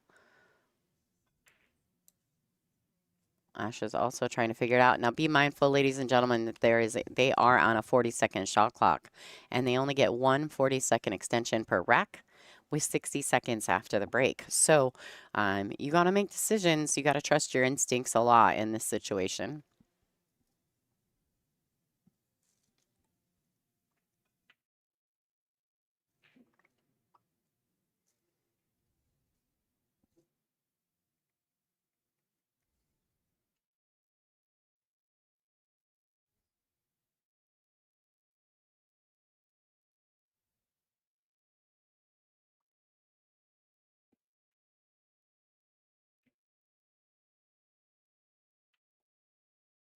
All right, what a good shot from Benoit.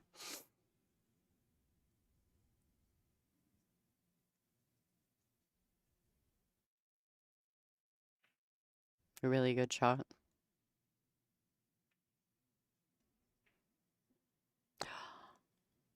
Oh, she did the work, though. She did do the work in that rack, opening it up.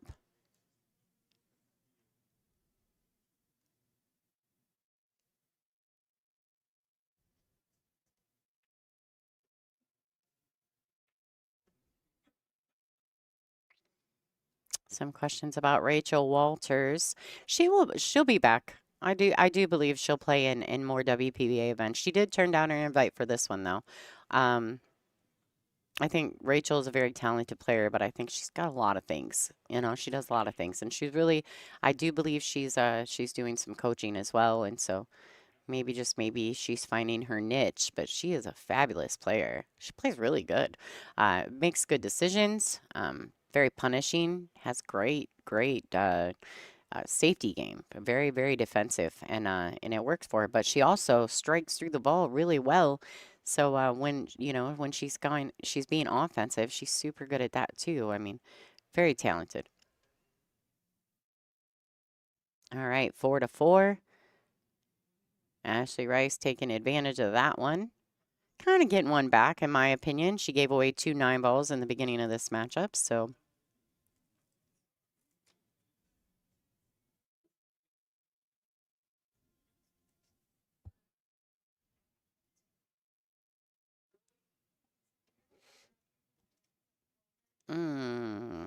Aiden. I guess I didn't realize we were going to New Hampshire. I mean, we're going to Laconia Bike Week. The WPBA is. We're doing a doubles event for that, but I don't know. Maybe I haven't looked at the schedule properly.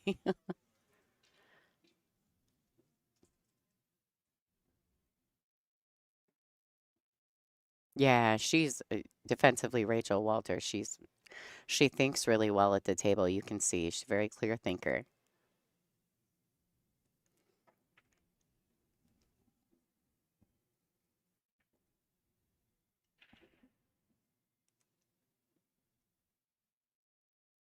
Mm-hmm.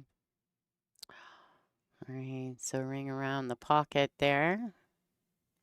More than likely, Ashley Rice is going to go ahead and probably bank the 2 down to this lower short rail, sticking the cue to the 7.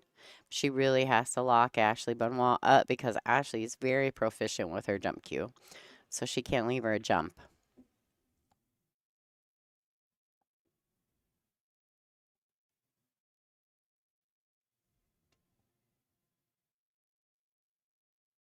Oh, all right, nice hit. Kind of got away with it. She tied up the 7-9, so, and, kicked the 2 up table, leaving Ashley Rice in a spot. She's definitely kicking at this ball.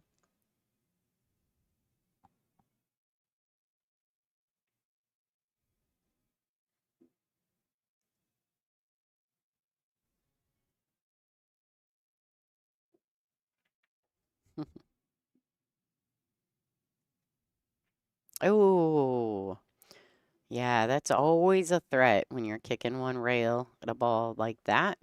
Cue ball does have a tendency to find the dark side. You really got to hit those ones fat in the face and don't catch the edge of them.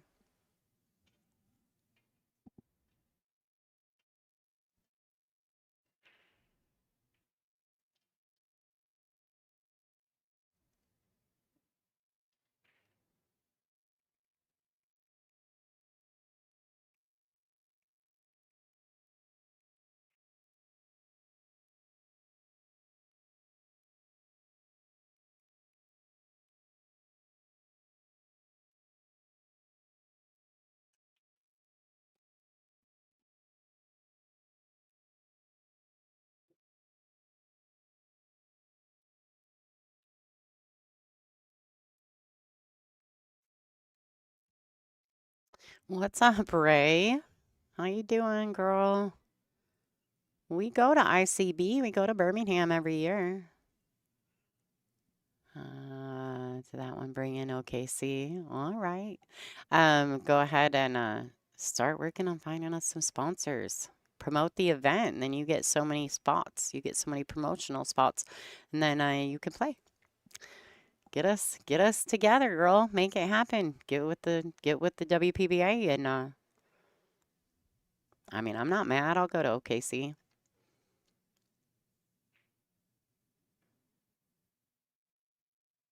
All right, so she overruns this. She's not frozen to it, but she's very close. She may be straight to the corner, which makes this shot super difficult. Yeah, so close to it, right? She's got to get up. She's got to jack up. She's got to pinch the ball. Ooh, a little weird on that. Almost a little quick in her delivery. Probably because she was worried about the double hit.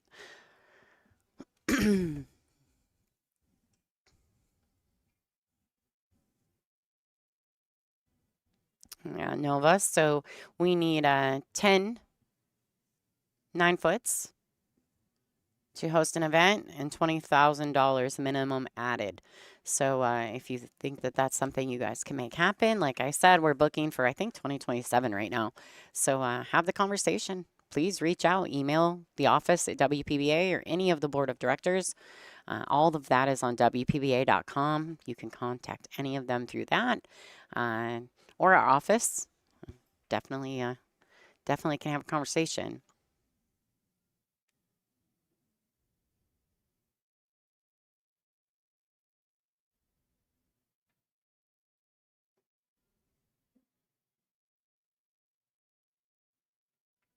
Yeah, really well played. All right, Ashley Rice taking advantage, taking the lead again by 1. Both of these ladies play exceptional pool. They both have curly hair. They're both named Ashley, and they're really good friends. They roommate. They always room together, and they've been buddies for a long time. It's always a tough fade when you got to play your friends. I mean, we're all friends, but it's always tough. All right, Ashley Rice to break. She is up 5-4. Just go to the overhead view for this break.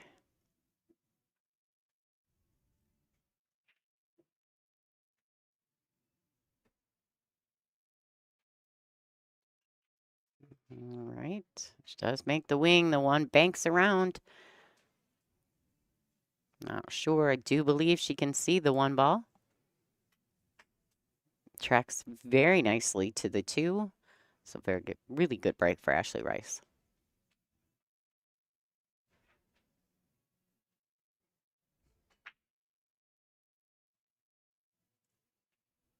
Yeah, no, we always kind of joke that all the ladies on Tour Alert, right? We're all friends away from the table, but we're on the table, we want to murder, you know, like we want to kill each other. And then as soon as we're done, we hug it out and hey, you want to go to dinner? It's just the nature of what we do. In any given moment, any of these ladies can win big matches, and so they wouldn't be here otherwise. And so it's just how it works. All right, 5-4. Ashley Rice in the lead. Little back and forth action between these two. I think she'll kind of thread the needle between the 5 and the 8. Oh, she played the draw on it. Nice shot. Good shot from Ashley. I didn't realize that she was above the 6. So I didn't think she could do that without bumping into those balls. Great shot.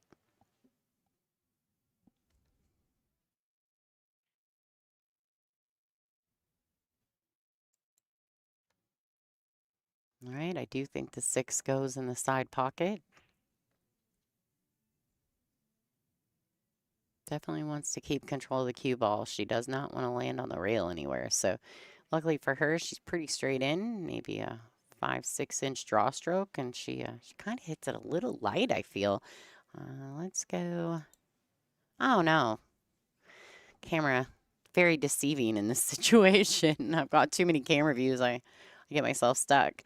All right, good shot. Looking great for Ashley Rice. If she can get through these next 2 balls, she will have a break and run.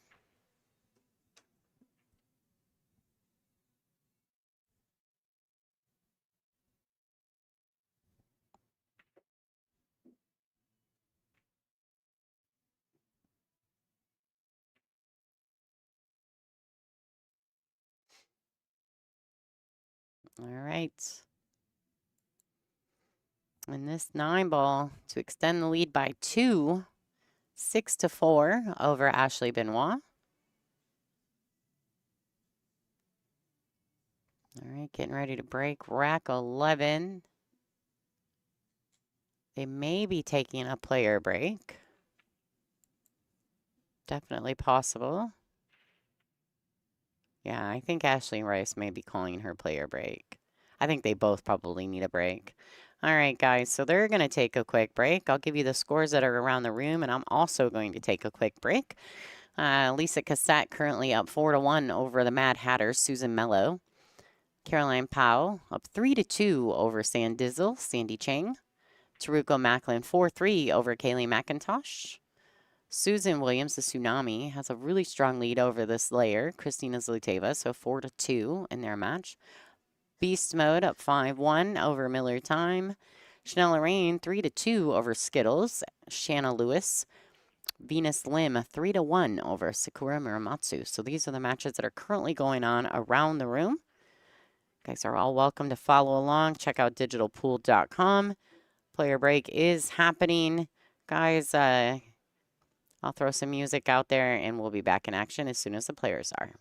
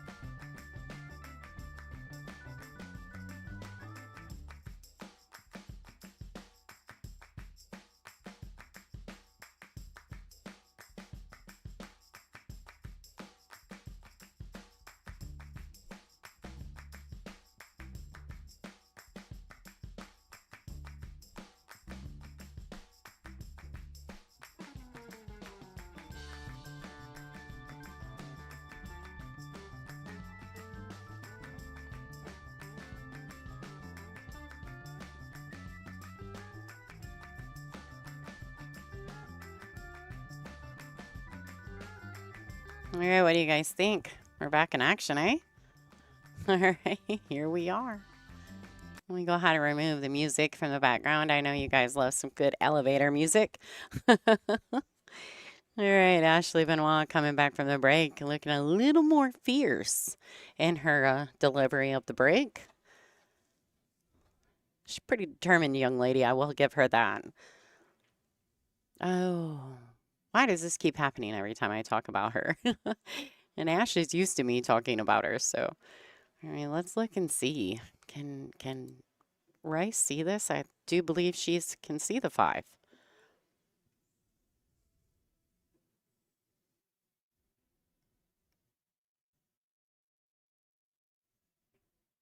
All right, 7 balls, big ball. She gonna tuck her up on it? She has. At best, Ashley Benoit may have the right edge of the orange 5.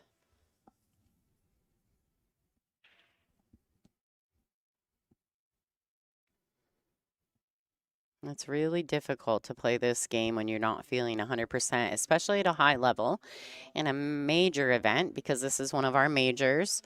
$60,000 added. This is a big deal for these ladies. A very big paycheck. $17,000 to the winner. Can't beat that. But they are paying 32 spots. 32 spots. Half of the field is getting a payout. These ladies, whoever wins this match will be looking at a paycheck, but whoever is defeated in this round is going to be out. No marbles for the losers in this round. Big deal. Very big deal.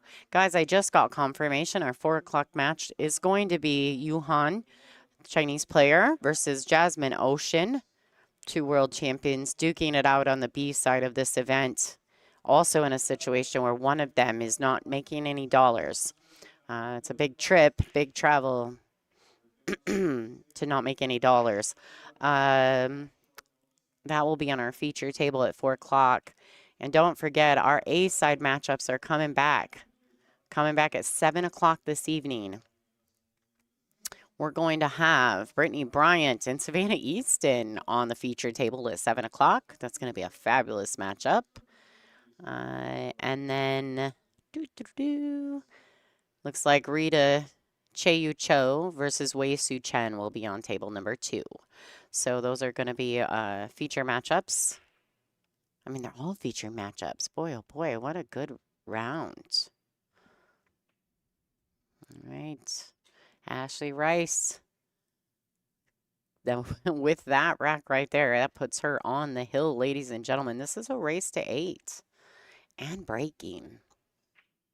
That's a tough pill to swallow for Miss Benoit, but I think I would not be surprised if she does happen to lose this match if Benoit doesn't take herself straight to the room, take a nap. I'm pretty excited about the 7 o'clock match. I'm not going to lie. I'm really excited about the 4 o'clock match as well. But Britt and Savannah is going to be so much fun. Britt had such a fabulous event in St. Louis. I was so proud of her, and I was filling in bartending at my family's bar. My mom owns a bar in our hometown for 40 years, and I was filling in there bartending and during the day, and I put it on all the TVs, and I literally had people who don't even play pool, don't really even know anything about it, cheering for Brittany in her match against Jasmine in St. Louis. They were so pumped up.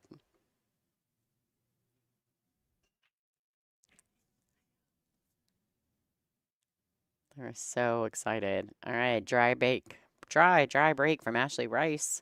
Benoit comes back to the table. She's got to stop the bleed just a little bit.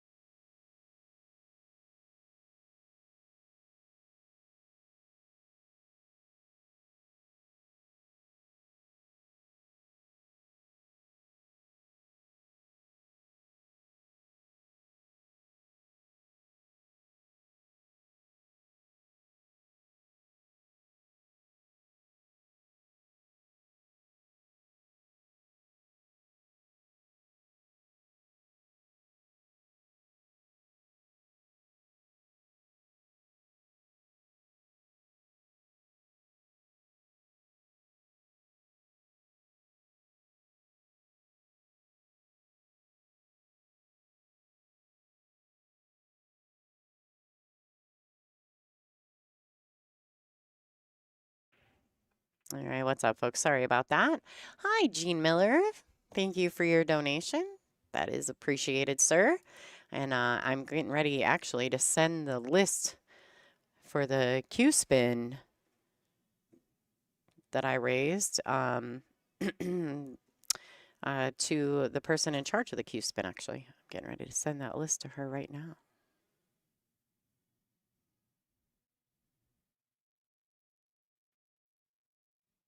I did send it to our tour president as well.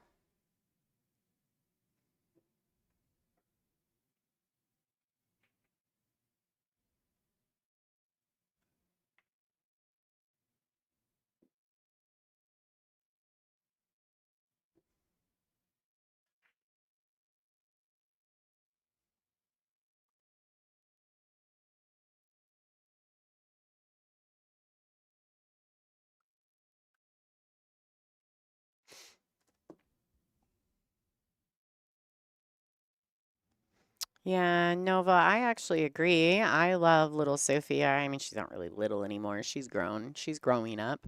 But I also enjoy watching Sophia play. She was on the I do believe she was on the secondary feature table, wasn't she? I thought. Yeah, I think she was.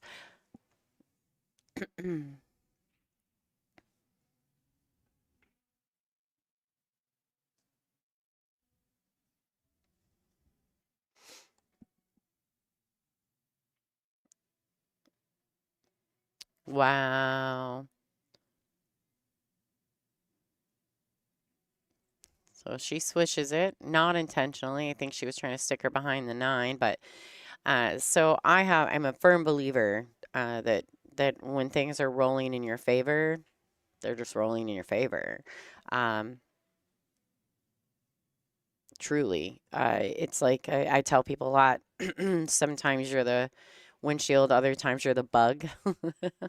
So there's that. And maybe Ashley Benoit is a bit of the bug right now, and I think that's because of the bug that she's feeling physically.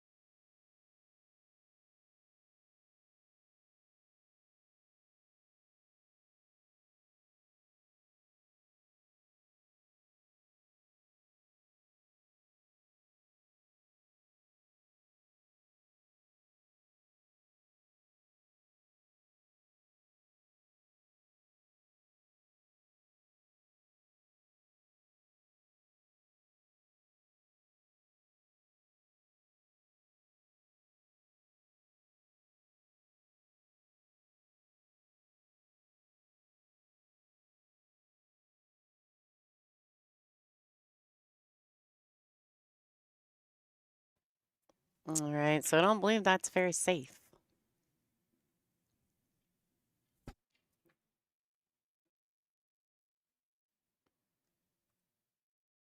If anything, she's only got an edge of the 9 to get around, but I don't even think she has that. I think she's clearly got a great look at the 7. She's just not invested. When you don't feel good, it is so hard to play pool. It is so hard to keep your focus, and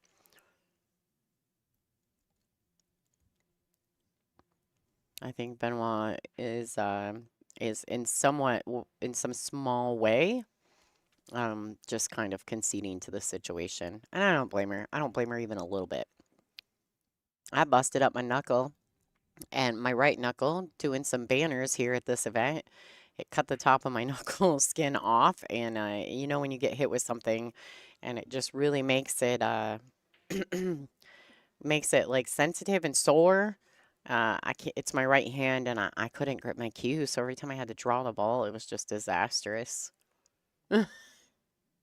No good. Breaking and drawing the ball were tough action. So this one isn't about me, though, ladies and gentlemen. This shot is tough. but it is a game-winning shot for Ashley Rice. If she can make this 8 and control for position on the 9, she can win this match.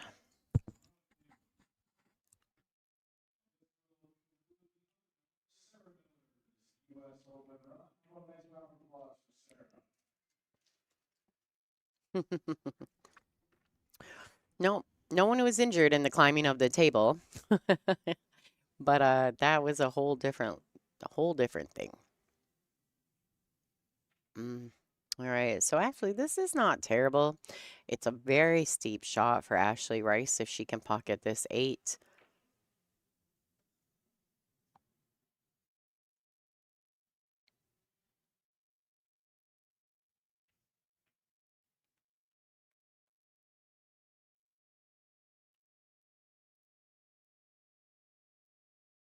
Oh, nice touch from Ashley Rice. Nice play there, leaving distance, getting the separation between the 8 and the cue.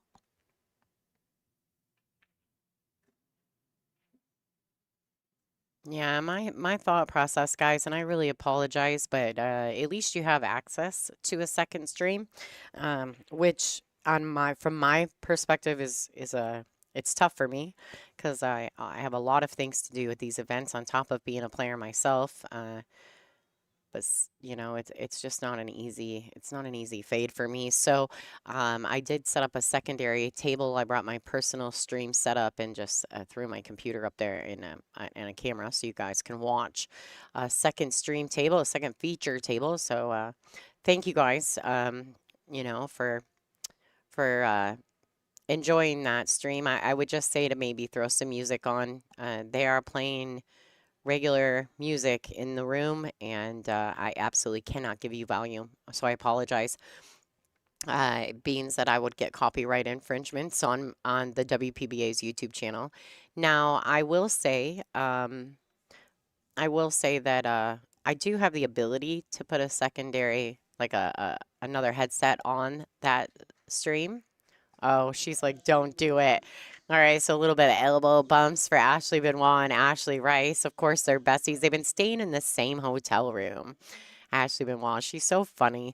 All right, so Ashley Rice has defeated Benoit 8-4. I probably can throw some copyright-free music up there, but I was going to tell you guys, if you want to watch the second stream, just go ahead and throw some music in the background at your house, right? Like, it'll at least, you know, free your mind up a little bit, not make it so monotonous with zero sound. But as far as commentary, we just don't have the manpower for that at this stage in the tournament. All right, so Ashley Rice will advance. And she will play the winner of Lisa Cassette and Susan Mello. Lisa Cassette is currently up 6-1 in that set, so that whoever wins that match will be Ashley Rice's next opponent. Let me see what's going on here. We're going to take just a second and have a conversation. You know, around here, we're trying to do these player interviews. So Miss Angela Janik is getting Ashley Rice settled. After she gets her things put away, we'll pull her out of the arena, bring her back to the interview space that we have established back here in the production room, and have a small conversation with Ashley Rice. Man, there's some great matches going on around the room. Really lots of good stuff happening. We'll let Ashley get acclimated. Here's some live scores. Caroline Powell taking a strong lead over Sandy Chang, 6-2 at the moment. Taruka Macklin having a good showing at this event, 6-3 over Kaylee McIntosh. And Chanel Lorraine in the lead over Skittles, 4-3 at the moment. Venus Lim. Something just happened to that match. Oh, there it moved. Okay. Oh, because the feature match came off the board. All right, got it. Lisa Cassette up 7-1 on the hill over Mello, so that may very well be Ashley's next opponent. Caroline Powell still dominant. Taruka Macklin dominant. Susan Williamson, Zlateva's finally taken the lead in that match, 5-4. So some good stuff going on around the room, guys. Hope Ashley Benoit feels better going forward. I'm sure she's about to head to her room and take a nap. That would be my guess. We're going to get these ladies settled in. I think we're getting ready to do an interview with Ashley Rice. All right, guys, let me see. I'm going to get some things set up real quick. Let me make sure all of our things are working. And all right, let me flip over to that camera view for you guys. Angela Janik interviewing Miss Ashley Rice.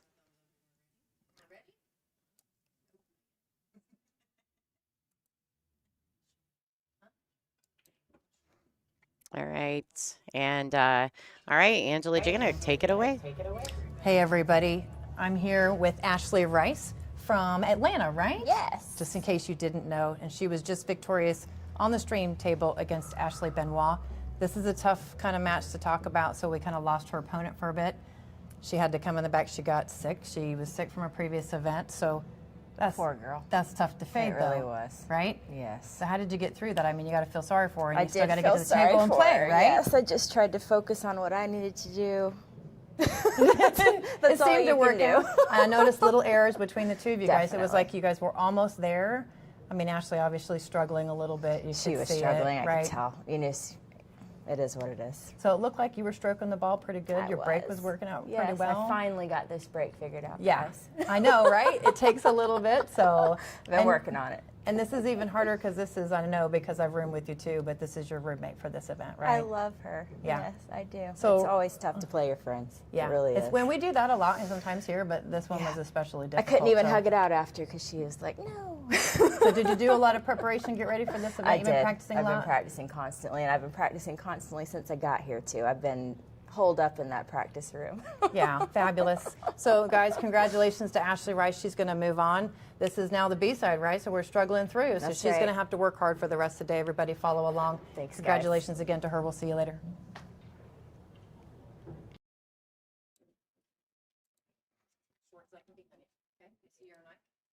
All right, guys. So great interview from Angela Janik. Ashley Rice advancing forward. Looks like she'll be playing the winner of Lisa Cassette and Susan Mello in her next round. Lisa Cassette was currently in the lead and on the hill last that I'd seen. So we'll wish her good luck going forward. It was nice to have Ashley Rice on the stream and a nice little interview there from Angela Janik. Our next feature match will be at 4 o'clock. I'll go ahead and throw some music in the background, guys. Jasmine Ocean versus Yu Han, two world champions battling it out on the B side here at the 2026 WPBA US Open. Presented to you by the Island Resort and Casino here in Harris, Michigan. My name is Lonnie Fox-Raymond. You are watching the WPBA Billiards channel on YouTube.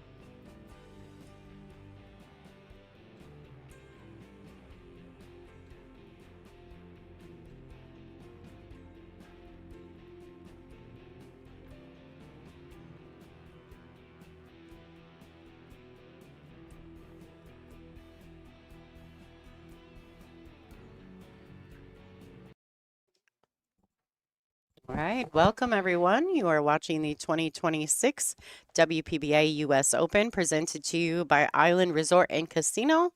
My name is Lonnie Fox-Raymond, and in just a few minutes, we're going to have the Iron Maiden in the booth with us, but she's just finishing up on a few things. What a fabulous B-side matchup this is about to be. Hanyu versus Jasmine Ocean, the current Women's World 8-Ball champion. Both of these ladies have multiple world championships under their belt. This is not exactly, in my opinion, the best scenario for either one of these ladies. This is B-side, and whoever advances will get a check, but whoever loses this match will go home with no pennies. 0 pennies. So we'll see how this match goes. Looks like Jasmine Ocean has won the lag, and she will be breaking first. Hello, everyone. Oh, we made it. Miss Ada Leo in the booth, ladies and gentlemen. What? All right. So, what a match, huh? It's crazy, Ada. How are these two ladies on the one-loss side? This boggles my mind. It is kind of wild, but at the same time, it's nature of the beast, right? You can't win every match, and you can't win every event, and they're not all easy. So here we are. Let's Please see. like, share, and follow so that you can continue to support free streams for the ladies. Thank you so much for supporting us. A little bit of info. Jasmine Ocean, currently, I believe, number 3 or 4 in WPA World Ranking. I think we looked it up the other day. I'm going to look for her bio sheet. We know she's a Predator sponsored player. That's very clear. For many years, she's been sponsored by Predator. There she is. She's currently ranked number 16 on the WPBA, but she has been numerous times number 1 on tour. She's sponsored by Predator Q's, Stadworks, Klagenfurt, BMW Frey, and I'm not sure if I'm going to say this right, Carrington Sport. So she's a current world 8-ball champion, also a world 10-ball champion, as well as a 2-time runner-up of the world 9-ball championships and a 28-time European champion. She also has 15 WPBA Pro Tournaments titles. Well, she started her first event in 2002 at the WPBA Q-Tech Q's Classic in Florida. So she has a very long career with us in the WPBA, so very seasoned and experienced player. Oops. All right, a little back and forth action in this rack. This is a race to 8 alternate break format. They're going to break with a 9 on the spot. They'll rack for themselves. The 2 does have to be the bottom ball. 9 ball doesn't count on the break in the bottom 2 pockets, but it is clear in the other 4. Does count as a win. And this is a 3-foul rule is in effect. No, and cue ball fouls only. Right. I'm trying to do it from memory this time around. You have it down just fine.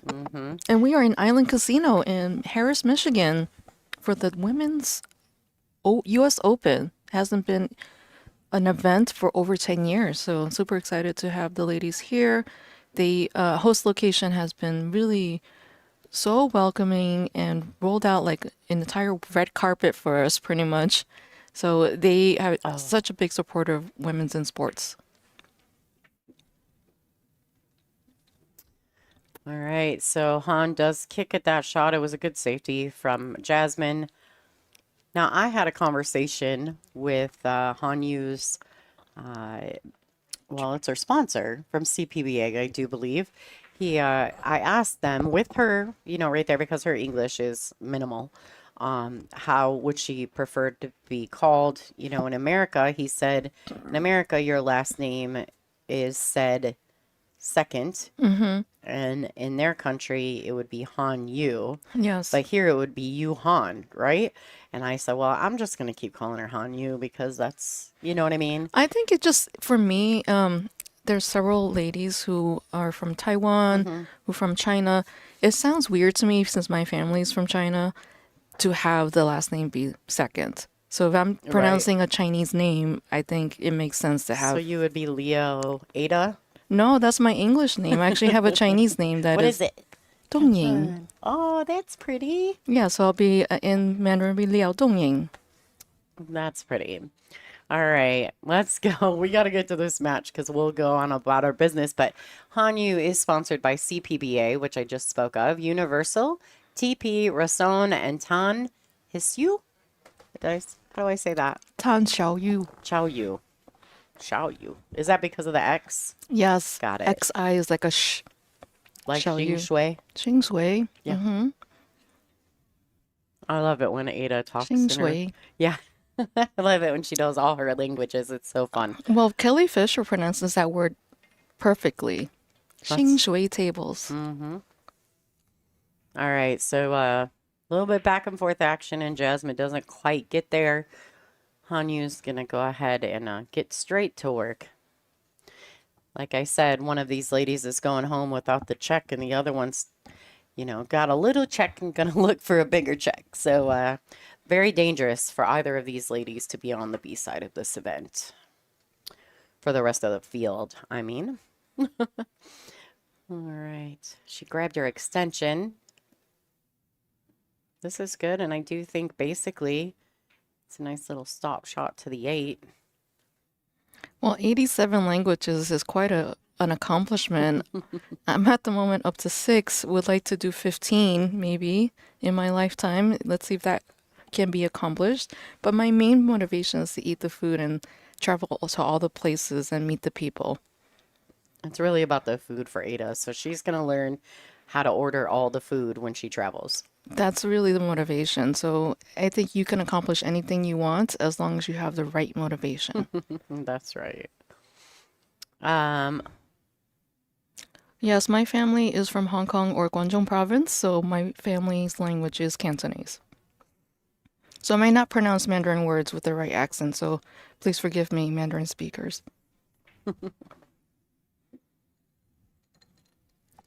All right, so a little off angle on the 8 here. Let's see if she swings this cue ball around 3 rails.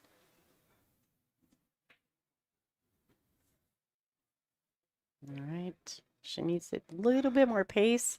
Should be okay on this 9 ball.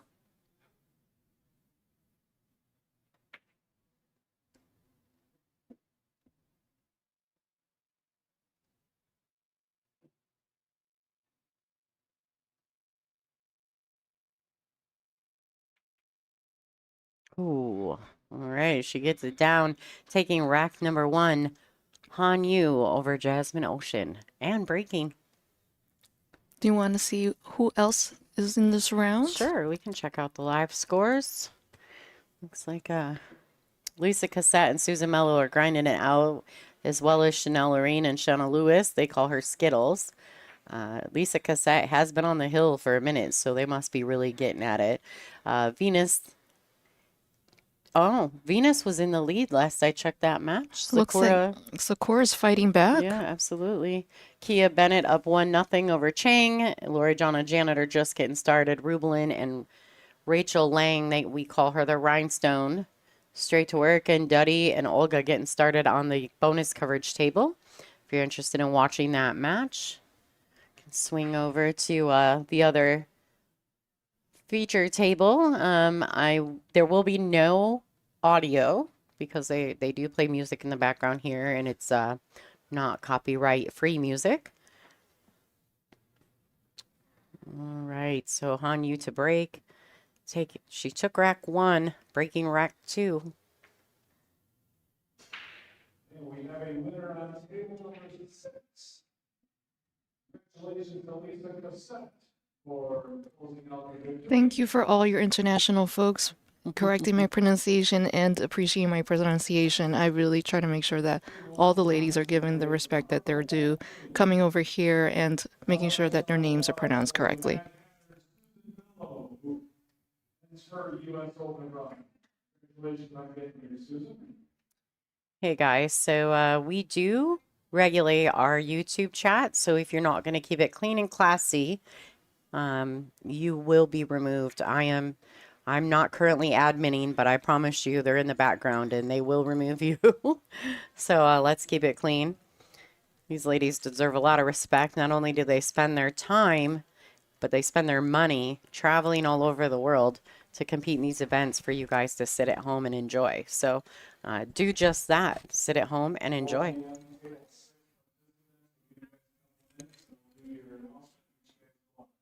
All right, look at this. Good starting break.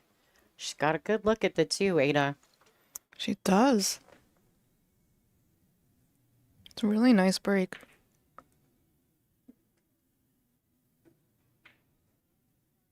What a shot there. Drew it off the long side rail. Yeah, she didn't quite get where she wanted. I'm not gonna lie, like I'm a big Hanyu fan, and she does not look happy today. I think these tables have been very difficult. There's Kelly Fisher was telling me that they play heavy. So I think she meant that, it is a little humid here. We've been dealing with flooding and fog, and Michigan is actually wetter than I thought it would be. So that definitely is a factor in how the table plays. And if you're not used to that type of condition, it can be difficult to adjust. Yeah. I think the best players in the world will adjust beautifully.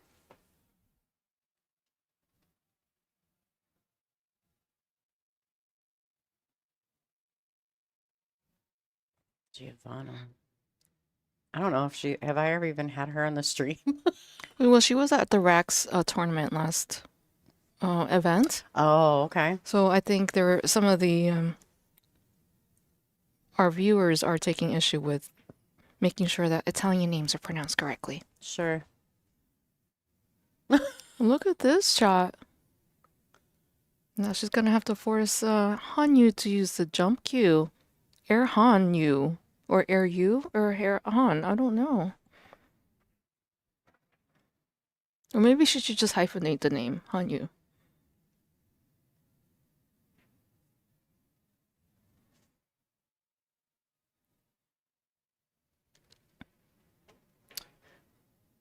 Yeah, sorry, Simone. I don't think I was doing commentary though for No, I think it was Frank. Giovanna. I was gonna say it wasn't me, and I think Frank's really close with her. Like, I'm gonna say I don't know. I'm not I sure. apologize. It's not intentional. You guys, it's not intentional. We try our best.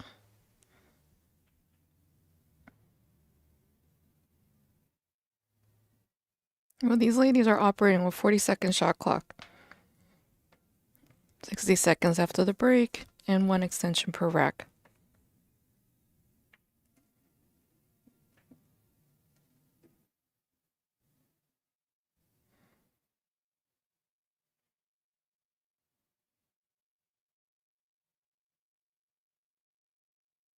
Oh, I think, under hit that. Definitely undercut that ball. Probably just trying to hold position on the cue ball because cutting it that thin, definitely the cue ball is going to have a lot of pace on it. I also think that it slid a little bit too.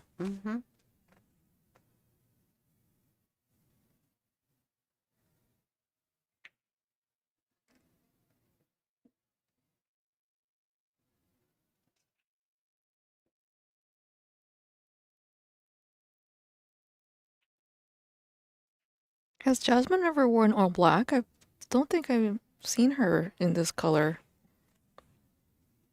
I think it's just a jacket. Oh. Maybe it's a sweater. Like a sport jacket, you know?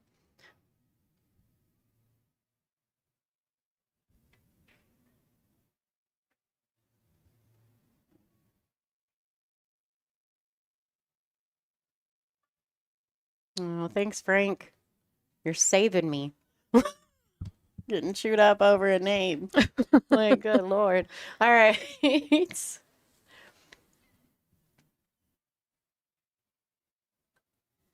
Well, looks like Jasmine making quick work of this 5-ball miss by Hanyu.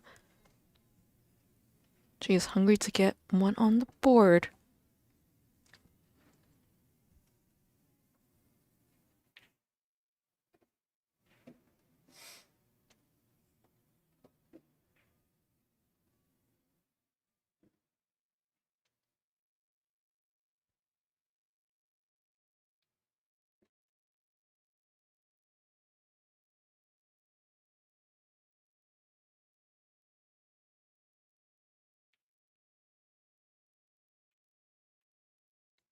And it's now 1-1. Don't forget, everyone, our next event is at the Soaring Eagle Masters over at Soaring Eagle Casino in Mount Pleasant, Michigan, June 4th through 7th. It's really a great opportunity to come out and support the ladies. You know, also get a chance to meet some of you in the chat in person, like Pat. So nice to chat with you when I first met you at Soaring Eagle last year. Or the year before, I can't remember at the moment.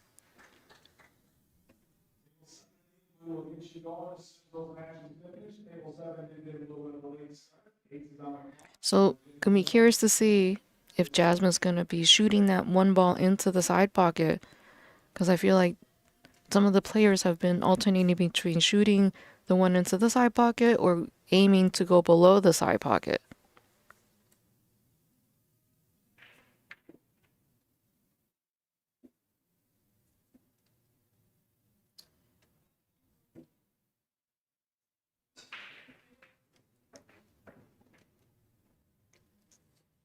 Jasmine is, I like watching Jasmine break the balls.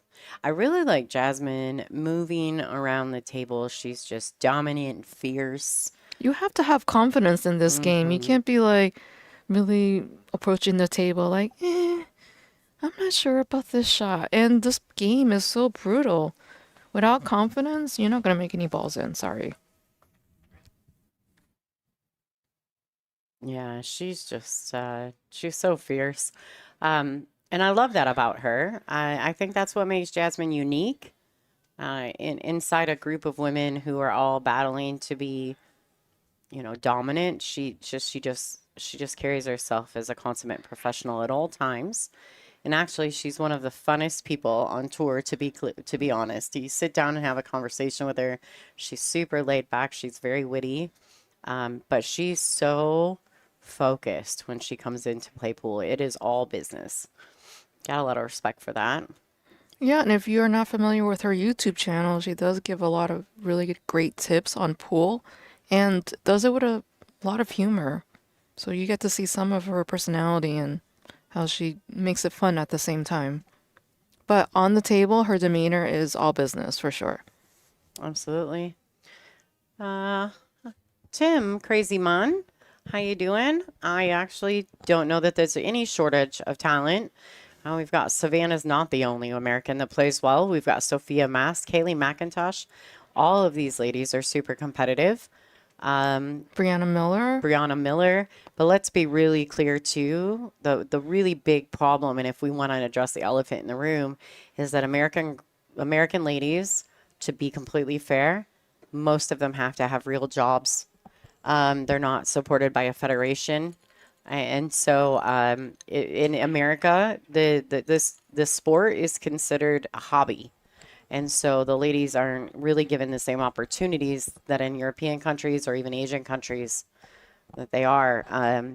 And so I think that, you know, Savannah and Sophia are a little bit different breed, and even Jordan Helfrey, because they're allowed to like homeschool and really do what they do in other countries, which we don't typically do in the U.S. Talent is there. There is a talent field. There's just not as much time to focus on honing that talent in when you have to make a living so that you can eat. Another thing, Lonnie, I would have to say is that for a long time there, it was not considered acceptable for women to be in pools. No. Yeah. So, for example, when I was growing up, my mom's like, "You're going to the pool hall? That's like a gambling place. That's not Right. appropriate for a young lady." So we had to have some societal changes before we can have a lot of women in pool and have it being more normal. And then there's also the fact that, you know, when women decide to have children, a lot of women decide to take a hiatus from that. So it's a much more complicated issue than why is there no talent or why is there a lack of women in pool. I just think that it's a very complex issue.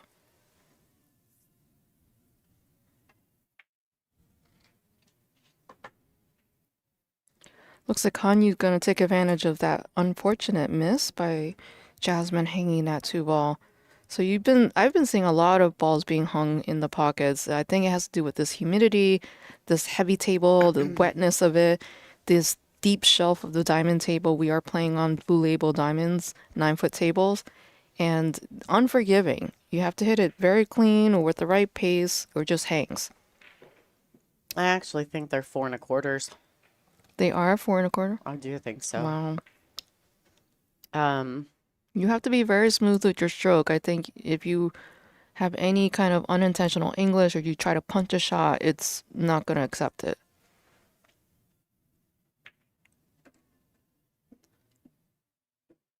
yeah, for sure, Tim. It's nice to see you in the chat again. Been a minute.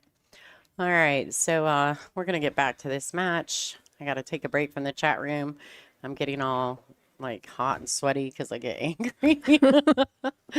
All right. Back to the table here. We have a great match in front Yeah, of us. absolutely. Two beautifully talented young ladies and world champions at the table, and they deserve all of our time and efforts. So please enjoy the match. Thank you for watching. And just look at their cue ball control, like the way that ball rotates. They just know how to hit it with the right speed and get the pacing down and the shape. So it's really lovely to watch them. Jasmine has been in early almost every single day, putting in her practice regiment, and Hanyu as well. Hanyu's put a lot of time in. I've seen her in the practice room quite a bit. Well, she brought a bag of tricks with her, trying to figure out the break. So she has different combinations of shafts and breaking cues to try to really conquer this table. That's like one of the first things that you do when you go to a tournament is get used to the equipment and the conditions.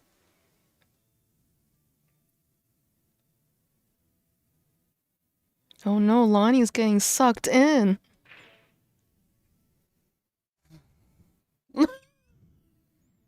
How are we doing around the room? Well, too late for that because we're about to break. Yeah, I'm out. I'm spacey. I haven't ate yet today. I'm kind of munching on this sweet and salty cars. Is that what it's called? The casino and the convention center, they've been beautiful hosts. They provide us with nice snacks and water and coffee. They're wonderful here. If you've never been here, it's worth a trip, especially if you're a golfer.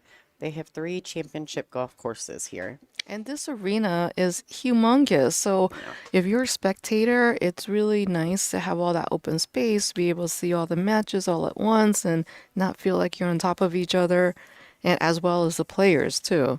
Sometimes we have to negotiate spacing between the tables if the tables are too close. So they really did a great job with presenting us and presenting this tournament.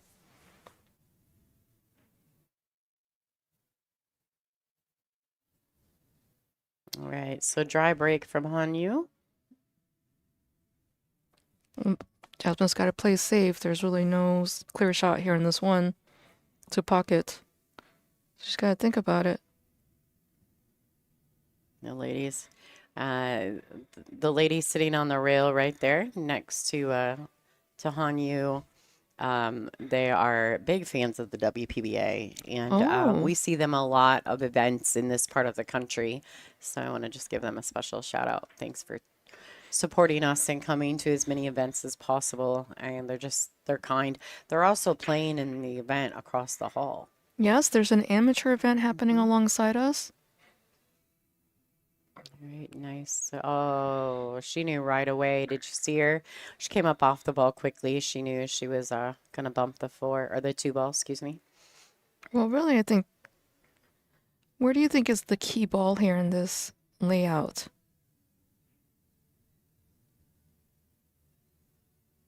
A 2 to the 3 maybe?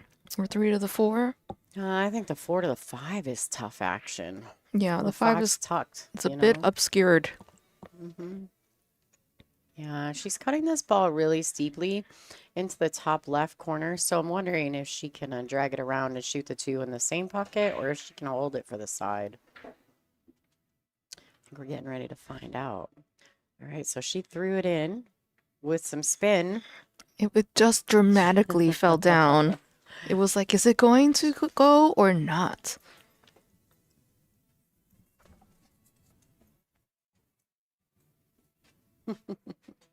She's on the rail.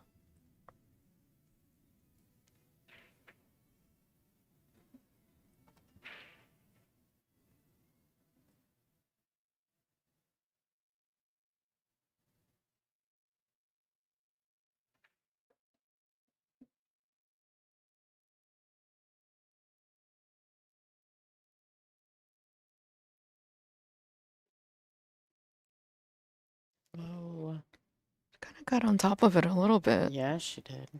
It's got to use the bridge and spin that in.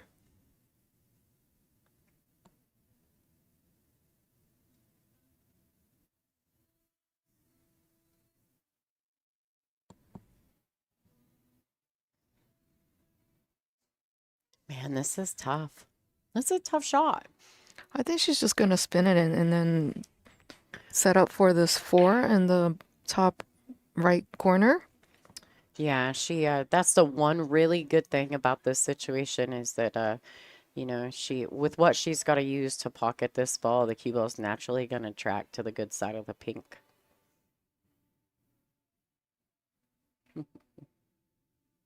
Another dramatically dropped ball. And she got a little bit more angle than she wanted.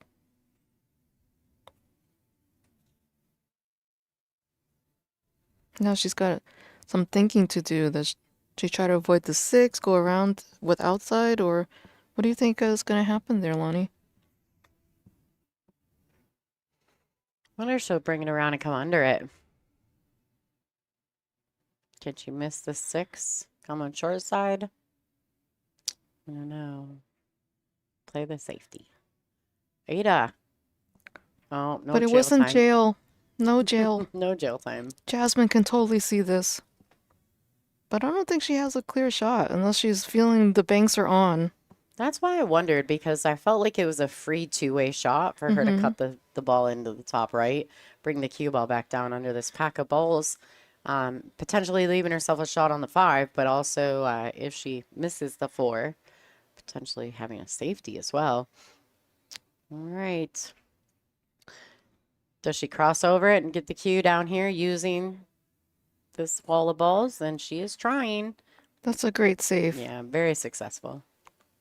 Would you call this the containing save? Mm-hmm. No, she's got to use the No, I jump mean- cue. I don't really think this is containing. This is just jail safe. Containing's, in my opinion, when you can still kind of see the shots, but no, it's just not a straight in makeable ball. For me, I think jail safe is like that she's tucked in behind another Oh. ball. Froze up. Yeah, frozen up. Mm-hmm. Sure. I would agree. She will move on to play at noon tomorrow. And we will bid farewell to Venus Lynn. Have a nice round of applause for Venus. Moving through the US. Oh, Oh, does wait. not get over the 9. 4 p.m. table 8. Wow. Well then. Jasmine still has to negotiate the 4 to the 5.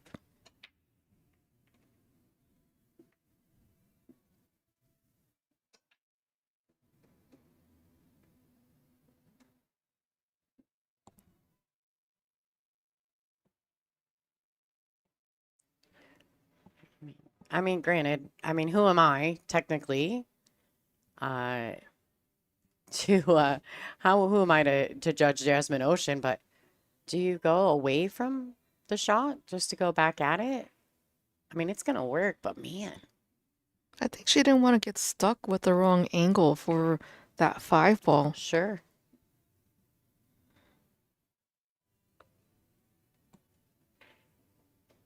This is more natural, I think, for her to slice this 5 in and set up for the 6. Then it would naturally set up for the 7.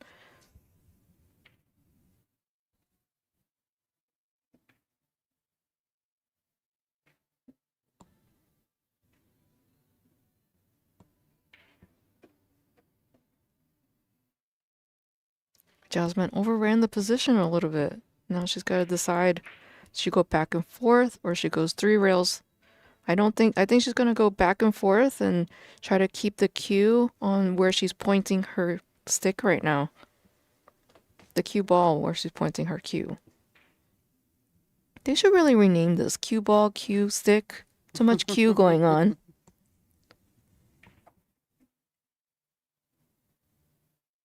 Oh, drawing. It's going to draw it back to middle of the table.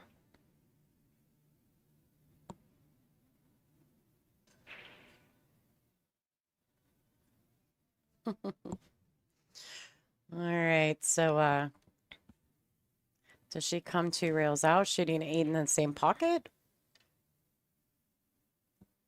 I think one rail.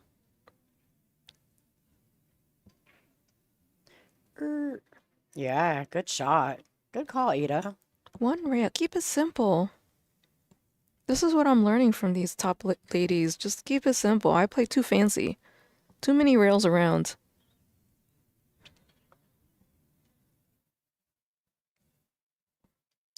Yeah, absolutely. Well, and I think it's early in the match, and neither of these ladies, I don't think either of them played today? No, I don't think so. Yeah, so I think that just kind of getting settled, right? Keeping it simple allows you to just get very comfortable and work your way into a comfortable position. All right. 2-2. Yep. And Tied up match. how is the rest of the room looking right now? We've got also 2-2 for our bonus table coverage on channel. Was on the next channel over in the WPBA YouTube. Table number 2 with Emily Duddy and Olga Konkina 2-2. So yeah, both the streaming tables have the same score line. Oh. So, Angela, she interviewed Christina Tkach after she played Olga, Yep. and Christina said her name is Konkina. Konkina. I didn't get a chance to ask Olga how to pronounce it. Yeah, Christina. You know, they've never played. They've never played. Yeah, she said she feels like after she left Russia is when Olga started really competing. And she said she doesn't think she's ever played her before. Except for here. She played her here on the stream. I think she gave Christina some, a challenge there. It wasn't like a whitewash. No, for sure. She was definitely in the match. All right. Jasmine Ocean to break. Look at that 9 come out of the pack. Wow. Yeah, but now look at this 3 ball. It was like too strong. I feel like she eases up a little bit on the pace that, she'll, have a better spread. Even though, this is a good spread. It's just, but she's forced to play it safe at the moment.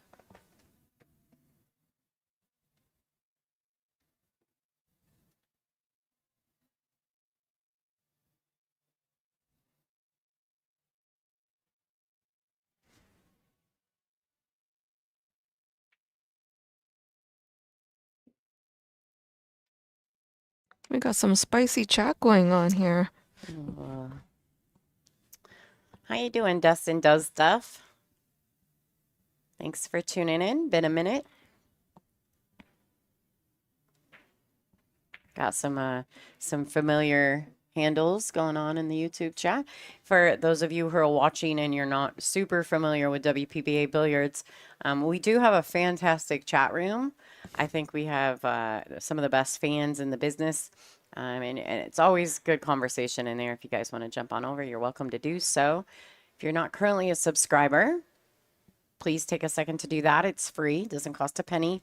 Super priceless for us, though. And if you like the match, please go ahead and throw a thumbs up. I think Jasmine wanted to kind of cover it behind the 6 and didn't get enough rotation there. But this 4 is going to be interesting to see how Han Yu adjusts this 4 if she decides to combo it or does something else.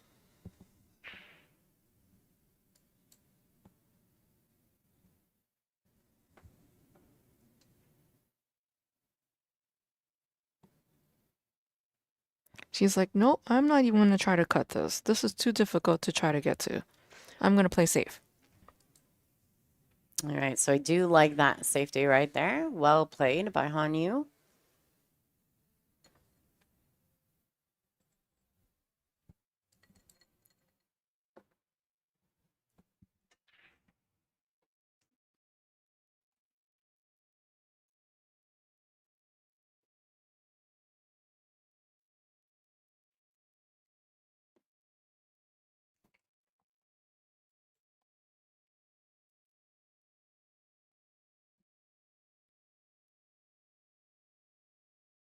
I mean, I don't think this is definitely kickable by Jasmine. She's trying to decide what part of the 3 she wants to hit to re-safe. So she really is taking her time on this.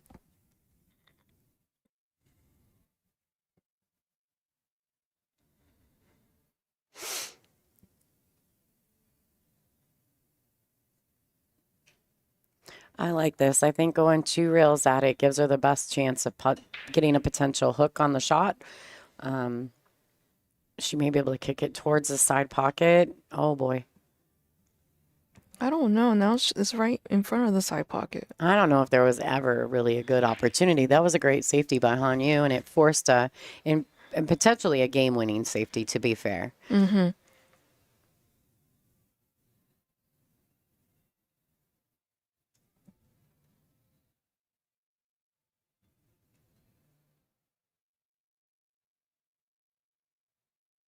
And actually now look at Han sitting in a pretty decent position. That it's a nice, lead to the pink 4. I had the pleasure of playing Han Yu at Classic Billiards. She absolutely tortured me. She did? She played so good. Did she give you a donut? I don't remember if I got a donut or if I got to 1, but pretty close. Whatever it wasn't winning. That's what it was. But she played almost flawlessly at me. And then it was my first match. I had no practice time on the tables, and I just didn't figure out the break. When you don't figure out the break, what do? You're going to get beat. In an alternate break format, and they're breaking and running on all of their breaks. She played literally flawlessly at me. You have to hold your serve for sure in the alternate break format. Yeah. Hi, Toby Downey in the chat. Thanks for tuning in. What's going on, bud? All right. So a little draw to this long rail back out. Oh, so light on that shot. That's not where she wanted to be first. Yeah. Yeah, no way. I think she's just trying to drag it back out for the 6 in the side. She just hit it very light. So she has 2 options. She could go aggressive and try to go for this combo, or I think there's a safety here where she tucks that cue ball behind the 9. It's very touchy though. So these players are human too. They make mistakes. They're not robots.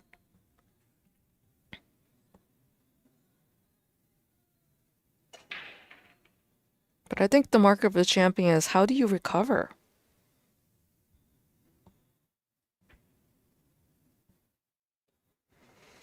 Back cut it past the 9.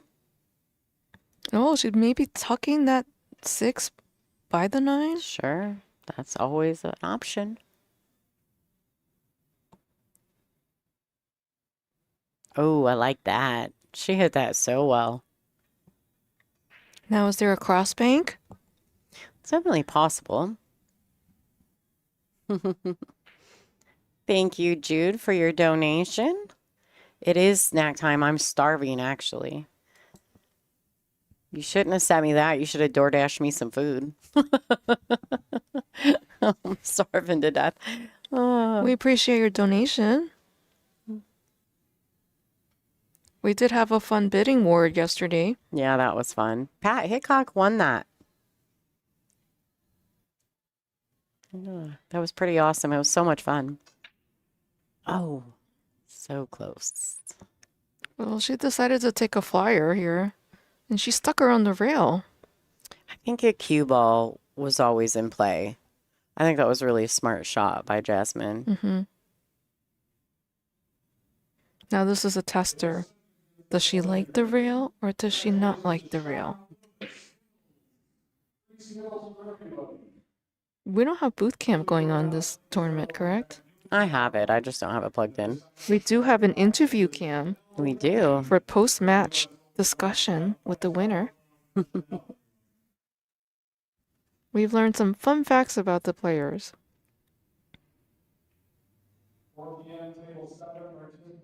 Yeah, it's been nice. We're doing player interviews by players.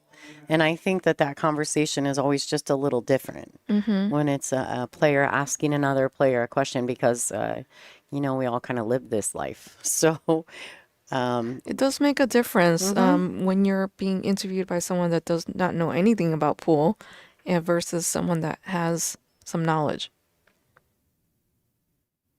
Oh, does she act? Oh, she did not want it to go in, and she was just like making sure. Let's see. We'll go to the overhead view and see what kind of look we've got. It's pretty deep in that pocket. She was close to knocking it in. I wonder if she's gonna brush this on the, I want to say the left side of your screen and bring the cue ball back around to where this 7 is.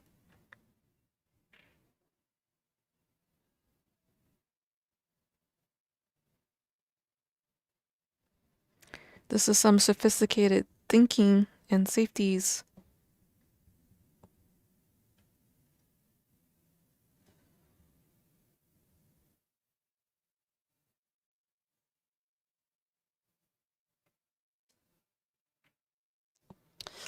Watch out, 7 ball. Oh, wow. That just changed things. You think she's gonna go for this bank shot?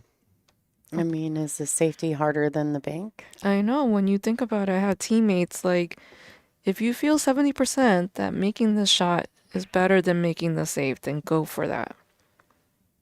But if you're 50-50, go for the save. Looks like she is 50-50 going for the save. Oh, But that is leaked out. that is not safe. Not safe whatsoever. Jasmine's gonna come to the table and quickly dispatch these 3 balls.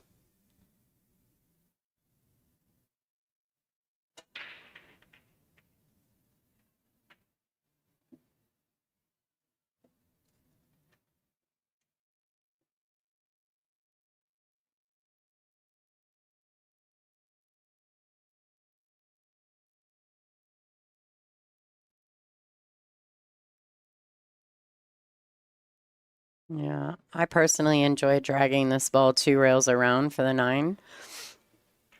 Low ball, just let it do its job. It'll come around. You don't want to drag it too far into the lower right-hand corner, though, because the side pocket becomes really big in that situation. And this 9 ball, Jasmine's going to take the lead 3-2 over China's Han Yu. And let's take a look around the room. How is everybody else doing in this round? As you can see, the bracket's on digitalpool.com. So go to the tournaments tab, type in WPBA, and you'll see this event, the 2026 WPBA Island US Open. We have Shui-Xin Chang 1-0 over Laura Bendicas, 2-2 Kia Bennett and Olivia Chang, Lori John Brown 2-2 with Janet Atwell. Rubelin Ahmed is marching forward with a 5-0 lead over Rachel Lang. Pam Kelly and Wan Ling Wang just getting started. Sophia Mass 2-0 on June Myers. And we have our bonus coverage, Olga Konkina 3-2 over Emily Duddy. From Taiwan, sponsored by Universal, CBBA, Warwick, and Seagull Military Training Studios. Is a 2020 Hanyi to break. I have not really been watching her breaking, if she's going to be more of the camp of 1 ball into the left side pocket or 1 ball below that, and focusing more on the wing ball being pocketed.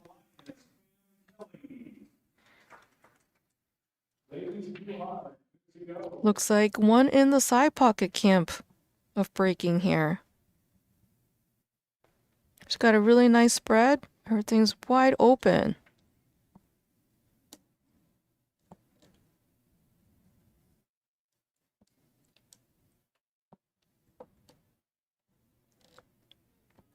How does that 2 look, Lonnie? Do you think that just gotta watch out for this side pocket?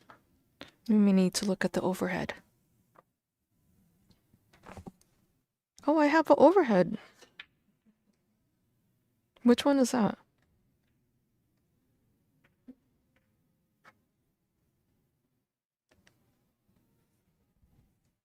I gave Ada her own little control box. So Ooh. she's got her own little monitor and her own little control box, and she can switch views and do whatever she'd like. I'm doing some work on the back end in my brain right now. Got things to keep up with. Wow. That pocket has been not good to her. There was a question in the chat earlier about who defeated Jasmine And it would have been, was it round 1? Jasmine, no. Jasmine won round 1 over Laura Semko 8-2. Oh, Xingyu Hong Xingyu, the junior champ from Taiwan, put Jasmine on the one loss side. Yeah, Hill. It was a tough match. I do vaguely remember that. She'll be playing Christina Tkach, our #1 ranked player, next at 7 o'clock. And yeah, so, and then Han Yu, she came out with a pretty tough draw as well. She played Che-Yu Cho first round and took a loss to her 8-4. Rita played really well in that match, and then Rita also came in and put a pounding down on Ashley Rice, and she'll be playing Wei Su Chen next.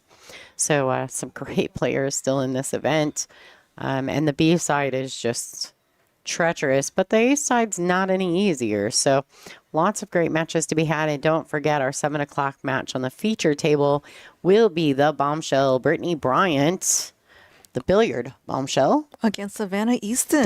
double B's versus Savannah Easton. So the Roadrunner. So it's a great feature match.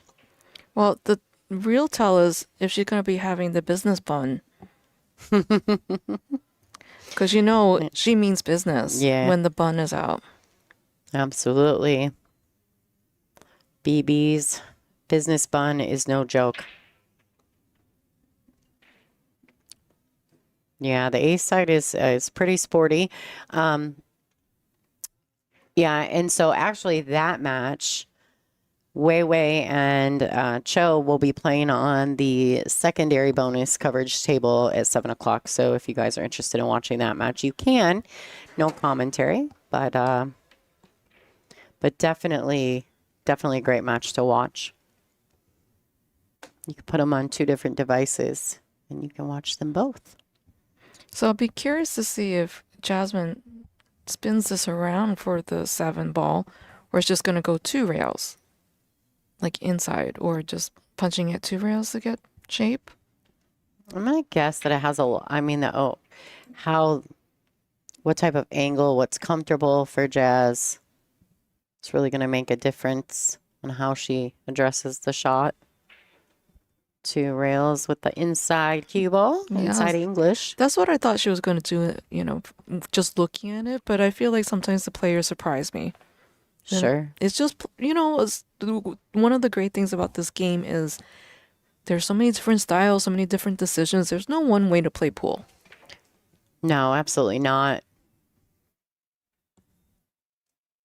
And I think too, right? I think it depends on what your preference is. Like, you may draw the ball more comfortably and a lot smoother than you play a nice follow stroke. And I think that so much of that is preferential to the player when it comes to 9 ball. As long as you have the proper angle to get to the next shot, then there really is no right or wrong per se.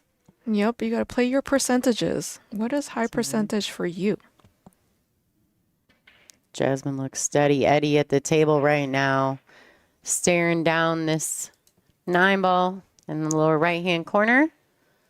And extending the lead by 2. She will be up 4-2. So it looks like Han Yu may be taking her break. And we are going to break, so we'll check back with you guys here in just a minute. We're going to throw some commercials and thank you to our sponsors. You guys are watching the 2026 WPBA US Open right here in Harris, Michigan at the Island Resort and Casino.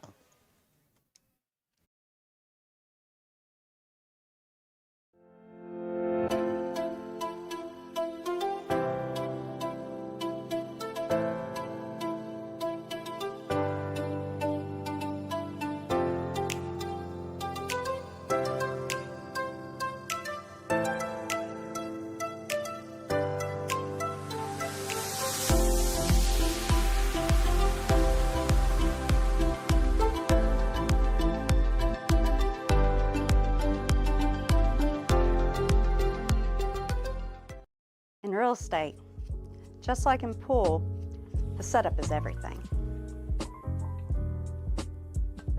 When I play pool, I don't just focus on the ball in front of me. I'm planning my next shot. Selling your home works the same way. It's not about putting a sign in the yard. It's about positioning you for the next move, whether it's a quick sale, top dollar, or finding a dream home. With the right strategy, we don't just take the shot, we run the table. Let's line up your winning shot today.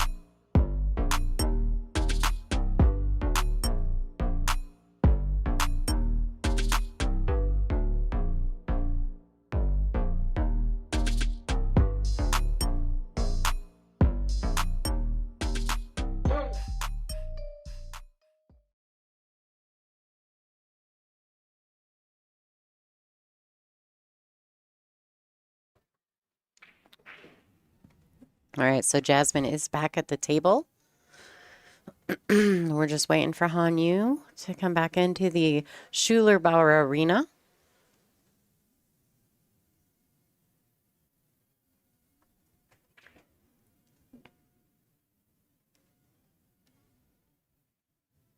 Yeah, I kind of noticed some negativity in the chat from someone that usually is pretty cool in our chat. It's unfortunate. We're here to promote women's pool. Yeah.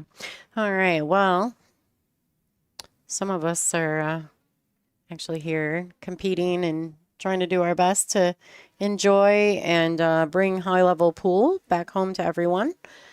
And some of us are sitting at home with a keyboard. There is a difference. So please stay tuned for our next round. We got 2 more rounds after this. The 7 p.m. round and the 9 p.m. round. 7 p.m. round we'll have Brittany Bryant versus Savannah Easton. And at 9 p.m., who do we have there? Did we decide? Yeah, actually, did we decide on the 9 o'clock round? I don't think I had the conversation yet. To be completely honest with you, Ada. Scott and I usually kind of converse over the 9 o'clock rounds, but I don't know what we're going to do at this moment. I'm kind of looking over the bracket because I probably should be. Well, it currently is a mystery, but I'm sure it's going to be a great round at 9 p.m. So we have some table assignments tentatively. It looks like the winner of Margarita Fefalova-Steyer and Monica Webb will be playing the winner of Cho and Wei Su Chen. So that'll be a good match at 9 o'clock.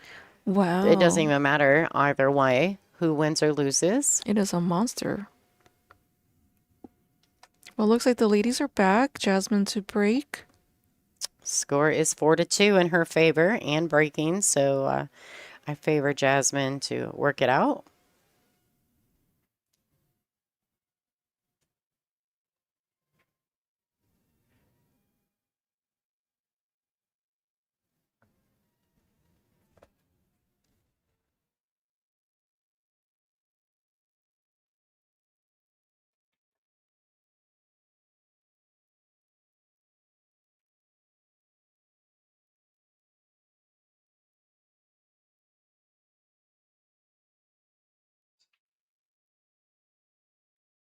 Jasmine shoots that one ball into the side pocket.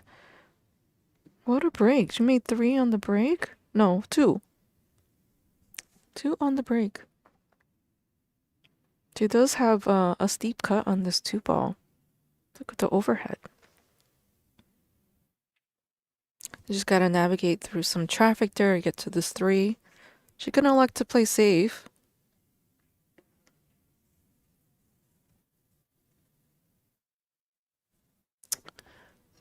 Man, I think she's just looking at the line off the 4, seeing, can she clear, catch the gap between the 9 and the 8. It's a little dangerous to try to dip in between the 9 and the 3, but I think she'll make her decision on whether she plays safety or, because there is a good safety here. I mean, you can bank it to the lower short rail, put the cue ball up on the 7 if you'd like. But if you're feeling confident, and Jasmine definitely likes to strike the balls. If she's hitting them good, she's going to go for it. But she rolled it in, played the bump into the 8, and it did work. I mean, it's definitely a 2-way, but I don't know that she had a shot on the 3. Yeah, I think that was definitely a 2-way there. That was a very difficult 2-ball cut on the rail. I've seen a lot of people cut shots. Like Christina Tkach loves to cut a shot, but I think that was a lot to ask for there.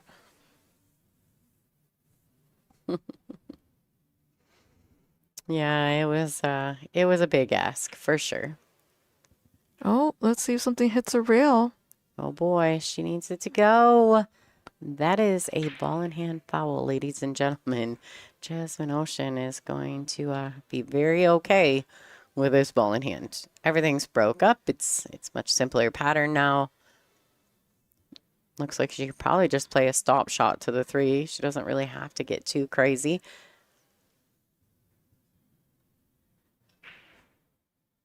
Maybe a tad of roll, but not necessary really.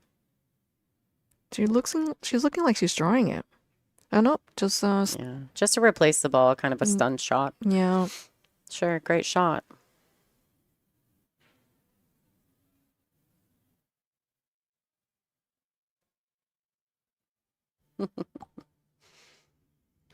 Oh, one rail out for the 4 in the side. She uses 2. Nothing wrong with that.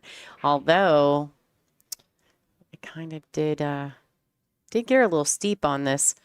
Now, what do you think, Ada? Here, do you like rolling this in and playing the 6 in the side, or do you feel like that's a bit risky? I think she should just like punch it off the top rail Sure. and come out. But it depends on the angle. Because you don't want to roll into slide and decelerate and then wind up being funny on the Right. 6. Yeah, you definitely don't want to end up on a rail anywhere. That's for sure. Ooh, 7 balls big. Ooh. Yeah, I actually completely felt Jasmine's vibe right there when she turned around and looked. She was like, "Oh, did I just see that?" I think she's going to slice it into the side and send the cue ball back around. Because I don't think this goes past this 8. It might, but it's a tight pocket for sure.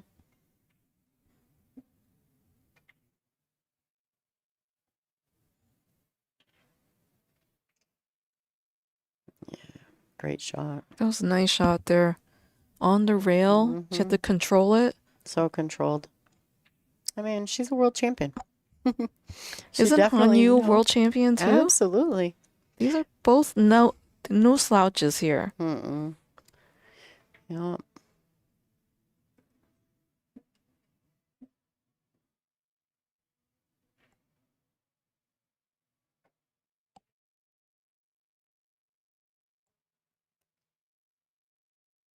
I don't think she's feeling comfortable. She keeps getting up and down.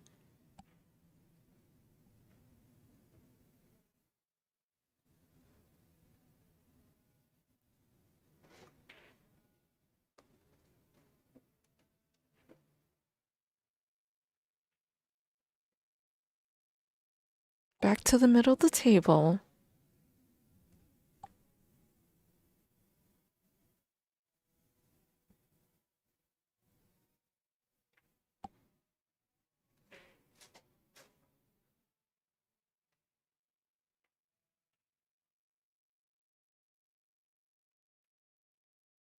I like it when she hits that shot that way. It's so nice and smooth.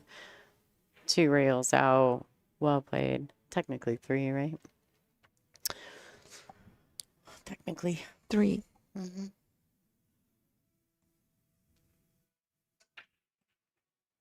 right. Good way Jasmine. to kind of work that out after that poor positional shot off the 4. Bumping into that 7 made that 6 super difficult, but Jazz totally worked that out. She's advanced her lead by 3. So she has a race to 3 to win this match. But Han, you need 6 racks.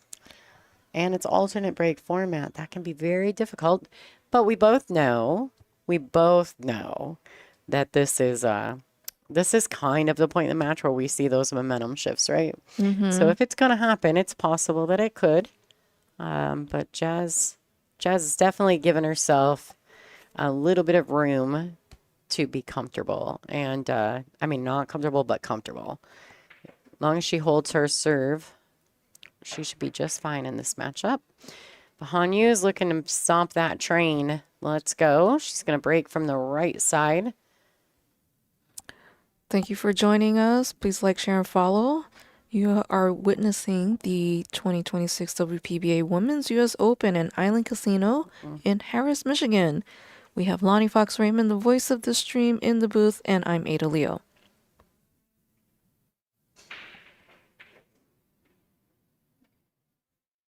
She did get that one into the side, but can she see this too to cut that in?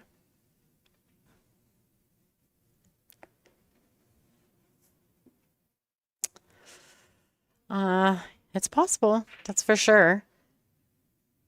A little skewed on the view because I got up on the table and knocked the camera around yesterday. Oh no. But here we are.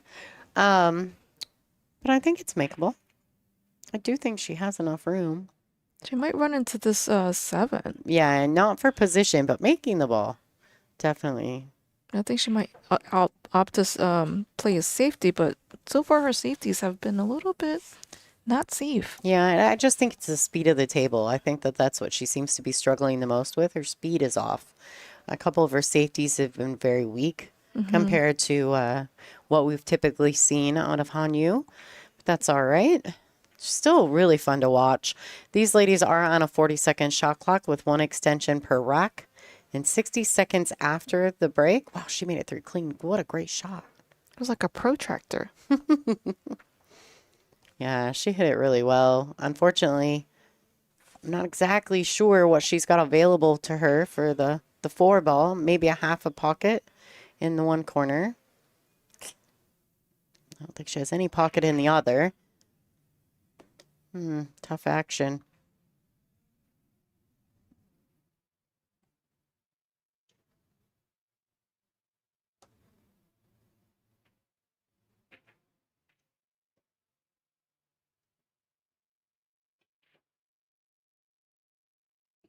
What a draw shot.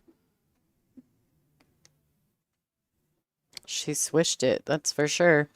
Beautiful shot by Hanyu. She's just gonna stun it over. She's kind of looking at her line because she does have a little angle into the side pocket. Trying to figure out exactly where she wants that cue ball to be. And she's got to get from the 5 to the 6.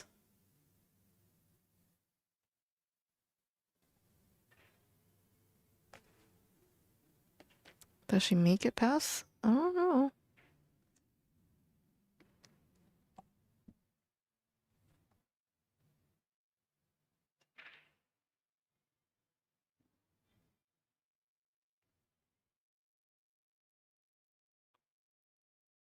I think she has to go 2 rails for position for the 6.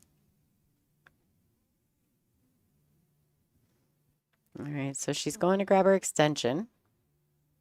Some inside.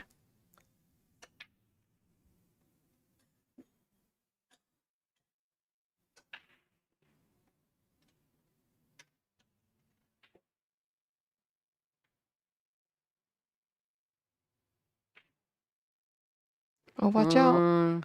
Oh, no. And the drink. Oh. She forgot her nightlight. It's dark in there. These are 4 1/4 pockets. Wow. That was unfortunate. I thought she was going to use inside. I think she was trying to go the other way and avoid running into one of those balls, but I think she was just trying to keep it simple because she's behind the ball in the match. And you know what I mean? And we talk about that a lot, Ada, you and I, about keeping it simple. And I think that's what ultimately she was trying to do. But, you know, some days you're the windshield and other days you're the bug. You know? I have not heard this comparison before. You haven't? How long have you been working with me, girl? Windshields and bugs. Yeah. I mean, some days you're literally the windshield and other days you're like the bug. It is no good. And some days you're the bug with windshield wipers. All right. I'm thinking Jasmine is going to go 2 rails inside. She does tend to like the inside stroke on this shot. She used it just a rack or 2 ago. Just like that.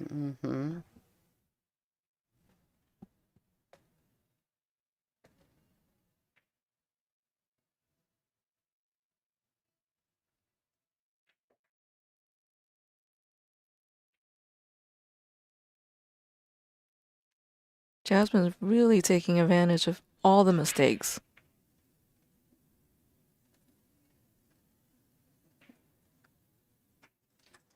Extends her lead, 6-2. Let's take a look around the room. I don't think I have that as a button option. No. Oh, wrong one.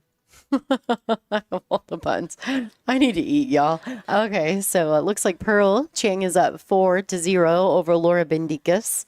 Kia Bennett got a solid lead, 5-2 over Olivia Chang. Lori John Brown and Janet Atwell are tied up at 3s. Looks like Enzo's 3-0 over the regional player Pam Kelly. Sophia Mass 7-0 over June Myers. Sophia putting on a clinic, looks to be. And of course, our 2 feature matches. But Olga Konkina is currently up over Emily Duddy on our bonus coverage table.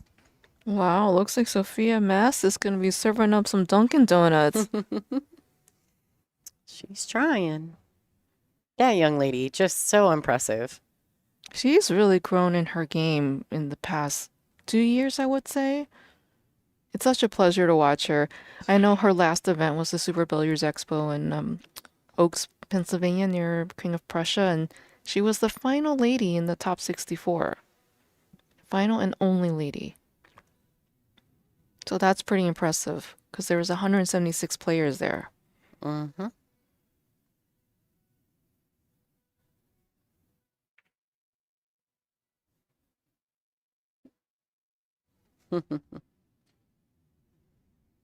Yeah, these are the Diamond Pro Cuts. I promise you guys, I had a conversation with the Diamond guys when they brought them in. It's all good. Tables play great. They're difficult, and I think that's the biggest problem. They're tough. They're playing tough. The pockets are not easy right now, and these ladies are really trying to figure it out. By the end of this tournament, the one who figures it out the quickest will win this event. So if you're interested in seeing the entire bracket, go to digitalpool.com. Go to the Tournaments tab, type in WPBA, and you can see the progress of your favorite player. Absolutely. Kelly Fisher is still on the A side. She'll be competing against Bean Hung in her next A side matchup at 7 o'clock tonight. We kind of... Sylviana Liu still on the A side. Gonna play Amber Chen. Her next match at 7 o'clock as well. Canadian player Joanne Ashton also still on the A side. She'll be playing former U.S. Open champion Joanne Mason Parker. We do know Joanne will be winning that one. Yeah, right? Oh my gosh, that's crazy. So we've had 2 Joannes play each other. We had the 2 Millers play each other, the 2 Ashleys. I mean, if the 2 Christinas play each other, they're going to have to do it at the very end of the tournament. Because one's still on the A side and the other one's chugging through the B side. You never know. It's wild. All right, well, must be a tournament of 2s. And Jasmine's looking very confident to finish this rack out.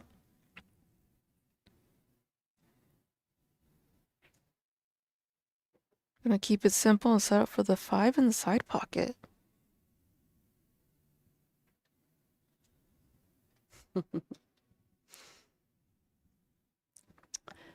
Something that I really always admired about Allison was how graceful she looked with a bridge. She was always so graceful with a bridge. I feel like I border looking like I'm having a seizure. And Allison's just so nice and smooth and graceful. Well, when you're playing snooker in the 12-foot tables and you have to use sometimes 3 bridges, you have to be graceful and smooth about it. Have you seen this video? She's like a teenager, and then she's got to stack up 3 bridges to make a shot in snooker. Yeah, it's amazing. For those of you guys who are not familiar as well, speaking of the YouTubes, Jasmine and her YouTube channel, so funny. She is such a witty person, and she really has a great sense of humor. If you haven't already checked out Jasmine Ocean's YouTube channel, you definitely need to go. I also think that Jasmine does a really good job of being technical but accessible in her knowledge. Sure. Whereas, some really technical videos, I feel like my eyes start rolling in my head because my brain is about to melt. But no, she does a really good job of bridging those 2 worlds. Yeah, and I mean, in layman's terms, basically what Ada's saying is that she's going to dumb it down for you. No. No, I mean, but layman's terms, right? Whereas someone that's maybe a little, I mean, Jasmine is a professional, so her terminology is going to be vastly different than someone who's an amateur level player. But it's like what she does is talks like an intermediate level where you Sure. have, accessibility for the beginner players, but also knowledgeable enough to increase an intermediate player's knowledge. I just think she's funny. Like she I has really a do. She's hilarious. series of where she talks about how the stop shot and the physics of it versus follow and draw, and I learned so much from that. Oh, Ron, that's awesome. Well, thank you. Thank you for tuning in. We're going to have to tell Jasmine that. Yeah, Jazz is hilarious. I mean, she really is. She does some of the funniest things in her cuts, and she'll like drop things and she'll go to pick it up and it'll say subscribe. I mean, it's just so cute. She's absolutely hilarious. And she is on the hill right now. Let's see if Hanyu can stop the bleeding and reduce the deficit. Looks like she was able to make the 1 ball in the side again. Not a really clear shot on this 2 balls. She can decide to combo this or play safe. I feel like she's got to get into some type of momentum. She's been sitting for a while there. Jasmine's been punishing her for mistakes here and there in her turns.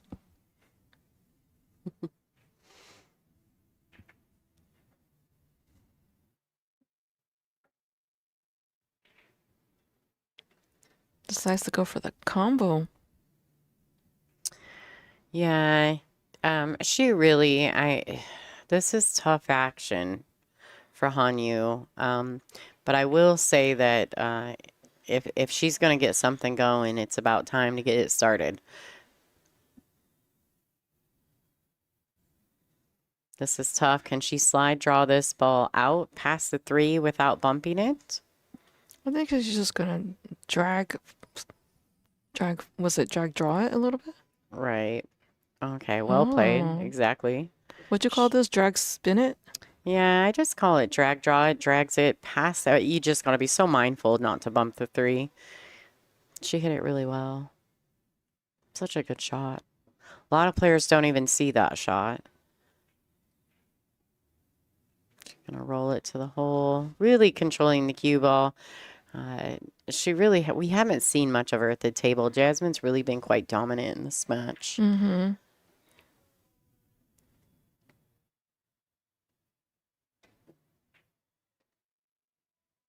Oh, she used some inside on that shot. I thought she was going to go in the other direction and shoot the side pocket 5 ball.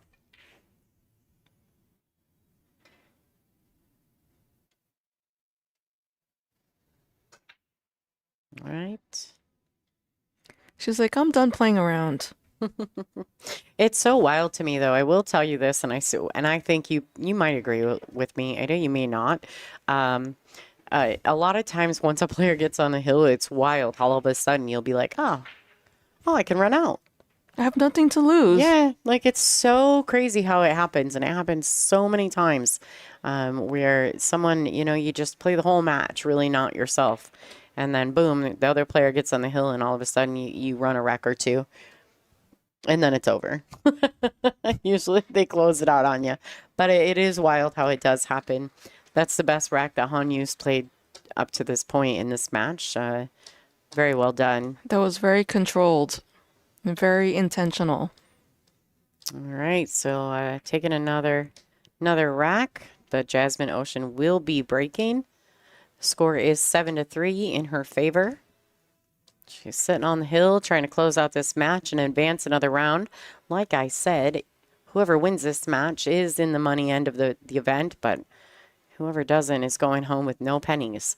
So a lot of travel time for both of these ladies to go home with no pennies. That's tough action. And in our bonus stream, table 2, we have Olga Konkina 6-2 over Emily Duddy. Let's see if Emily Duddy can stop the bleeding over there. Definitely tough action. Looks like Olga is looking pretty steady Eddie over there. All right, guys, Jasmine Ocean to break. Jasmine does put a lot more power into her break than we see in some of the other ladies. But she is staying on the ground now that we've went to the 9 on the spot break. She used to jump all the way up. I know there's quite a few infamous pictures of Jasmine with the leg kick up in the air. But since she's switched to the 9 on the break, her break style has changed quite a bit. Wow, looks like the tables have turned now. Jasmine with an unfortunate scratch on the break, giving Hanyu ball in hand. Yeah. I wonder if Jasmine's anxious to close now. This is where you really need to focus on the process and trust in the outcome.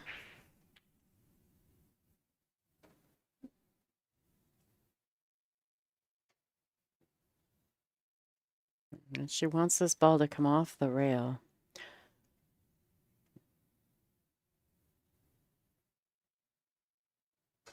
All right, she's looking at the line with the little inside English. The path to get back down table for the 5. We are using the Aramith Pro Cup series of ball sets. Pink 4, orange 5. If you're just tuning in, thank you. Thank you for watching. We're going to have another great matchup, but after this, we're going to hit our dinner break. And we'll be back at 7 o'clock Eastern Time Zone for the Savannah Easton versus Brittany Bryant feature match. It's going to be a good one. I think a lot of people are excited to see Brittany play after her great performance in St. Louis. Getting a lot of people really wanting to see a little bit more of BB.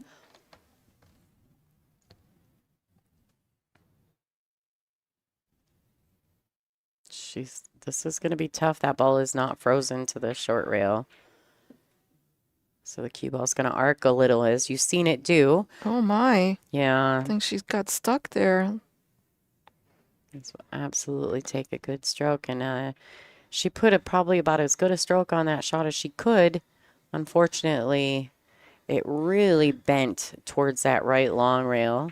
And that does tend to happen a lot when you're just, half inch to an inch off the rail. And you're using all that spin. A little flat on the angle. Kicking 2 rails under it. Is that what's happening? Good shot. Oh, wow. Oh, whoa. Pretty decent shot. Oh, Jasmine. I think Jess can see it. I don't think know there's an edge. Yeah. I don't know if she can make it, but she can definitely see it.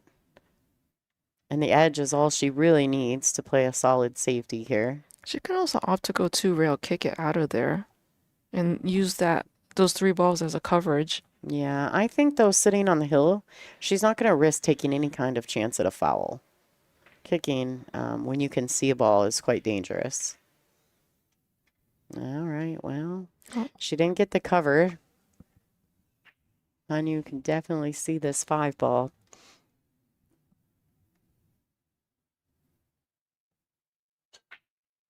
Hey, snooker. Yes, there are quite a few players from Taiwan in this event, actually. Hong Xingyu, Wang Wanling, Zhou Jieyu, Chen Jiahua, and who else is there? Zhang Suijing. We have a lot of Taiwanese ladies here in this event. Yeah. Probably the most known, though, out of that group of ladies is Wei Su Chen and Oh, Che Yu yes. Cho for sure, right? Yes. When you think, I don't Wei know Su about over Chen. in Taiwan, but I know here in the U.S., both of those ladies are a bit more regular on tour, so we see them often. Whoa. Well, Zhou Jieyu has a fantastic hair commercial, so I think you become famous if you have a hair commercial. Chanel Lorraine has a hair commercial. Mm-hmm. Yeah, Chanel Lorraine has beautiful hair She too. does. And so does Rita Cho. Absolutely. I did not know this about Rita. That Yeah. she has a hair commercial? She does. That's fun. I like her. She's great. I think Chanel's is the best because she has to say beauty and power in hers. Check out that kick shot. She swishes it, that's for sure. She hit it so well. Hey, Bobby Powell. Of all the pool games, what's my favorite? Well, I'm a Hall of Famer in 8-ball, so I'd have to say it's 8-ball for sure. Was that big table 8-ball or bar box 8-ball? I don't care. But I think 8-ball is better played on a bar table, on a 7-foot table. But I like it on any table. That's why I was kind of bummed because I couldn't make it to the hay ball event when they did it in Illinois that you guys all went to. Oh. But it was my birthday weekend and I already had plans. I was like, I'm sorry. Those tables are tough. Yeah, but even still, I mean, I just like the game. Like I said, and I would really love to get an opportunity to play on the hay ball tables and just see if the adjustments that I would have to make, but I just enjoy 8-ball in general. A funny story, I had to play Allison Fisher in that tournament, and she was trying to out-safety me in 8-ball, but does not have my 8-ball knowledge. So then she was just like, I'm just going to run out and get this over with. So I did win 1 rack off of her after she did that. Because I won a safety battle and got the first 8-ball. And then she was like, I'm done with you. Game over.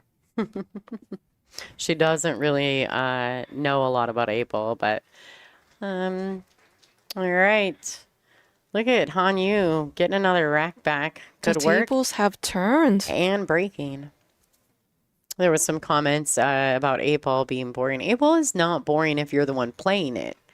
It's not always great as a spectator. It can be a little daunting as a spectator.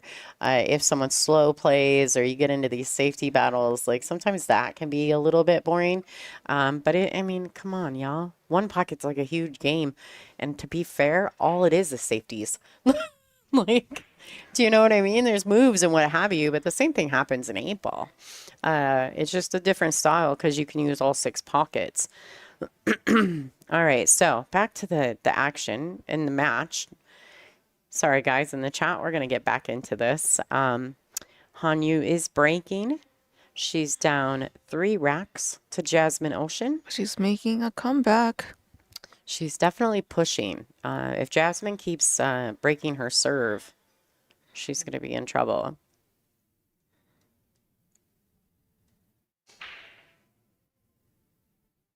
Oh, missed the 1 ball in the side pocket. All right. All open. And I do believe Jazz has a good look at this 1 ball. Wow, this is a dry break with lots of things open.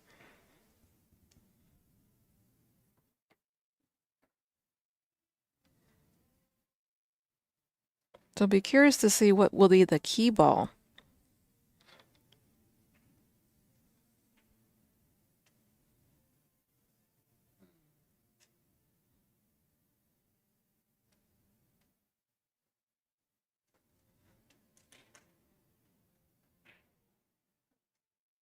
Yeah, I think everything is pretty well laid out. I don't see any obstructions as long as she doesn't bump into any other balls by accident. I think she's too precise for that.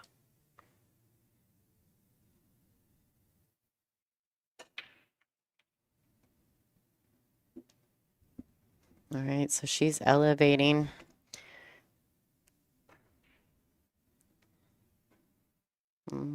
Almost rolled a little too much. You see, pretty straight, I think. No, small angle. Just a baby one. Just a baby angle. Baby angle. This can be a bit of a tough shot, even though it looks simple enough because you're so close to the 2-ball that the momentum of the cue ball can really die out before it gets to that rail. So Jasmine looks like, okay, I'm not opposed to this. If she's going to try to draw out of this shot and back out, she went forward with the spin. Wow, what a good shot. All right. Spin follow. Wow. That angle is not what I thought it was. That was a great shot. And then adding the spin to it was just... That's a beautiful shot. Yeah, pretty impressive. And into the line of the next shot. She's on a mission. She's got to close this out.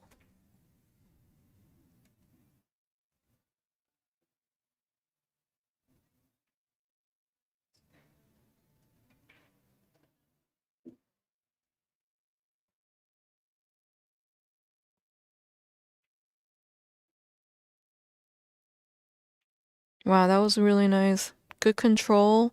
She's in the right window there.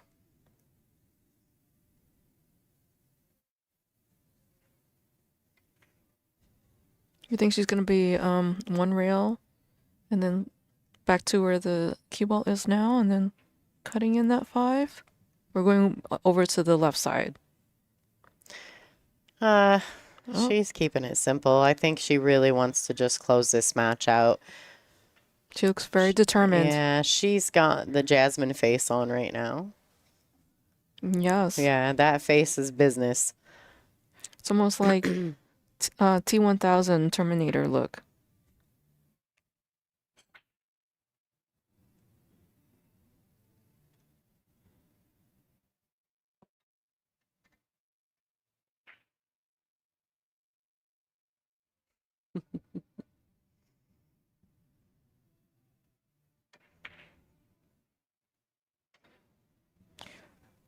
For sure, keeping it simple.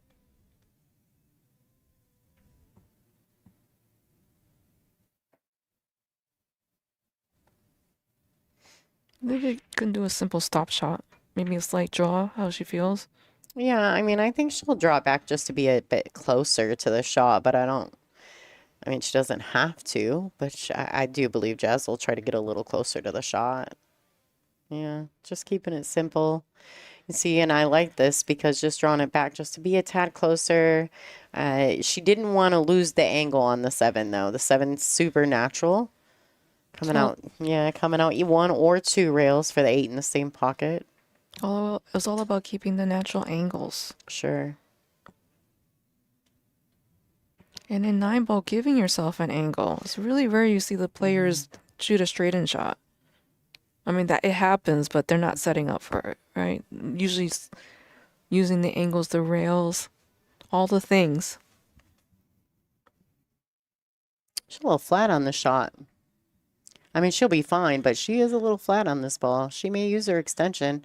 She looked over at the shot clock, which is kind of where her name is on the scoreboard, up against the wall. So Jasmine's gonna... Yeah, she's going. It's a little flat, so she has to decide what exactly does she want to do here. And she's got to be committed. Absolutely. And Jasmine's definitely one of the best at the business at that. She's going to... Oh, 50-yard line. Yeah. we know. I mean, you guys seen that 8-ball she made Hill against against Cheska in the World 8-ball Championships to win that tournament. She likes a little drama at the end. That's okay. Keeps the fans engaged. Jazz is definitely, I mean, I don't know. I like them all. I think everybody's my favorite. But everyone has such great personality at the table. All right, Jasmine Ocean knocking down world champion Han Yu. Sending her home, sending her packing. Jasmine Ocean advancing to the next round. Let's see who Jasmine will be playing in the next round. If they have an opponent listed just yet, I'm not sure. Okay, so, oh, that's right. She will be playing the winner of Olga Konkina and Emily Duddy. And Olga is currently on 6, so 6-4 over Emily at the moment. So Emily's still totally in that match. Jasmine had a good match there. Han was a little off kilter, but I'm sure that we'll be, fingers crossed, we'll see Han again here at the WPBA. She hasn't quite left her mark on these events just yet, and I feel like she's not going to be happy unless she does. So maybe we will see her again. I know it's a tough travel. All right, so it looks like we may be waiting for the player interview with Jasmine Ocean. So give us just a second, guys. We're going to throw a few commercials while Jasmine gets herself settled and gets her cues packed up. We'll bring her back here into the space, the interview space that we have built in our production room. So guys, stay tuned. We'll have a word from Jasmine in just a second. I want to say thank you to Ada Leo, the Iron Maiden. Thank you, everyone. She's always so much fun with all her words and knowledge. So thanks to her. And guys, we'll be back at 7 o'clock no matter what. So stay tuned. I'm going to throw a commercial and let Jazz get herself situated, and we'll be back at it with a cool player interview.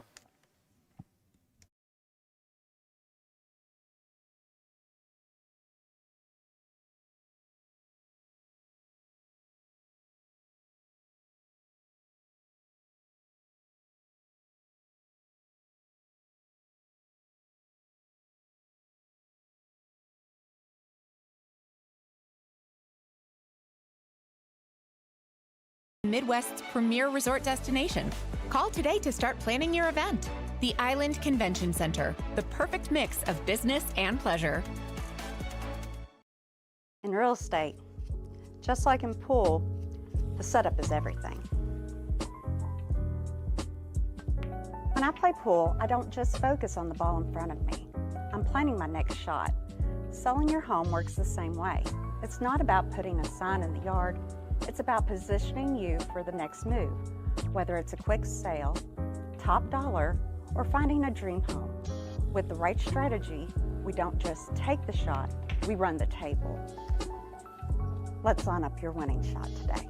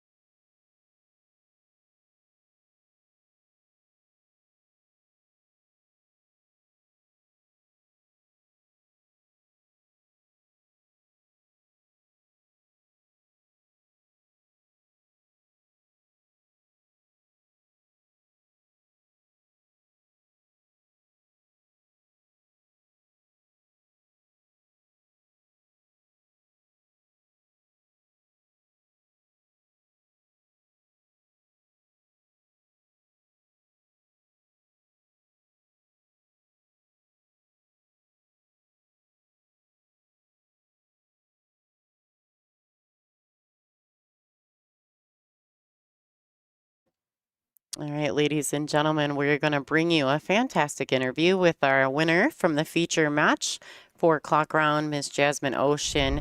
We're going to bring in Angela, Janik, and Jasmine. You guys enjoy the interview. Ready to go. Good evening, everybody. Jasmine Ocean with me, victorious on actually a B-side match that was a little bit unusual. Congratulations, that set went really well. But this event started off a little weird. Talk me through it.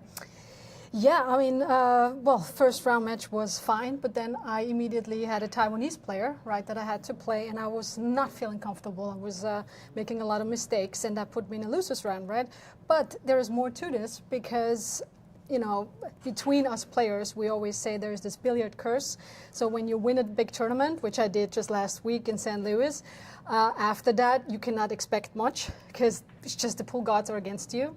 So I was then in the losers round. I thought, okay, that happened before. It's not the curse yet. So then I look at my draw, and I'm like drawing Hanyu, right, with the top players in the world. I'm like, of course. So I texted that to Wei, and she just laughed. She just laughed at me and said, here we go. So it is, it's kind of, it happened to all of us, right? So after a big win, all the tension falls off of you. So you had this big win. I mean, what else can you do, right? It can only get worse from that.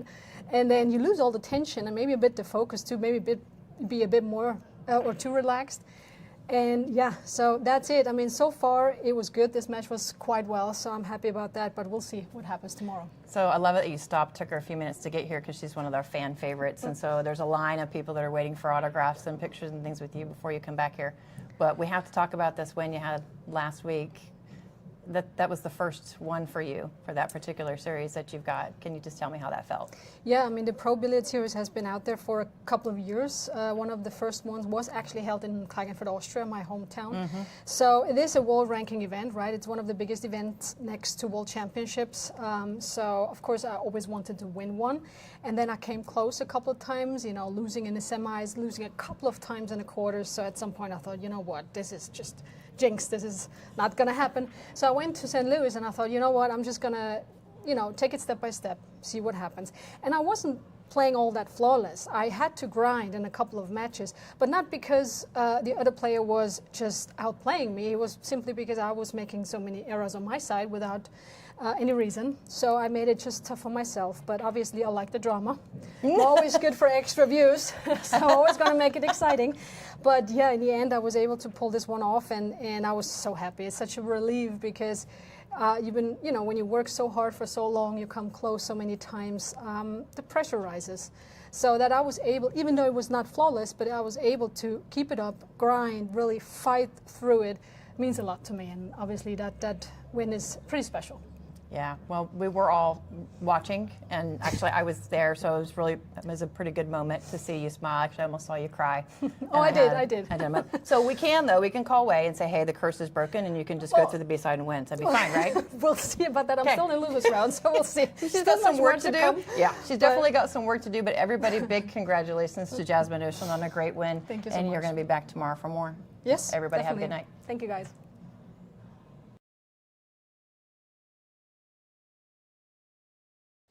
All right, everybody. What a fantastic interview. It was nice to see Jasmine. We actually talked a little bit before we got her on about this curse of after you win, but she's breaking the curse. She's going to prove it's not real. So good luck to Jasmine going forward. Thank you to Angela Janik for another fantastic interview. All right, guys, we're going to take our dinner break. We're going to reboot all the computers. There is still a pretty spicy match happening on the bonus coverage table if you guys want to go check it out. Olga Konkina is a 6-6 with the billiard bombshell Emily Duddy on the bonus coverage table, so you guys can go on over and hop over there and check that out. Remember, any and all donations go to improving the stream, so thank you guys so much for those of you who do that. Make sure you subscribe to the channel, hit the thumbs up on your way out. We'll see you back here at 7 o'clock Eastern time zone for a fantastic A-side match between Savannah Easton and the other bombshell, Miss Brittany Bryant. My name is Lonnie Fox-Raymond, and you're watching Wpba Billiards on YouTube. This is the 2026 Wpba US Open, hosted by Island Resort and Casino here in Harris, Michigan. We'll see you soon. Enjoy, grab your dinner, and meet us back here at 7 o'clock. Looking for the perfect venue for your next big event? Explore the Island Convention Center. With nearly 30,000 square feet of flexible space, including 19,000 square feet of clear span, it's ideal for corporate events, conferences, and trade shows of any size. And when the meetings end, guests can enjoy all the amenities of the Midwest's premier resort destination. Call today to start planning your event. The Island Convention Center, the perfect mix of business and pleasure. In real estate, just like in pool, the setup is everything. When I play pool, I don't just focus on the ball in front of me. I'm planning my next shot. Selling your home works the same way. It's not about putting a sign in the yard. It's about positioning you for the next move, whether it's a quick sale, top dollar, or finding a dream home. With the right strategy, we don't just take the shot, we run the table. Let's line up your winning shot today.